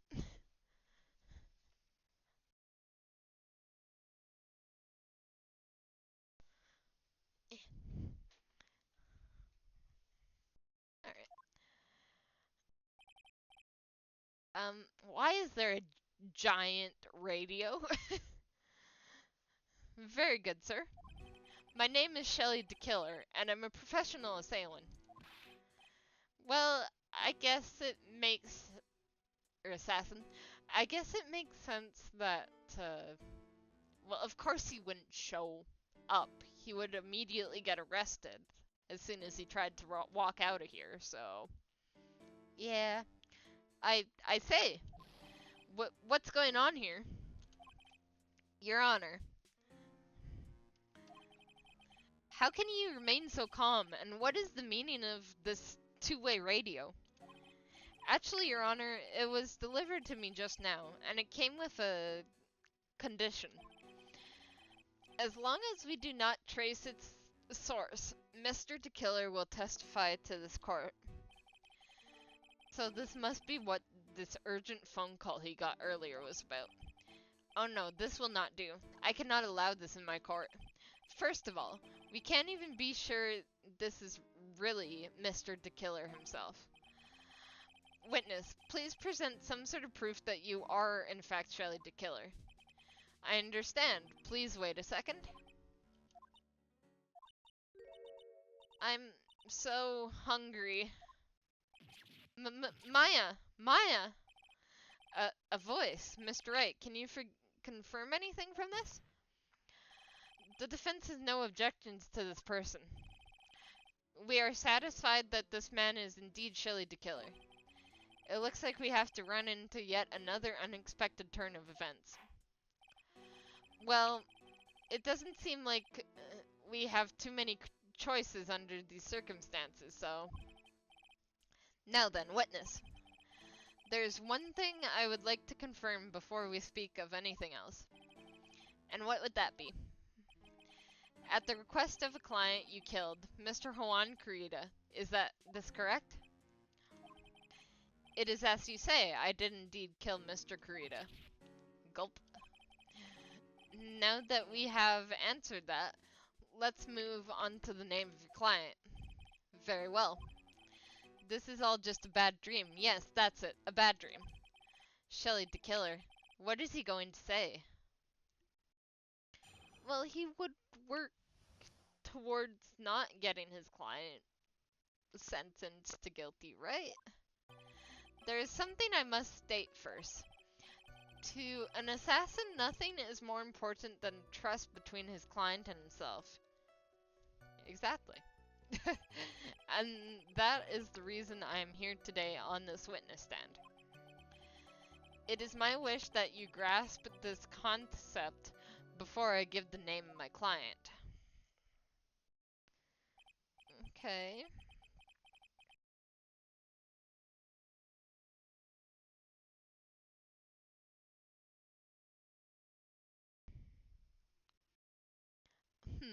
Mr. DeKiller seems to be a very clever man. I'd almost say he seems to be mocking us. While he may appear to be your enemy, Your Honor, Mr. DeKiller is only stating the truth.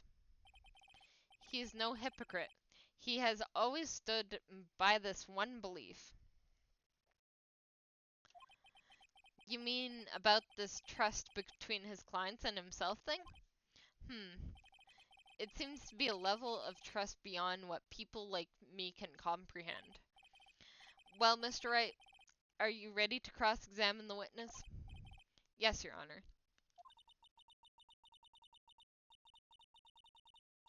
There's no way to know what's coming next, so stay cool and collected, Phoenix. Got it, Mia. There's something I must first state.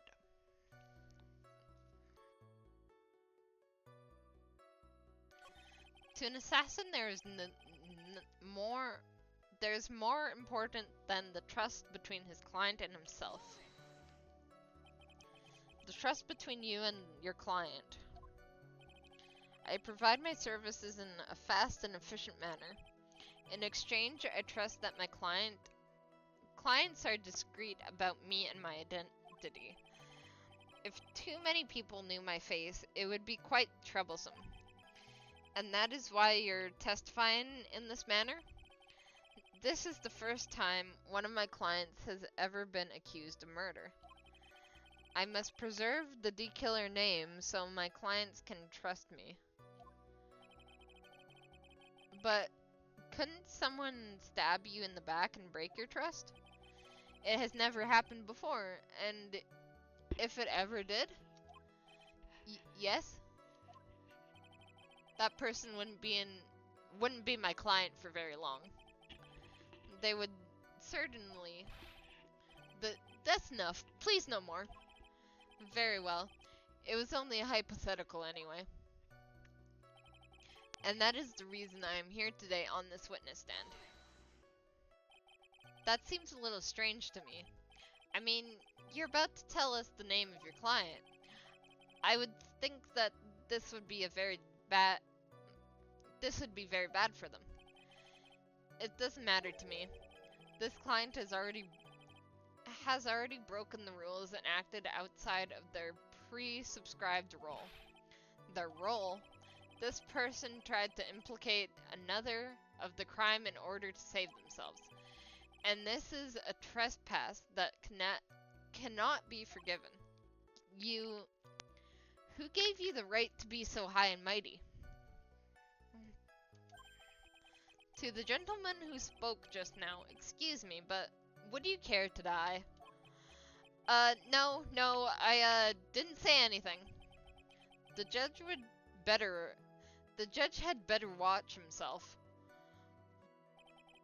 It is my wish that you grasp this concept before I name my client. We understand, so please tell us the name of your client. I'm afraid I cannot do that. I still have a few things to say before I do. The egomaniacal. It's no good for your health, so don't to be so aggravated. You won't live very long if you let everything bother you. Somehow, that coming from an assassin makes it less than comforting. I don't really care about all this extra fluff. Just tell us the name already. Patience. Try to calm down a little. It's important to try and understand his mindset. He seems so steadfast and closed, so you're going to have to work to get him to talk. I'm not his therapist, you know. There's something I must state first.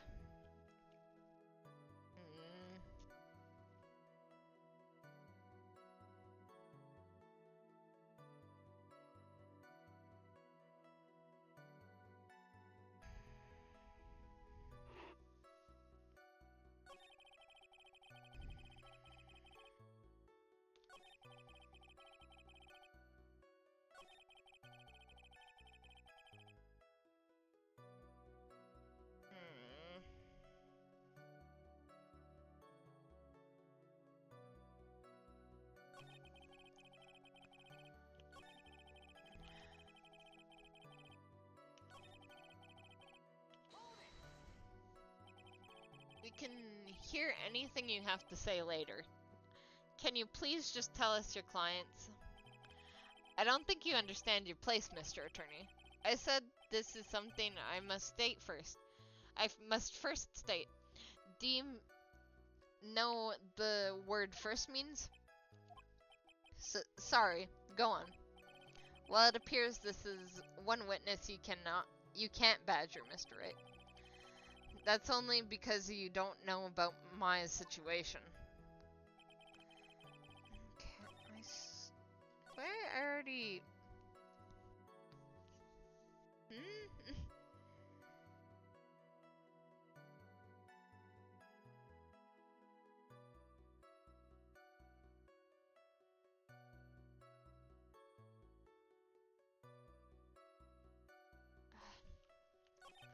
I don't know, do I need to question everything again?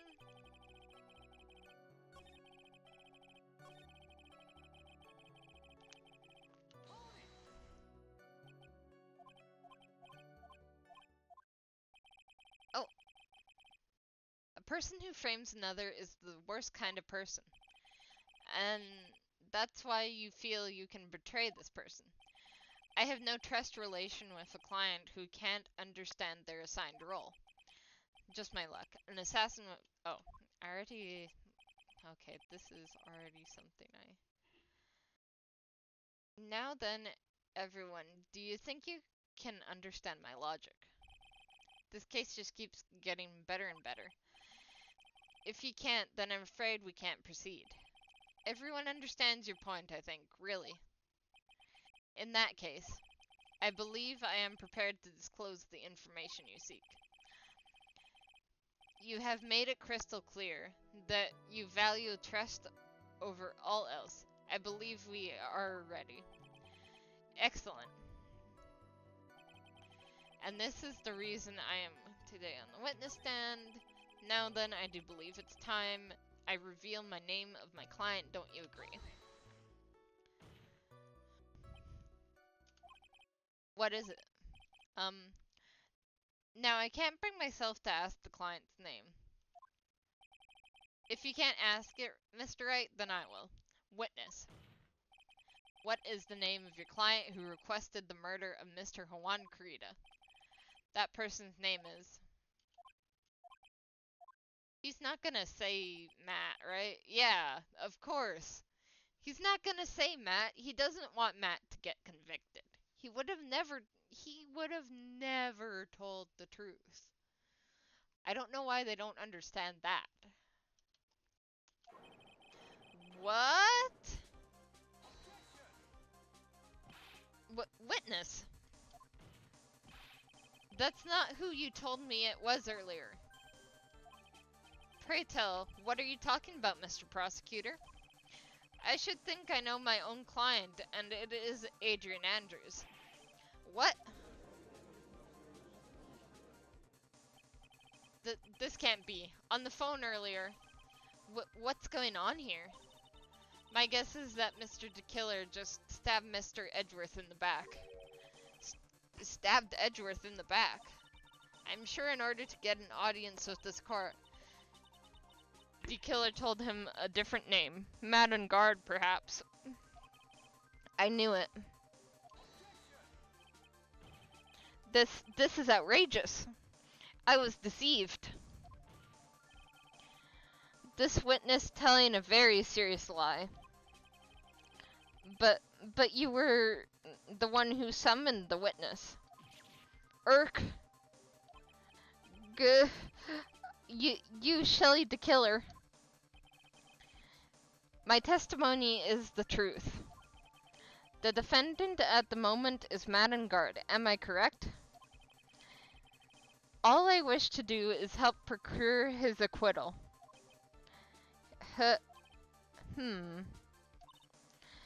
How?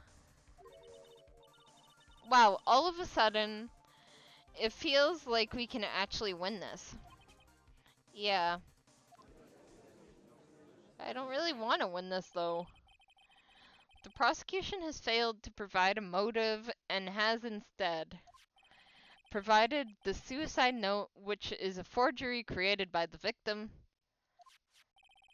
Furthermore, there is a possibility the defendant himself knew it was a fake. But most definite of all, we have heard from the assassin himself the name of his client. Mr. DeKiller's client who requested the murder was not the defendant at all.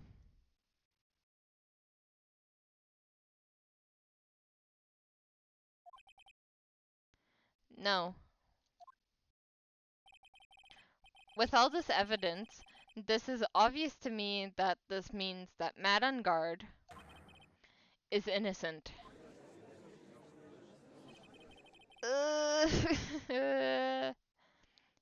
I seem to have caused you all a bit of confusion. Please continue your discussion and call me when you have reached a verdict. I'm sorry, but how can you trust the murderer in court? No. Beep.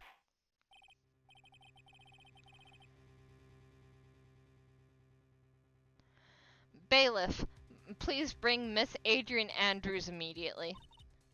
What now? With the way this is going, on guard will be found innocent. This may be our last chance to save Maya. Yeah, but Edgeworth is right. The killer is lying. And on guard, my client, I know he's guilty. Can I live with myself if I win this? Who would have believed that the prosecution's own witness would absolve the defendant? Your Honor, the prosecution requests permission further question the witness. Shelley DeKiller is certainly lying under oath. It wasn't me. Listen, everyone, please, that testimony just now. It was all one big lie. Miss Andrews. The suicide note may have been fake. But that man, Matt, he's the reason Celeste died. And Hawan's death, it was all because he got pulled into Matt's twisted world. This testimony just now, you have to believe me. It was a horrible, horrible lie. But Mr. DeKiller himself has testified. He has named you as his client. No, that's not true. Also, there is quite a bit of evidence that points to you. The knife, the button, donning the nickel samurai costume, and that's you even have a motive. We know that Miss Celeste Impacts was a large part of your life. You wanted to follow her, and you wanted revenge against the two who hurt her. I would say you have plenty of reasons to want them both dead. No. Mr. Wright. You know the truth. Tell them. Tell them the real story. Who the real killer is. Tell them. Please. Help me. Yes, I know the truth. Mr. Wright. Yes, Your Honor. I believe we have reached the end of this trial. Therefore, I ask the defense for any final words or opinions. Gumshoe... Wait, Gumshoe can't even call me anymore. How are we... What's even the plan anymore? I have to decide. Do I take the not guilty verdict and save Maya? Or do I throw this chance away and wait for Gumshoe's new evidence?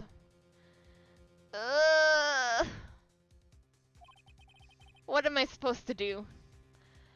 I want to continue the trial, but I'm also like, what's gonna happen to Maya if I do? And then will Gumshoe even get here? At all? I'm doing it. Your Honor, the defense requests that... It's no use. I can't... It feels like I've lost my voice. Phoenix. I can't do it, Mia. I can't accept the not guilty. You are a lawyer. I know. But Mr. Engard is a killer, a murderer. I can't let him get away with this. I can't let someone else take the fall.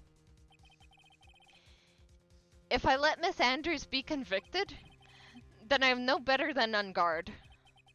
And even though I don't want to admit it, I have to face the fact that it is because of Edgeworth that I now know the real truth. He could have gotten Engard convicted so many times over, but he never took a single one of those chances. If I take this verdict right now, I'd be betraying his trust. His trust. I never thought about it until now. I trust him. Yes, you do. Mr. Wright, your opinion, please? The defense requests that we be allowed to further question Mr. DeKiller. Am I hearing you correctly, Mr. Wright? Right? But that witness has cleared your client through his testimony. Your job here is done. I'm not done yet.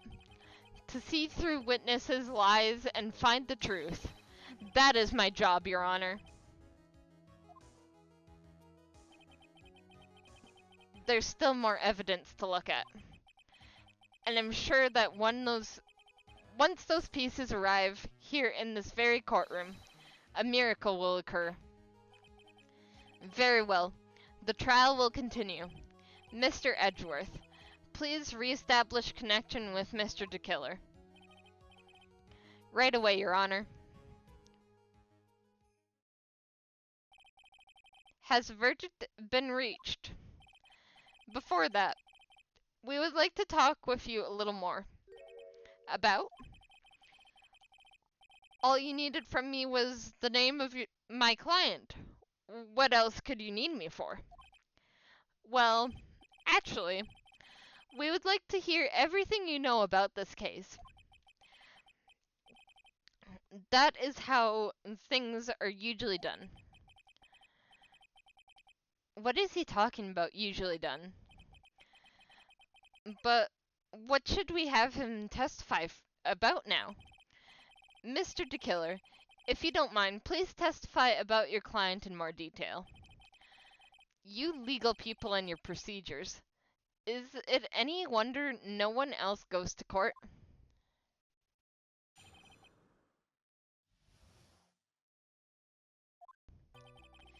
As I have already stated quite a few times, Adrian Andrews is my client. However,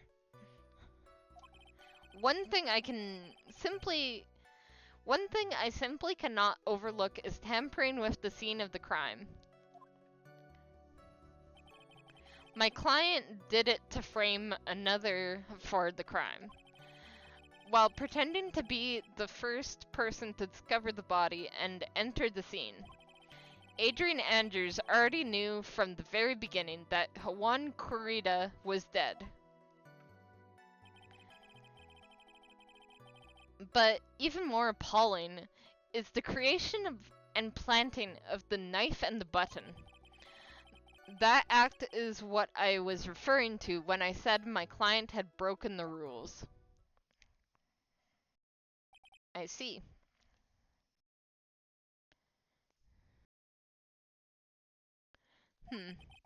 This is the most unexpected turn of events for the fifth time now. However, this time everything has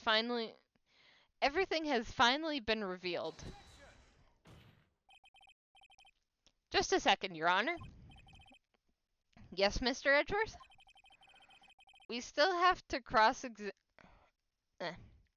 We still have the cross-examination to do. But you don't need to question testimony like this. Do you, Mr. Wright? Your Honor, the defense will question the witness. As if I have a choice here. Huh? Why? What this witness has said is nothing but beneficial to the defense's case. If you scrutinize the testimony, then I'll expose the lies in that oh-so beneficial testimony, I suppose. I don't understand what's going on anymore. That makes two of us.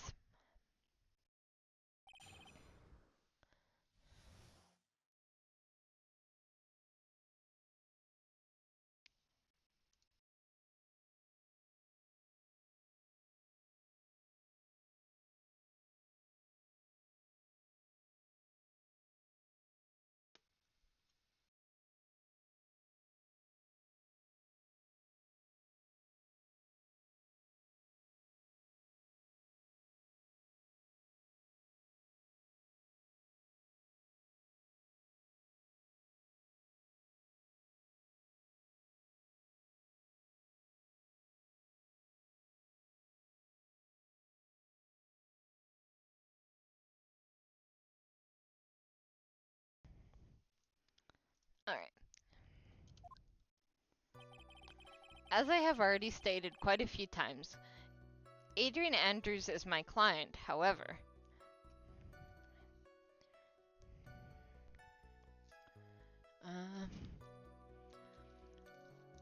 Sorry, I just need to write down some information I got.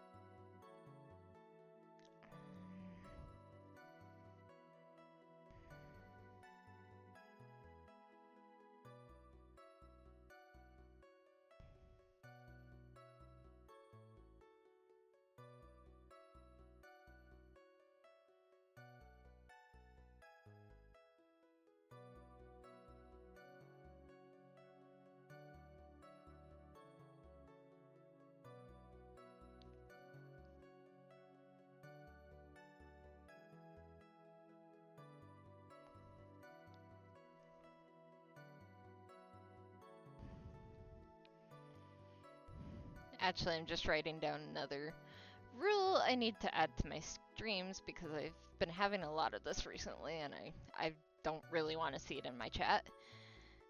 No asking me to add you on Discord or any social media.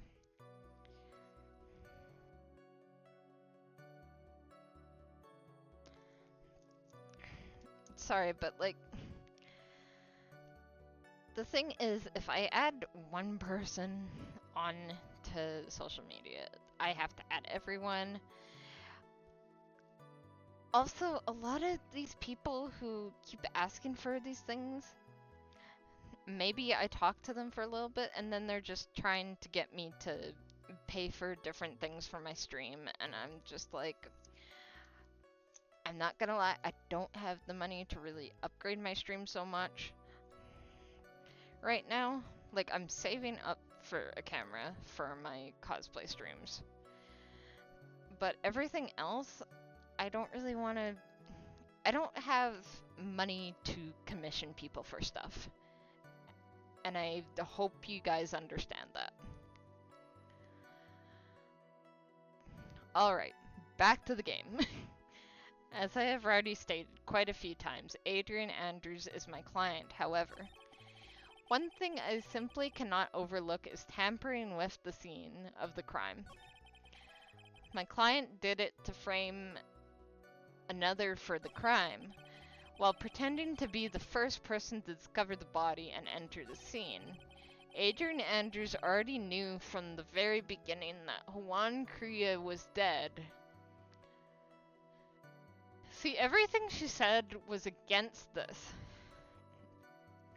If she already knew, what was the whole point of the tomato juice glass? And why does this case keep coming back to the tomato juice?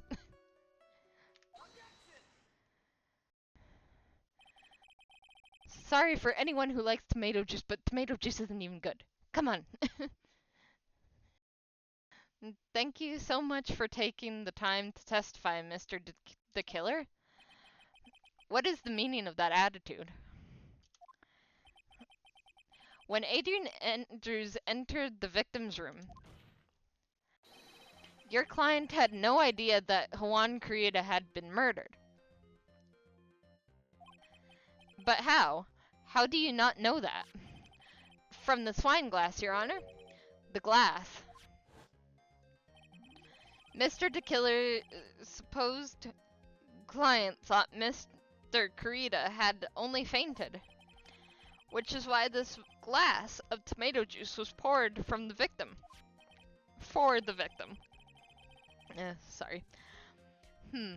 But isn't that just a part of Adrian Andrews' calculated plan?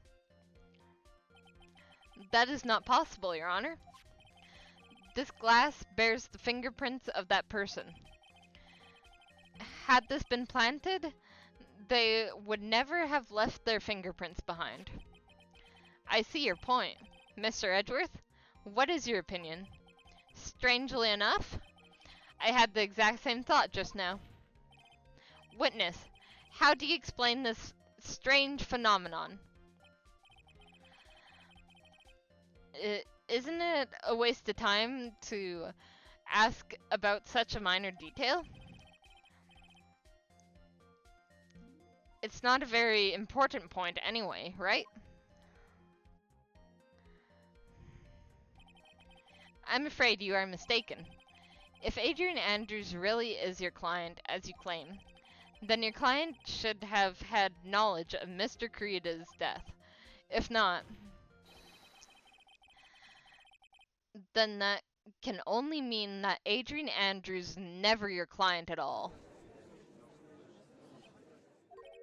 How strange. Yes?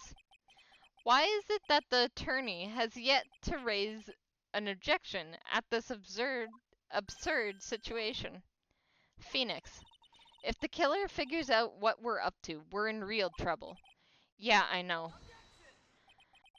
Mr. Edgeworth, I'm surprised.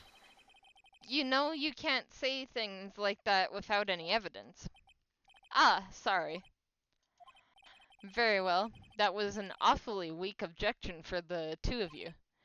Anyway, I'm positive there was a contradiction in that testimony. The prosecution requests further testimony concerning when the request was taken. Very well. Right now I have to buy us more time, while we wait for the items the killer left behind to get here. I just know that the very outcome of this trial lies with those items. I just hope Gumshoe's actually coming with those items, because I have no idea if he's gonna arrive or not. Or what items he's even bringing. It's getting really complicated. This request came to me, about a week ago. It was a request for my services on the night of the award ceremony. We met a certain bar to discuss and finalize a few matters. That is what occurred. I trust my memory, and I believe I have made no mistakes. A bar, huh? So you physically met your client, huh? That is correct. Meeting one's client is the first step to building trust, in my opinion.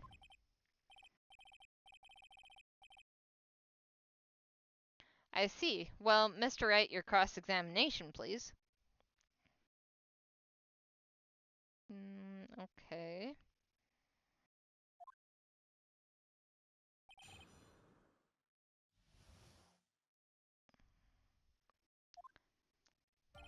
I want to know some more about the bar, because I just feel like you wouldn't meet them in person, you know? So, you physically met Adrian Andrews, right? Of course I did. What was that? What was with the brief pause? Witness, I would like for you to give us a few more details. I always meet my clients as matter principle. I have never taken a request by telephone or mail. Interesting. And why is that? That's because I valued the trust between a client and myself above all else. I don't know why that was so hard to say for some reason. And the only way to establish that is to speak with the client while looking them in the eye.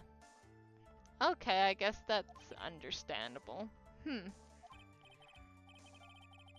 Well, Mr. Wright, was the testimony just now of any importance? I don't think so, actually.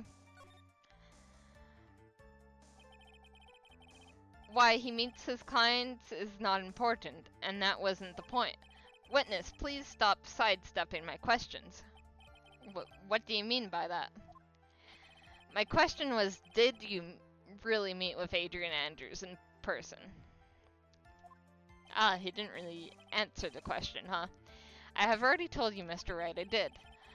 It was only through talking with him face to face that I began to trust him. Adrian Andrews is not a him. That's when I thought I can trust this person as a client. It's true. What they say about talking face to face. Well, Mr. Wright, was the testimony just now of any importance? It was very important.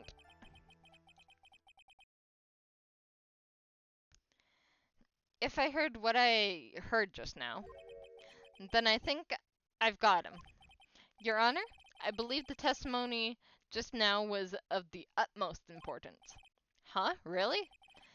If that's the case, witness, please include the statement just now in your testimony. Very well. From the moment I saw him, I thought I could trust this person as client.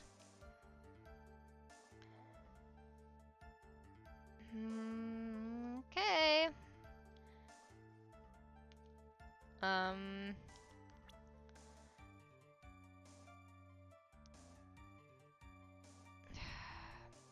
The only question is, do I present Matt or do I present Adrian? Well, I'm guessing I'm looking for the... Well, I'm always looking for the contradiction. And seeing that it says an intelligent woman who seems to have it all together. I'm guessing because it says woman, that's the contradiction. So, let's go with that. I would like to go over this one more time. You met Adrian Andrews at a bar and took the request at that time. Yes, that is correct. And that's when you thought he was trustworthy? How many times must I repeat myself? Yes, that is correct. I'm sorry, but this is an impossible tale. What? Shelley the Killer. You have never met the real Adrian Andrews.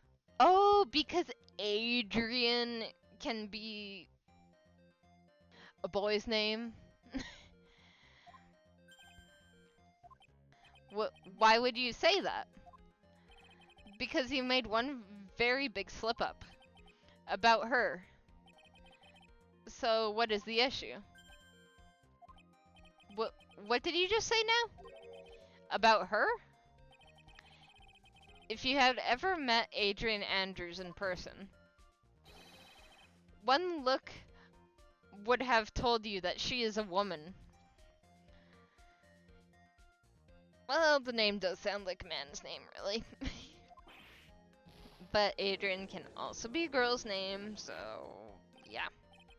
And Andrews is also a very common last name. Order in the court. Mr. Wright, what is the meaning of this? This witness testified to the following. That he always meets face to face with his clients when taking their request. But he has never met Adrian Andrews in person. Yes, Your Honor. That is exactly the point. This means Mr. DeKiller's client could not have been Miss Adrian Andrews. They made the walkie-talkie sweat. That looks so weird. I'm guessing it's supposed to look like oil, but it looks so weird. Mr. Edgeworth, I understand your logic on this one. However, why would the assassin make such a basic mistake? I believe it has to do with her name, Your Honor. Her name? Yes, Adrian Andrews is without a doubt a very androgynous name. Exactly. Yes, I see. Unluckily for Mr. DeKiller, the entire name he was on the stand, no one had stated Adrian Andrews' gender. And so he simply picked the wrong gender to go with. What? What is going on? Shelley DeKiller, this court demands an explanation. I think somehow I must have mixed up this client with another. So does that mean you remember something different now? Yes, of course. Please, if you would allow me to testify once more. I know he's just going to spit out more lies. Very well, but this time, please give us the truth and nothing but the truth.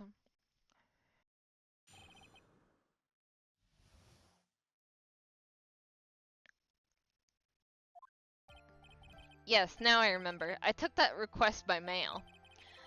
There have been times when I took a job without having met my client. The request was for the murder of Juan Criada and 2 or 3 other small things.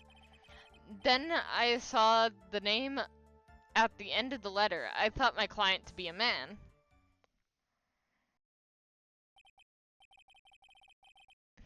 So you took this job through a letter. He didn't mention anything about a letter in his earlier testimony, which means he's definitely lying. Be careful, Phoenix. If you break the assassin's testimony completely, it's over for us. I know, I can't make him suspicious, but... So I'm not gonna question the letter, is what I'm hearing. I think we're okay. Like, we can do this. As long as he's standing there across from me, no matter how strong of a punch I throw, he'll counter it. Now then, let's begin the cross-examination. Alright. Yes, now I remember. I took the request by mail. There have been a few times when I took a job without having met my client. The request was for murder of Juan Criada and 2 or 3 other small things. See, the 2 or 3 other small things was what set me off, I guess, originally when I was reading that statement, so I'm gonna question that one. 2 or 3 other small things. Yes. And what were these other things? A few other things that have nothing to do with this case. What should I do? Should I let him slide with that? It'd be really bad if I pushed his buttons the wrong way and got him mad. I guess we'll go further. Whether or not they're related to this case is for the court to decide. Mr. Attorney. Yes? Everything I have said from the beginning has been nothing but beneficial to your client, which is why I wonder what is pushing you to continue with this cross-examination. No, he's catching on. Could it be that you are planning to betray your own client? That's... I smell the stench of a backstabber. And you should... And should you turn out to be one... Wait! Uh-oh. This is looking really bad. I shouldn't press my luck, alright. I have to think... Is it worth pursuing? I'm gonna stick with my guns. Witness, this is a very important matter. Please cooperate and tell us what these other jobs your client requested were. If it's truly that important, I suppose I don't have much of a choice. The bear figurine. The bear figurine. After the assassination of the target, I was to find that figurine. I was told that this job was just as important as the actual killing. And where was that figurine? It was inside Mr. Kurida's suitcase. And then, what did you do next? I handed it over to my client right away. You gave it to your client? Interesting. This information certainly sounds important to me. Witness, please include what you just stated on your testimony, as you wish. Alright.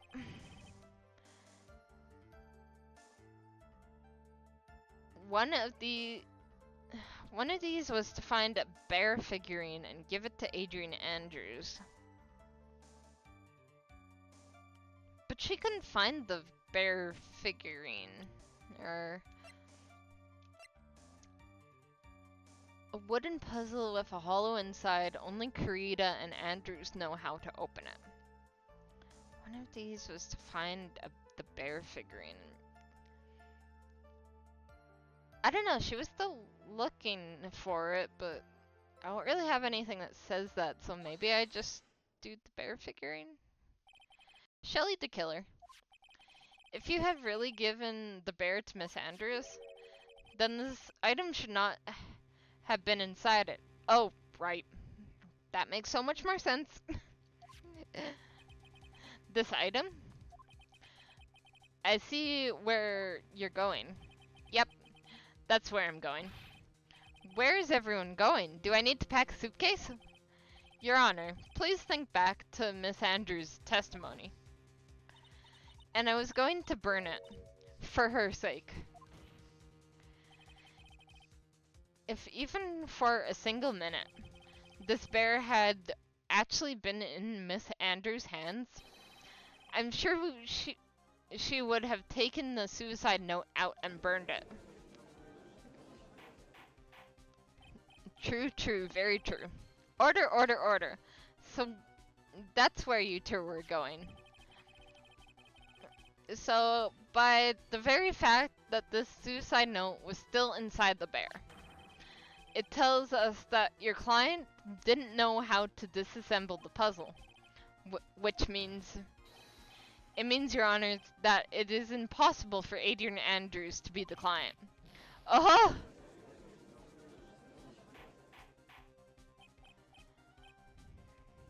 Oh, I just realized something.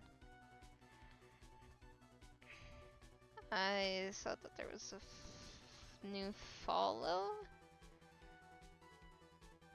Is it gonna show me it this time?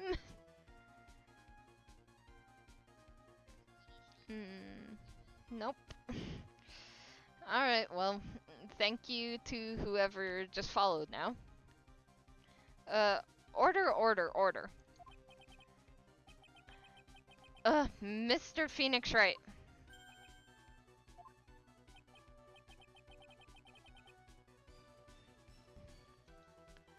Actually, that's very weird, because I had,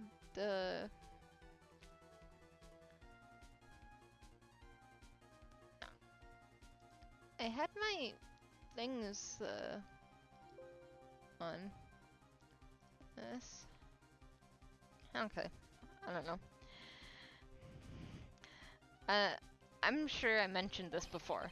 How I hate traitors above all else.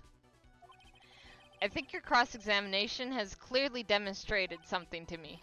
You must wish to break your end of our agreement. No, that's not... That's enough. If this is your intention, then there's only one thing for me to do. Wait, please. Gentlemen, ladies, please excuse me. I have a matter that I must attend to. No, Please. Not that. Please, wait. Mr. Attorney, bring this trial to a speedy end, and I may stay my hand otherwise.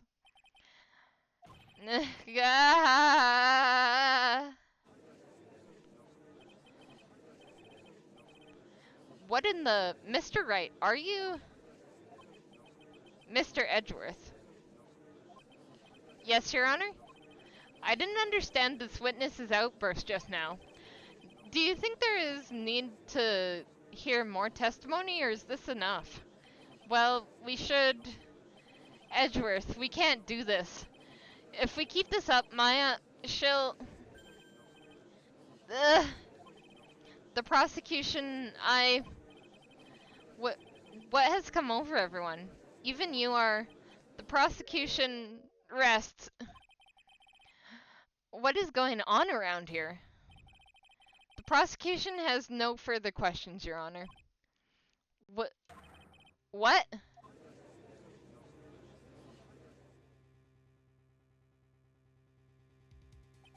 Well, I never thought I'd see the day.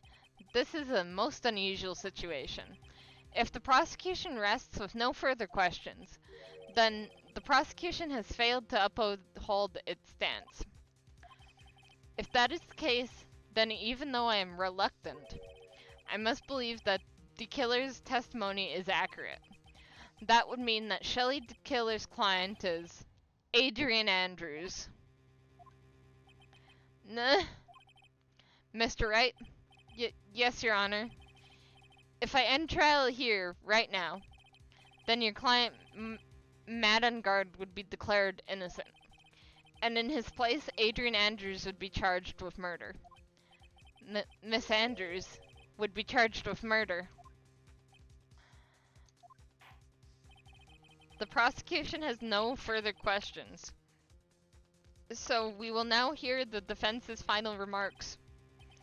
Bailiff, please bring the defendant, Madangard, to the stand. The items from the killer's hideout didn't make it in time. We tried as hard as we could, but it looks like our time has run out. I can't believe it. The outcome now lies in your hands.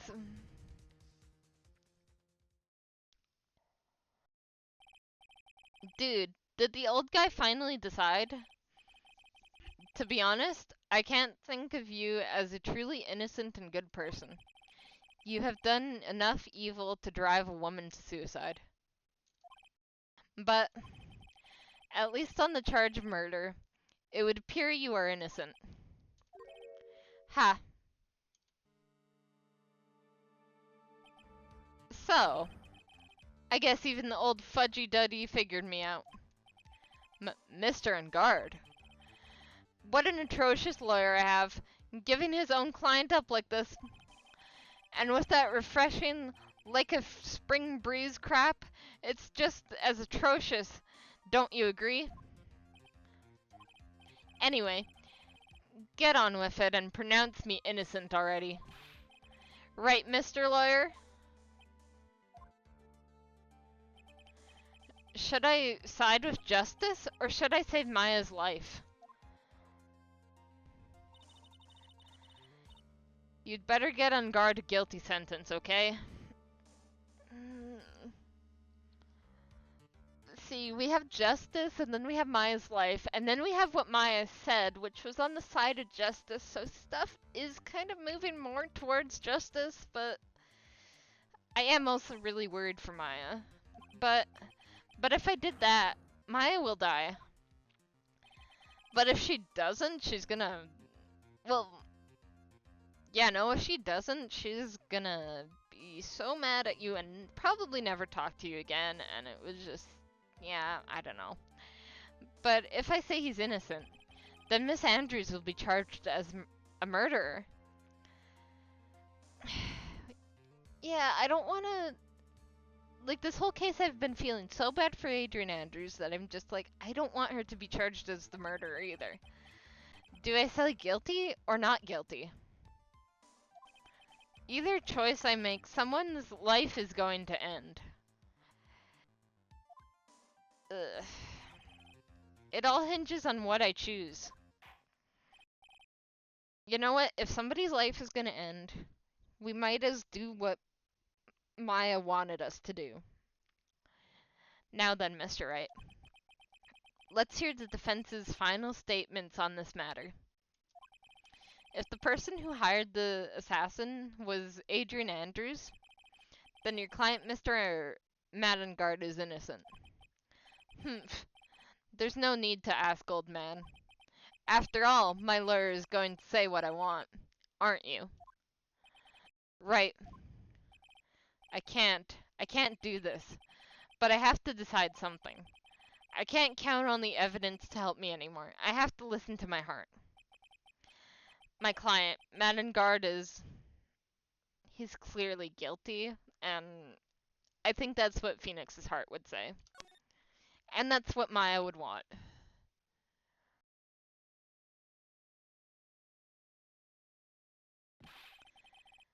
We are waiting for your answer, Mr. Wright. Madengard, your client deserves an answer.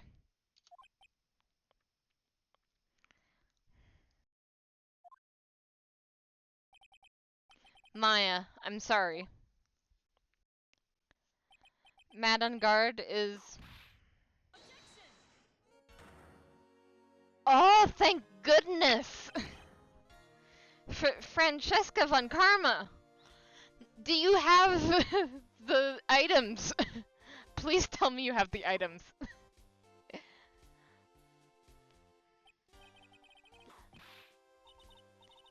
You see now, don't you, Mr. Phoenix Wright? This is exactly why you should never take your eyes off that scruffy fool. Do you bring them? Did you bring them? The final pieces? Do you have them? You should know better than to ask that, Mr. Miles Edgeworth. Von Karma is perfect in every way. The evidence is here in perfect condition. Don't worry about Scruffy, he's fine, and his injuries are minor. All the items are inside this. What a filthy old coat this is. Hey, that's Scruffy... filthy old coat. I mean, Detective Gumshoe's coat. That's Gumshoe's. I can spot his tattered rags anywhere. Okay, it's not tattered, it's just oversized, if anything. I apologize for its ugliness, but there is nothing else to wrap these in. Okay, why is everyone, like, going hard on Gumshoe's coat like that? All I did was call him Scruffy. I didn't say his coat was ugly or tattered or anything like that. I fought long and hard this whole trial. All for what is inside that raggedy coat. It's not raggedy. I guess maybe it is. Maybe Gumshoe couldn't afford a new coat or something and it got raggedy and whatever. I'm sure that inside that coat lies a crucial piece of evidence. Your Honor, inside that filthy coat. Okay, can we stop just degrading this coat more and more by... Like, you're degrading Gumshoe as well by degrading this coat. Are the defense's final pieces of evidence? Your final evidence?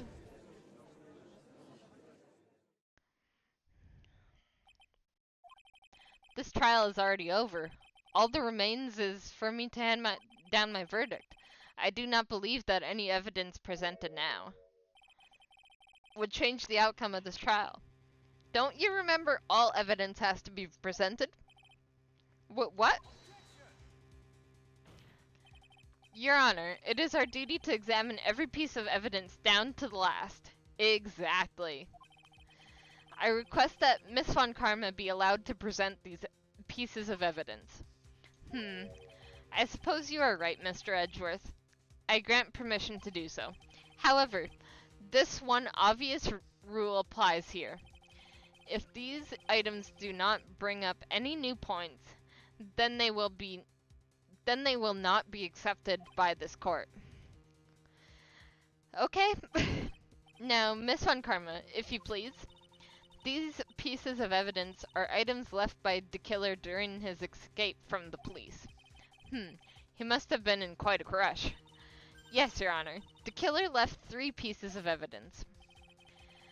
Somehow among the evidence we're about to see, there will be something that will turn this whole situation around, like a miracle.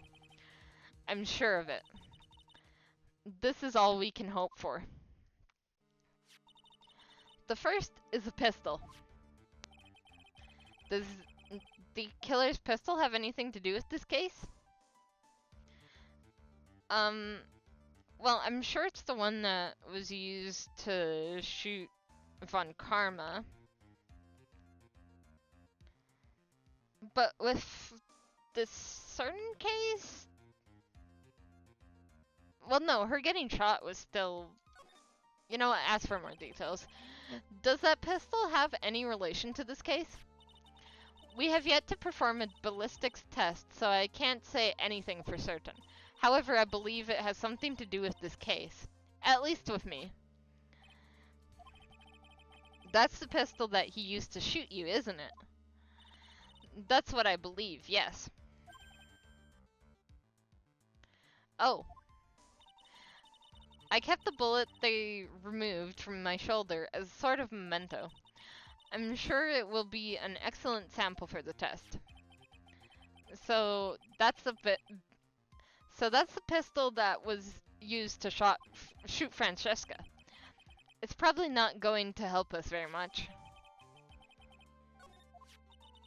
The second piece of evidence is this videotape. Ah, the missing videotape. I bet the killer took that from the Ungard mansion. Have you checked the contents of that tape? Unfortunately, there's no time to. Oh yeah. But I would speculate that this tape is very important. Why would you say that? Because he came back to his hideout for it. The killer went back for it? That's right. It looks like he was trying to recover it. His injured 3 of the officers at the site. But somehow it looks like they managed to protect it from the killer. Shelley the killer is no ordinary man. I'm sure it's the tape that has the murder happening. You know? The last piece of evidence is this bellboy's uniform. Well, that's probably his disguise. Is that the uniform from the Gatewater Hotel? Was that used during the crime? I'm almost certain it was. There's even a pair of black leather gloves in one of the pockets. There's no doubt about it. The killer was wearing this on the night of the murder. There's one thing I found interesting about this uniform. And what is that? There is a button missing on his uniform. A button? It's a very unique button. I'm sure if we were to recover it, it would provide us with an interesting clue. Where would the button be? That is all I have to present, Your Honor. Alright. It's just as I thought. And? What is that, Your Honor?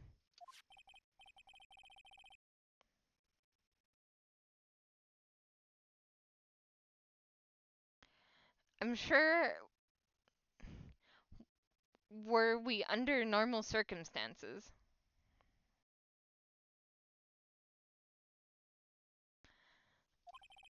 These items from Shelley the Killer's hideout would be very important clues. However, our question is not who did the killing. It is who is the client. Yes, this is correct.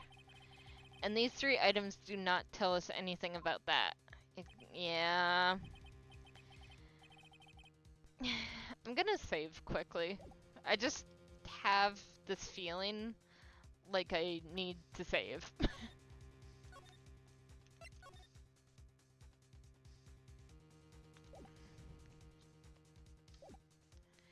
Thank you for your hard work, Miss Von Karma. You may step down now.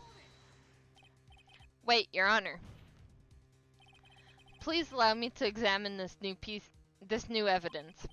Overruled. Dang it. This court already has all the evidence it needs to hand down a verdict. Wonderful. Absolutely splendid. This judge is such a brilliant man, isn't he? Is this the end? Phoenix. I knew it. There's no such thing as a miracle in this world, is there? I think you're wrong. I think they do exist. But you have to make that miracle happen. You've come this far. You can't give up now. But no matter how you think about it, it's try for my sake. Just think about it for a second. There are too many ways out of the situation for us. Two. Oh, there are two different ways. Okay. The first. Make Ungard wish from the bottom of his soul for a guilty verdict. I don't think that's gonna happen. Huh? The killer will always place his client's wishes first. If Ungard himself wishes to be convicted, then he will let his hostage go. That may be true, but that's asking me to do the impossible. Exactly my thoughts. It's impossible. The second way. Force the killer to end his contract with Ungard. Well, he would have to break the contract somehow, but how do you do that? If the killer were to no longer think of Ungard as his client, then he would let Maya go. Mia, that's even more impossible. He is a man who values his duty towards his clients above all else. I know, both of these seem like impossible feats at first. But if you can make either one happen, it will truly be a miracle. Exactly, it would be a miracle. Can we really pull off a miracle like that? I'm not so sure. The bigger problem is, the judge has already said he doesn't need any more evidence. Yeah. The pieces he was just shown, he's not accepting them. Phoenix, think things through from the other side. Isn't that what has always worked for us? Other side. The other side? Wait, does she mean... You mean to turn things around? Phoenix, the judge says he doesn't need the evidence. If that's the case, then who does need it? The person who needs the evidence. The defense, prosecution, and the judge. We have seen all the pieces of evidence. And that is how we have come to know the truth. But there is one person who has yet to see them all. And that person does not know the truth. That truth. It may be what we bring about the miracle in the end. Who? There are no objections this time, correct? Now then, I pronounce my verdict. Why don't we all sit back and listen, kids?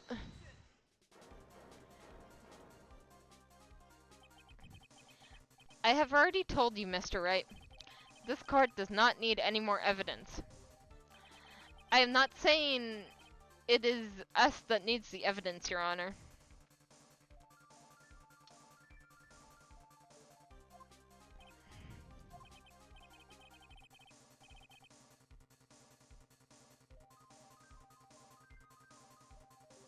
Then you want to show the evidence to that person?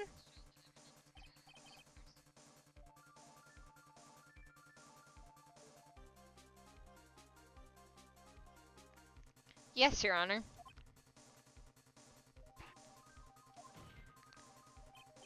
Please, Your Honor.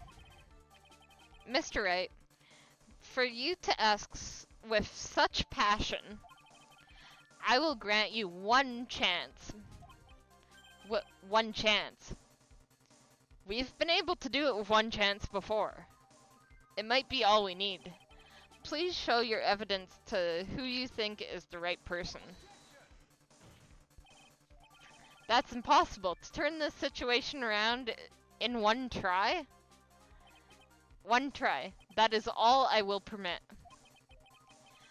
I have to try and remember. I am saving...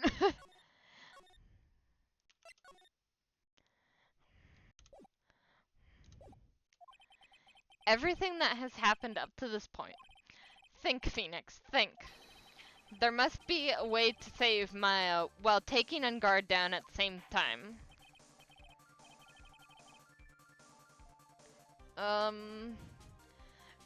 Now then, Mr. Wright, let's not waste any more time. Who would you like to show evidence to?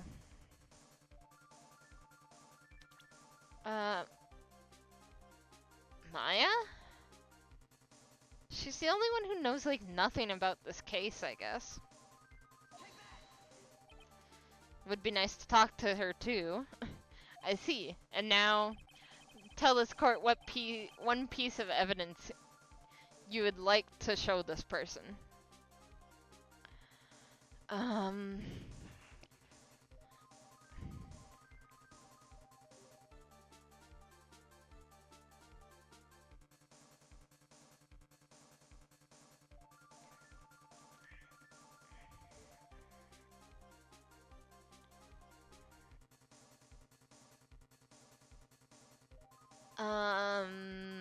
What would I want to show it to Maya?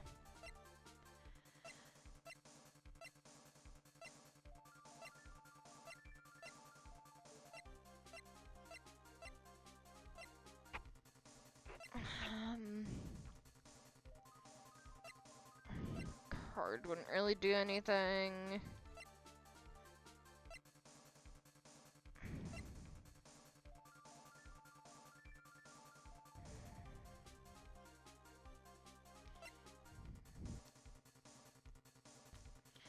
I don't know how it would help, but maybe the bear?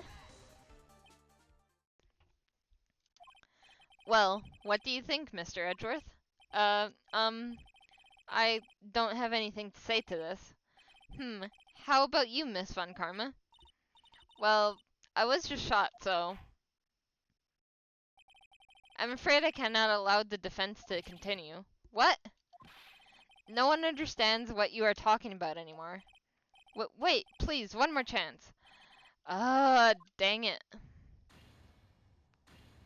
No, we don't want the not guilty.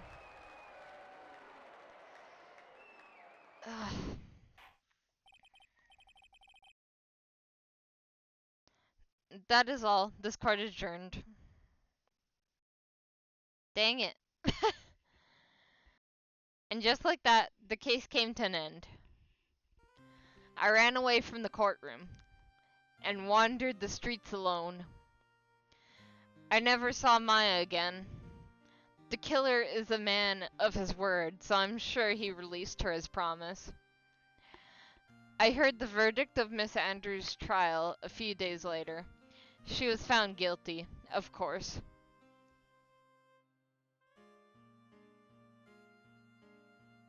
The miracle never happened. Maybe it was never meant to. Because a miracle is something that doesn't exist. But miracles happen all the time in this universe. The end!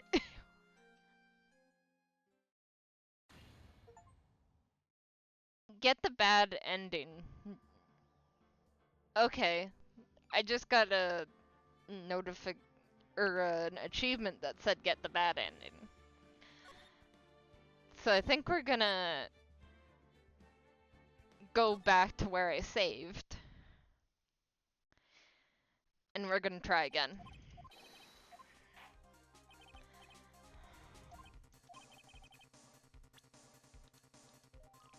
Okay. Um.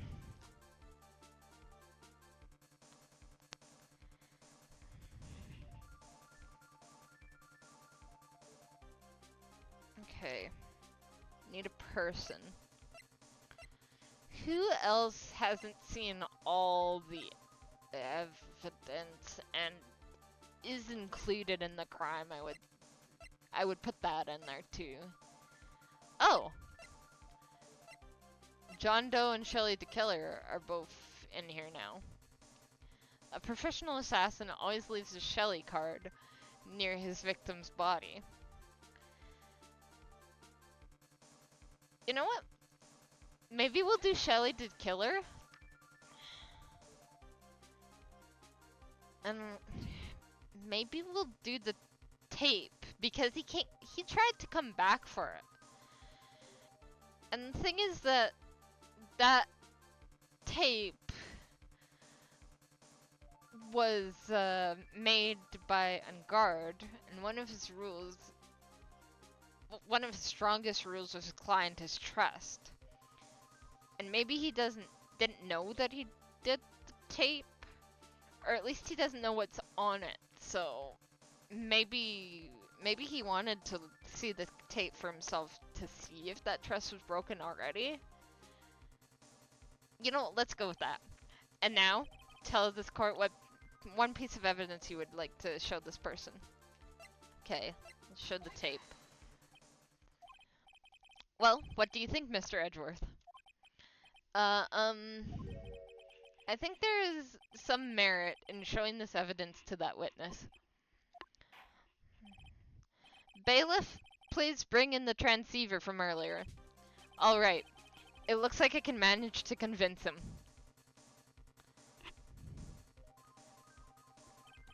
Maya, she's okay, right? Didn't I tell you to concern yourself with bringing about a speedy end to this trial? Now, if I understand correctly, you wish to show me one piece of evidence. Yes, one is all I need. I have here a videotape.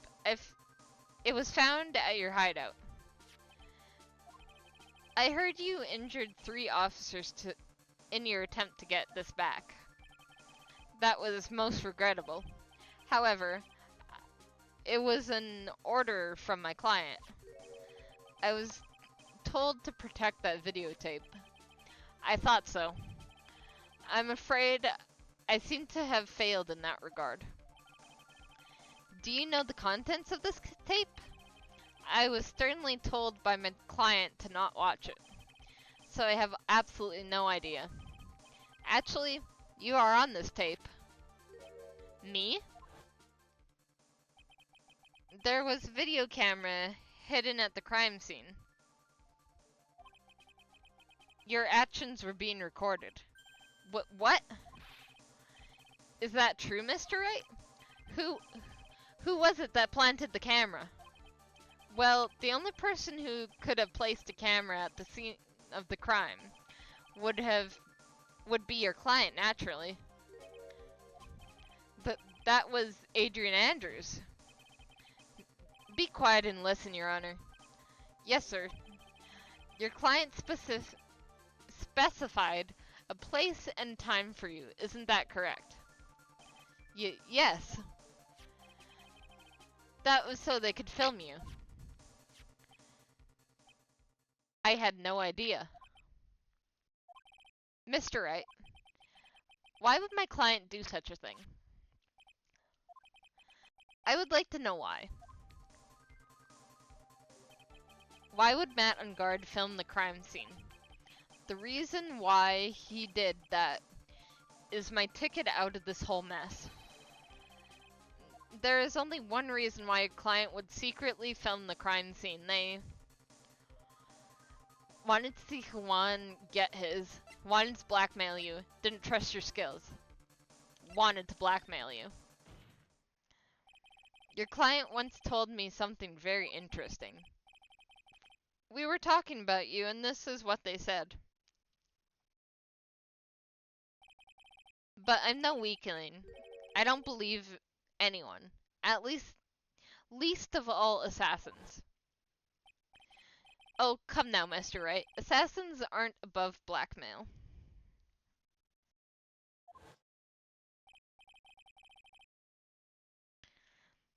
Yes, that's where the video comes in. With that, I can keep him at bay, and even blackmail him if I want to. If I want. Your client didn't trust you at all. They were thinking of using this video to blackmail you.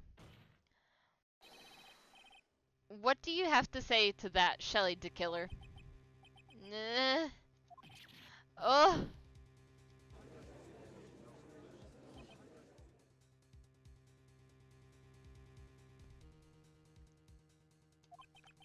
it looks like I was being deceived from the very beginning. Yes, by a natural. That is the kind of person they are. Your client is a person who thinks and plots of how to use the people around them to protect themselves from any and all dangers that arise.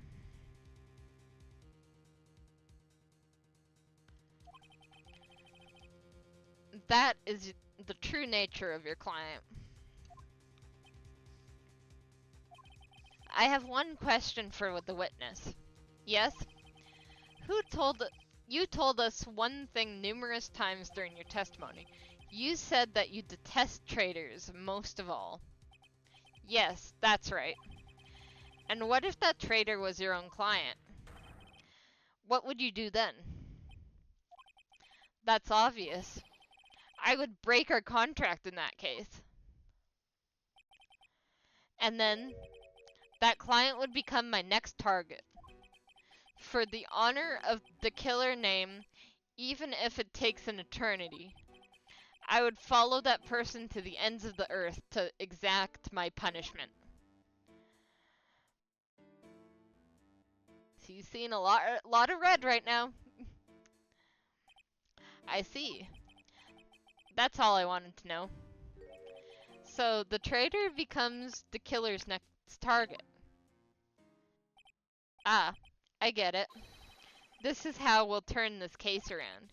Mr. Wright. Yes? My contract with my client is over as of now. I seem to have a new job on my hands. I will now return to you your precious item. What the? I'm not an item? Maya, I thought I'd never see you again. Oh, thank goodness. Yay, we saved Maya. Now we just need to get this stupid guilty verdict. This trial appears to have come to its conclusion. However, actually, I'm sort of, I don't quite know what just happened there with the client. Ga? Miss Sun Karma, where did that... She's always has you in her sights. Now, I do believe it's time to finally hand down a verdict.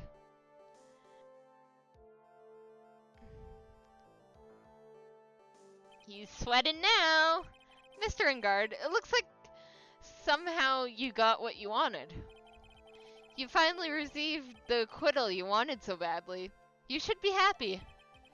But before that, I should like to make one final statement.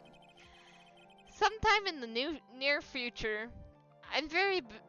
one very betrayed assassin may appear before you. Needless to say, that man is very good at what he does. I'm sure you would understand what I mean if you watch this video. Help me?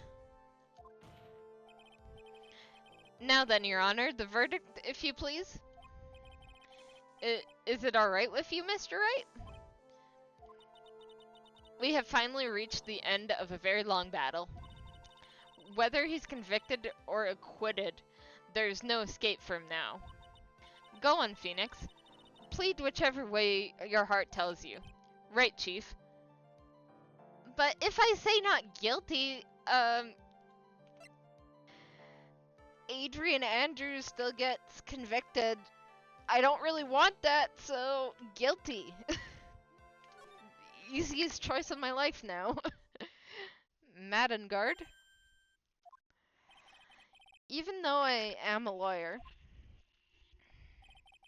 I cannot make your crime disappear. I think a guilty verdict is appropriate here. Me? My wonderful self? Guilty? Even if you got an acquittal, the instant you set foot outside the detention center, your life would be in danger, no matter which way you look at it. You can't run away from your crime anymore.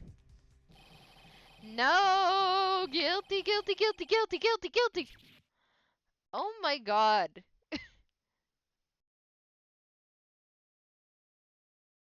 He completely scratched up his face.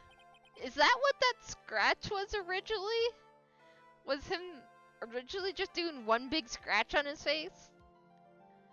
I know that's why he had the long hair to hide half of his face, was to hide that, but like, oh my god. As always, it looks like we have uncovered the real truth. We? I don't remember you helping out much in this. Mr. Edgeworth, how is Madden Guard? I have left Miss Von Karma in charge of his incarceration. I'm sure he's getting a full course meal of whip leather right about now. Very good. That was a close one, wasn't it, witness? Yes.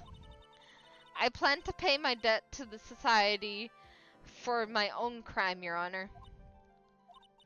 The first time I was called to the witness stand during this trial, all I felt was despair.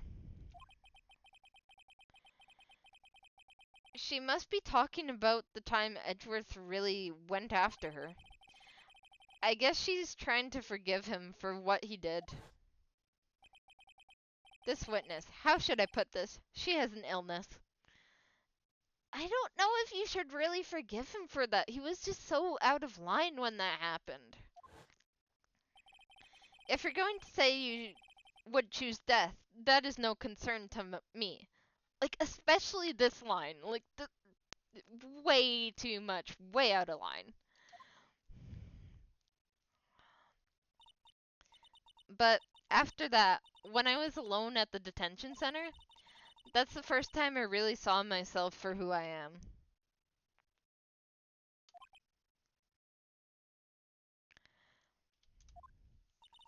And today, when the two of you used your combined strength to convict Matt, I felt like I had finally been saved. Wow, this is the first time I've ever seen her smile. Well, I'm glad she's at least happy. I'm really happy that you two were in charge of this case. I really don't know how to express how I feel at this moment. This is the first time I've felt comfortable with myself, with who I am. Thank you so much, everyone.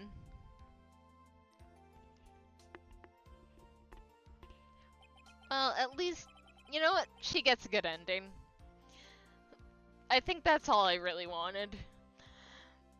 It looks like we have resolved everything at last.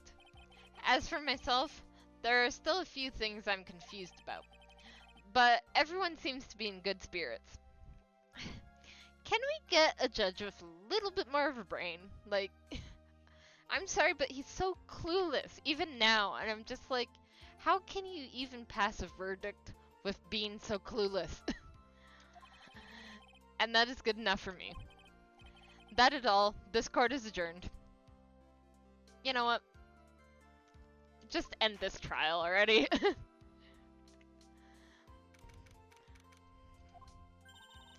You were great out there, Phoenix. What I did out there was right, wasn't it? This is the first time you've not gotten your client off. You got them a guilty verdict this time. But you have a look past all of that to what's really important. You know, you now realize that there's something more than just getting a not guilty, right? Yes, I understand now. Phoenix, think back for a second. Think to the moments before Miss Von Karma arrived with the final pieces of evidence.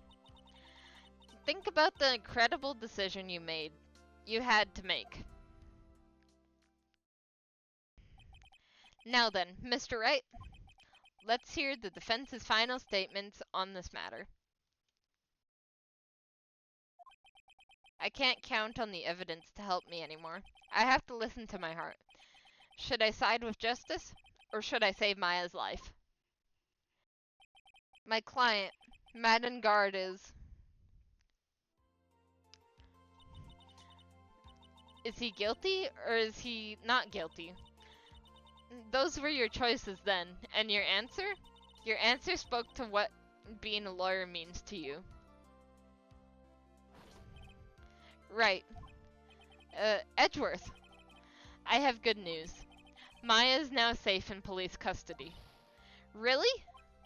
But Pearls, you're telling us the truth, right, Mr. Edgeworth? Yes, she's quite safe. She's on her way here as we speak in a patrol car.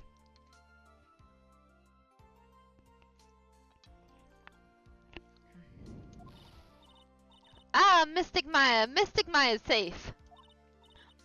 You did it. You really did it, Nick. Ow, she punches deceptively hard for a kid. I believe in you.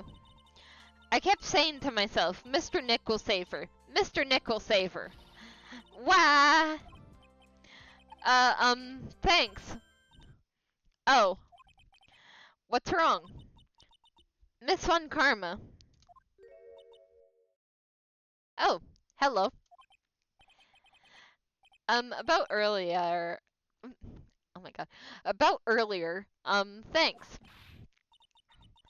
Ow, why are you still smiling, Mr. Phoenix Wright? You lost. Your perfect win record has now been crushed. And yet, you are still happy. Of course. We got the verdict we wanted. It's not about winning. It's about getting the verdict that is the truth. I don't think you'll ever understand, Miss Von Karma. How dare you? Don't worry. She may in time. After all, I was like that myself until a year ago. Edgeworth. For my own personal victories and for guilty verdicts.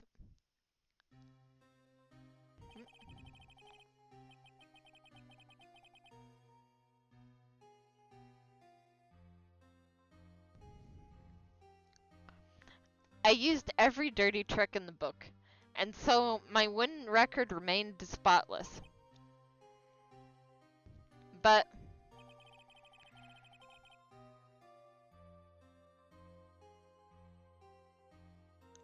a man appeared and stood fast against that selfish me. I fought him in my usual manner, and tasted my first defeat. I felt like I had lost everything because of that. And then... it was my turn to sit in the defendant's chair. And I was saved by that person I called my enemy. I couldn't forgive myself for all that had happened. So I left the prosecutor's office. And I left that note. Prosecutor Miles Edgeworth chooses death. As well as you should have. A prosecutor who has shamed himself with defeat should crawl into a hole and die. But that was not what happened. After I left the prosecutor's office, I finally came to realize something. And it was in that moment of clarity that everything began to change. What foolish nonsense. We prosecutors use everything we can to attack the defendant. But every time we do so, No matter how desperate the situation, instead of giving up like most people, that man would hold strong with his undying faith. But then, before I knew it, I began to trust in that man as well. What? You trusted your enemy? It doesn't matter how many underhanded tricks a person uses. The truth will always find a way to make itself known. The only thing we can do is to fight with the knowledge we hold and everything we have, erasing the paradoxes one by one. It's never easy. We claw and scratch for every inch. But we will always eventually reach that one single truth. This I promise you. The truth. Yes, that's the reason why prosecutors and defense attorneys exist. But I'm sure you knew that already, didn't you, Wright? That's why you couldn't forgive me, this man who went into hiding. Isn't that right? This man who only had his sights set on victory, who ran away into the night. Ah, is Mr. Edgeworth right, Mr. Nick? You really let me down. When you disappeared, I felt betrayed. The only reason I decided to become a lawyer to begin with was because I believed in the things you said to me all those years ago. And you betrayed your own words. That's why, 1 year ago, I made up my mind. I decided that the Miles Edgeworth I knew had died. At least that's what I told myself. You pathetic fool. Miss Von Karma. I don't want to hear the wretched whimpering of a disgraced loser. A Von Karma is someone who is destined to be perfect. Miles Edgeworth. You are no longer worthy. You are no longer worthy of a Von Karma. And neither am I. It's over. It's all over. Francesca threw something on the ground just now. This is an electromagnetic receiver. Isn't that the thing she used to track Detective Gumshoe? I'll return this to the precinct later. And there's something else. Ah! Isn't that Miss Von Karma's whip? Quick, take it and make sure she never finds it again. I'll never set foot in another courtroom again. I'm sure that's what she's saying by this action. You should keep this, right? Okay. Nick. Maya! Maya! Mystic Maya! Mystic Maya!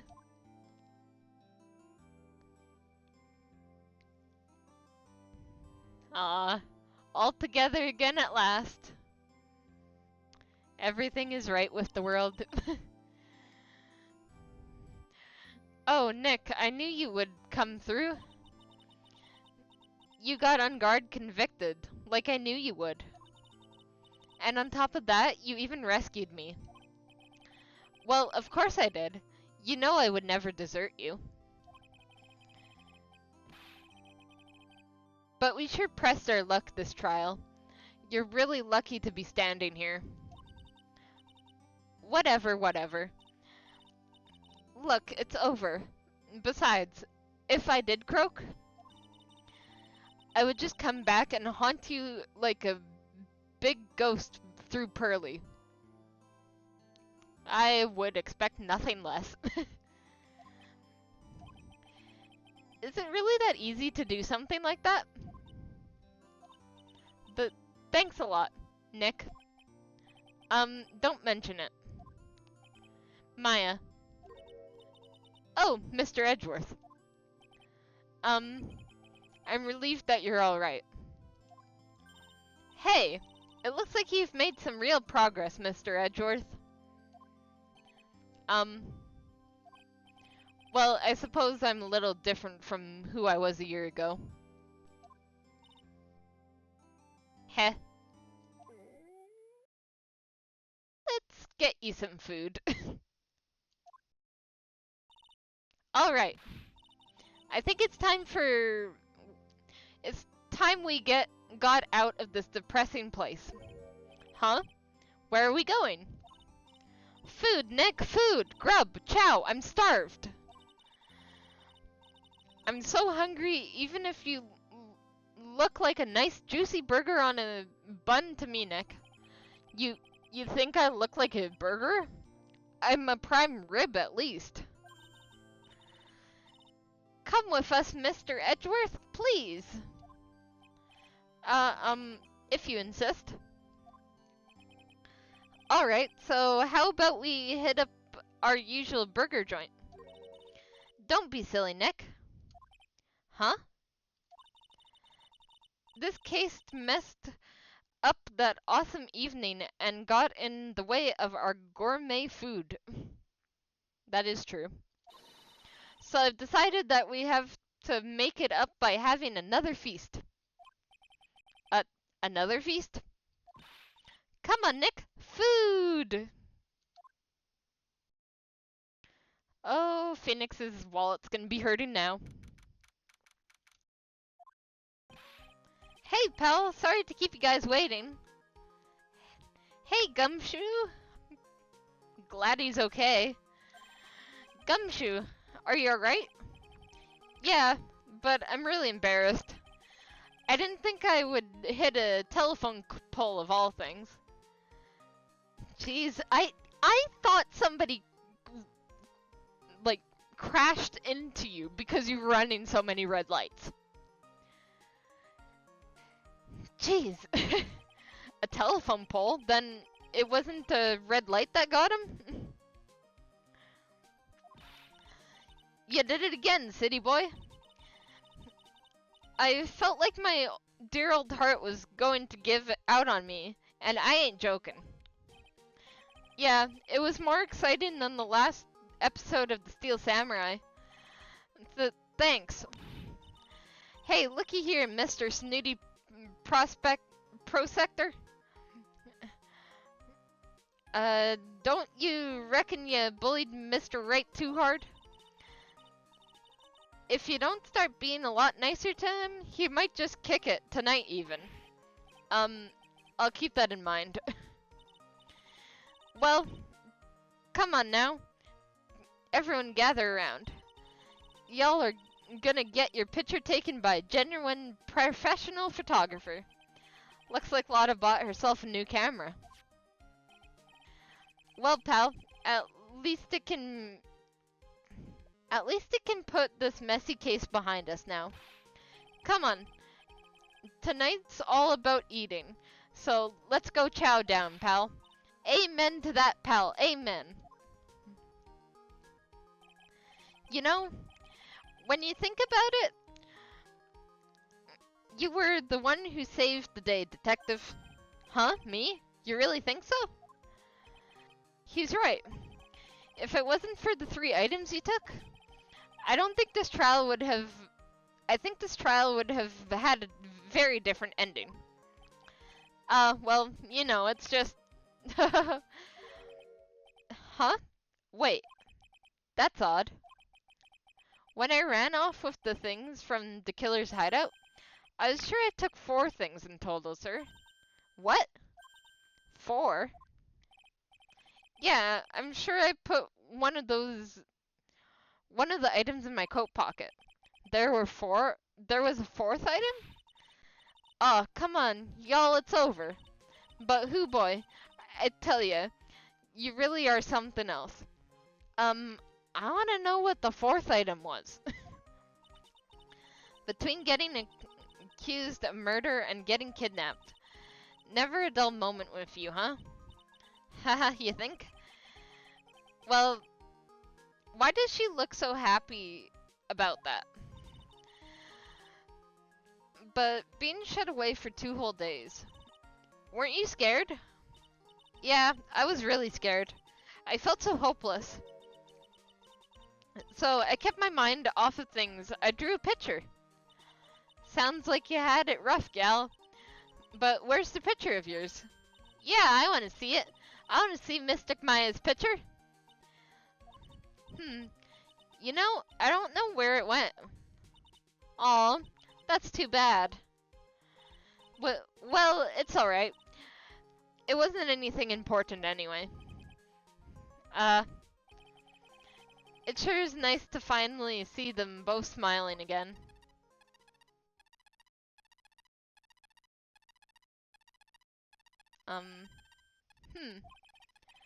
What is that, Edgeworth?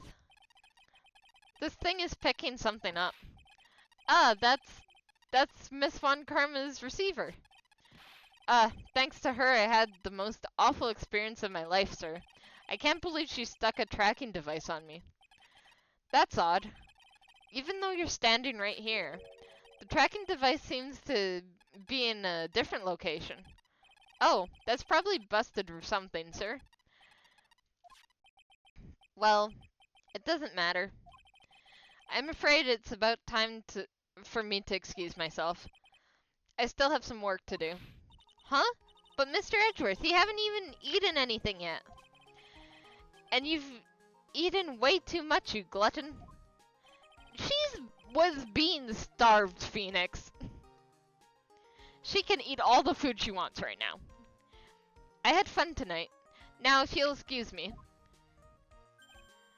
Wait. What? I just want to say, thanks, Edgeworth. You really saved me out there. If anyone should be saying thanks, it should be me, right? I feel like words alone aren't enough here. I wonder if there's anything I could give him to express how I feel.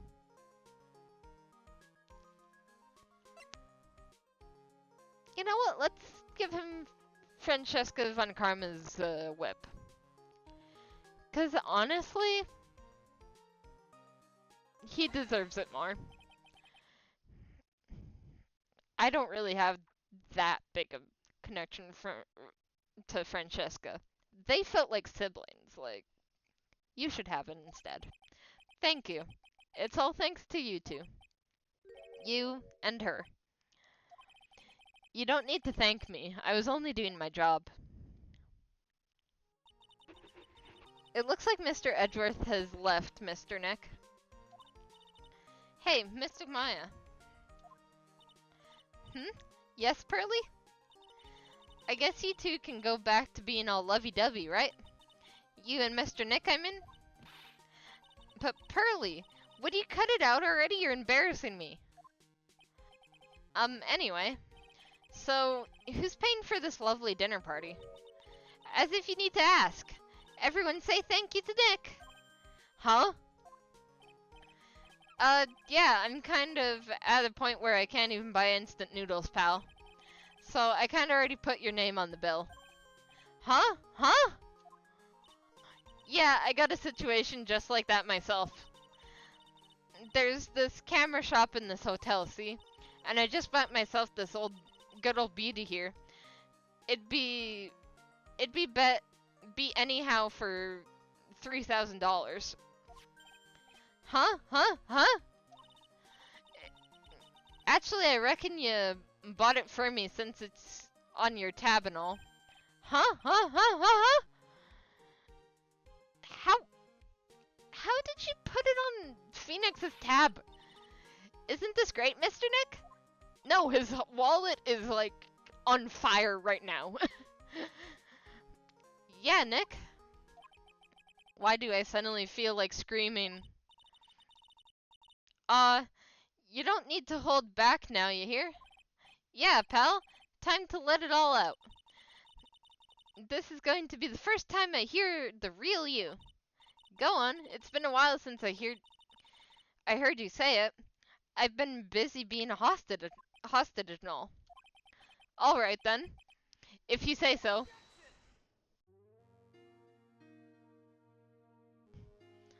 What a way to end a game.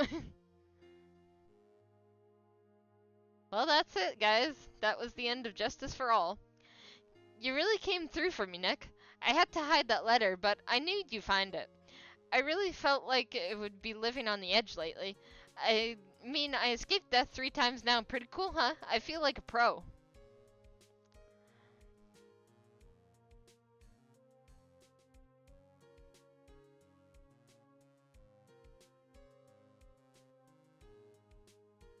I'm so happy that you could save Mystic Maya, Nick, and I'm so happy for you too as well. Speaking of which, I think this hotel is a popular place for honeymoons, so I sort of made reservations for you too, just in case. Pearl, you don't even have money to make a reservation. Please don't tell me you put it on Phoenix's tab again. Well, pal, it looks like I'm back on the force again. Mr. Edgeworth had a long talk with the chief, and he said he got me reinstated. I heard he said things like, letting that one go is bad. I knew it. Crashing headlong into everything is the only way to live, pal.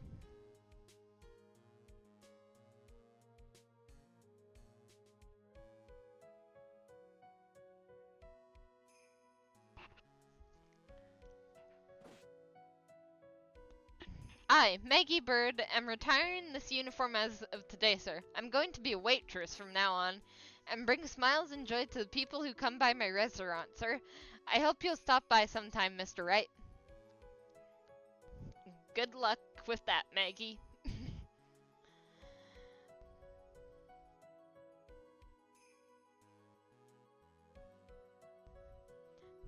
Yes. Are you here to visit a patient? I'm Director Hottie, ho ho. Recently, yes, that girl you know. I haven't seen her around, yes. But I remember, if I even laid so much of an eye on her, that would go crack, I didn't matter if got ripped, though, yes, ho ho. Director Hottie, I strongly suggest you start leaving women alone, especially Von Karma. Oh, Max, it's time to begin our quest of the World Circus domination, and let the world know that we plan make a fabulous light in Zimbabwe. Hey, Max, what do you think Zimbabwe is like? Do you think there are castles made of cake and bunnies who can talk? I think there are many other talking bunnies, even that make jokes at most jokes. Ah.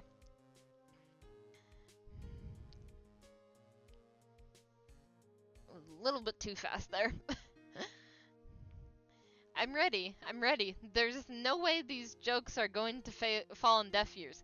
I'm going to do more commentary with my humor. Miles Curls represent. We've got our new act all worked out. Prepare for the Hell You've circus. Say something, will you? You're supposed to start this off. Get on with it. I see they're still fighting. Some things never change, do they?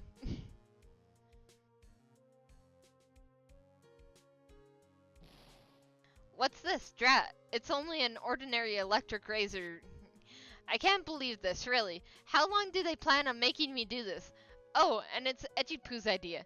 So this means I must be deep hiding. Why do I keep a feeling I wouldn't forget, would they? It was never like this in the old days. Everything thought the world of me. Call me Queen Wendy and... okay, it's going too fast. She's just blabbering on again. That's kind of sad that they forgot about her and she's still searching the whole entire hotel. Jeez. Well, if she's mad the next time we see her, it's understandable. I appreciate everything you and Mr. Edgeworth did to me from the bottom of my heart. Oh, that's right, I received a letter from Von Karma. She said that after I get out, I should feel free to consult her about anything at all. I'm really thankful to have met everyone.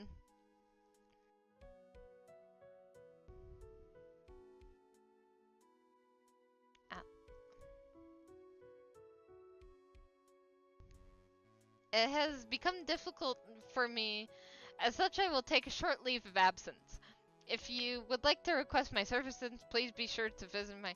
May we both... Okay. He's taking a break from being an assassin.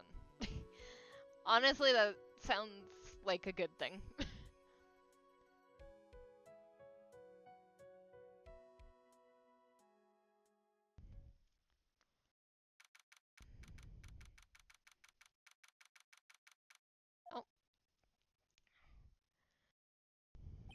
Why are we out of the airport?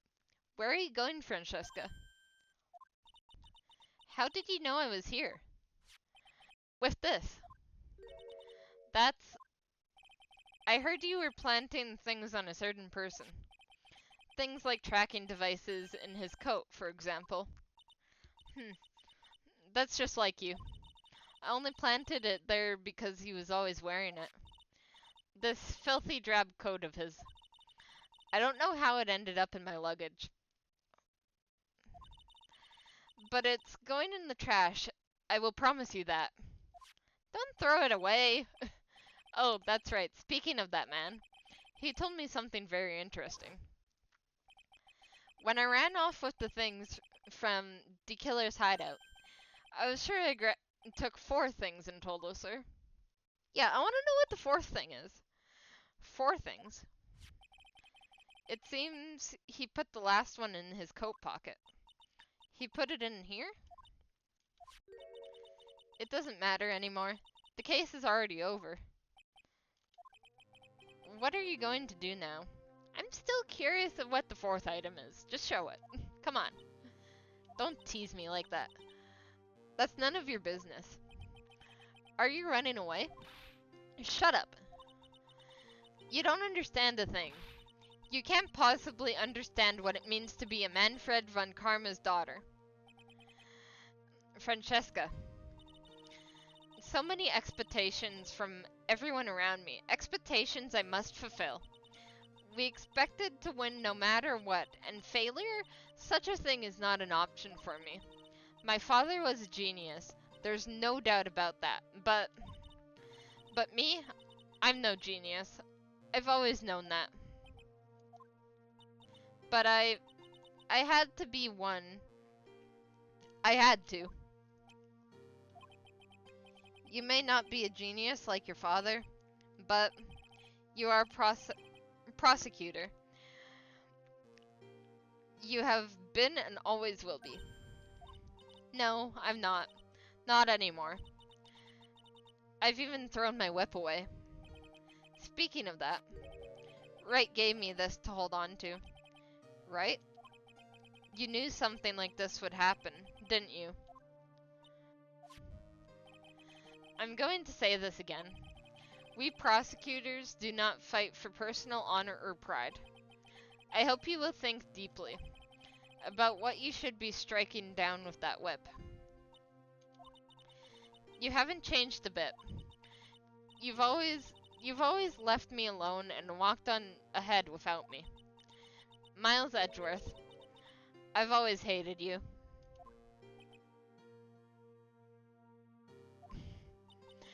And then, finally, my chance I have to take my revenge on you arrived.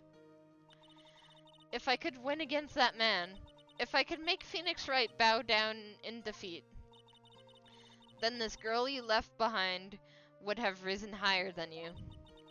That was supposed to be my revenge.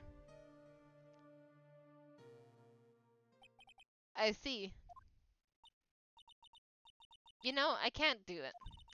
I can't change who I am. I can't throw everything away I've been until today.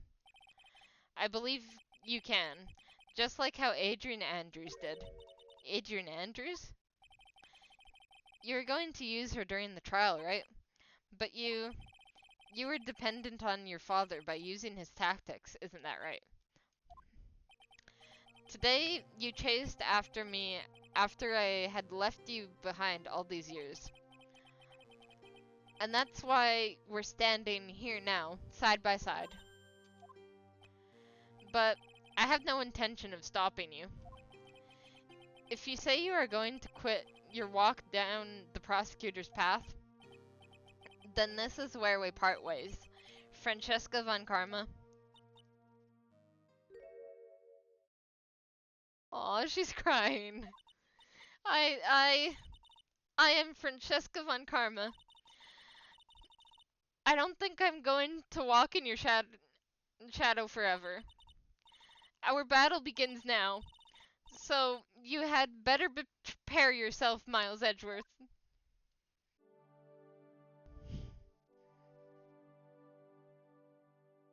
You know what?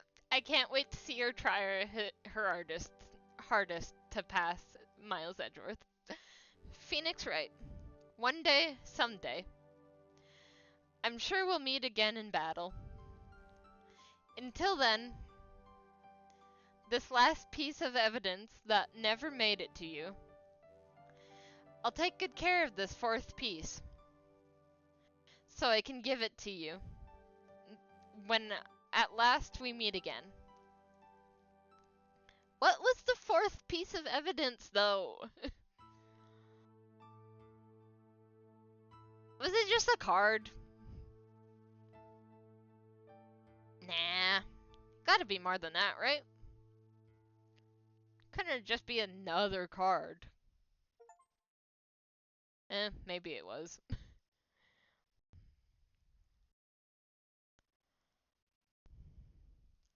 Alright. And that wraps up Justice for All. So the next time I'll be streaming Ace Attorney will be starting with, let me see. Yep, we'll be on the last game of the trilogy, Trials and Turbulations. So if you're interested in watching me play through Trials and Turbulations, then I'll catch you next stream, I guess. Bye for now. Oh, very quick, I just uploaded my first cosplay tutorial. This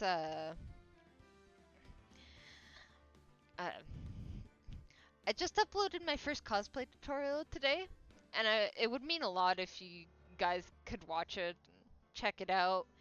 Maybe comment some, just comment something in the comments, like what I could improve on, or what you think of the tutorial, or the wig I styled in the tutorial. And yeah, that would really mean a lot to me. So thank you if you take time out of your day to do that, or well, thank you for even taking out your time out of your day to watch these silly streams I do. It truly means a lot. So I'll yeah, I'll see you next stream. So bye guys.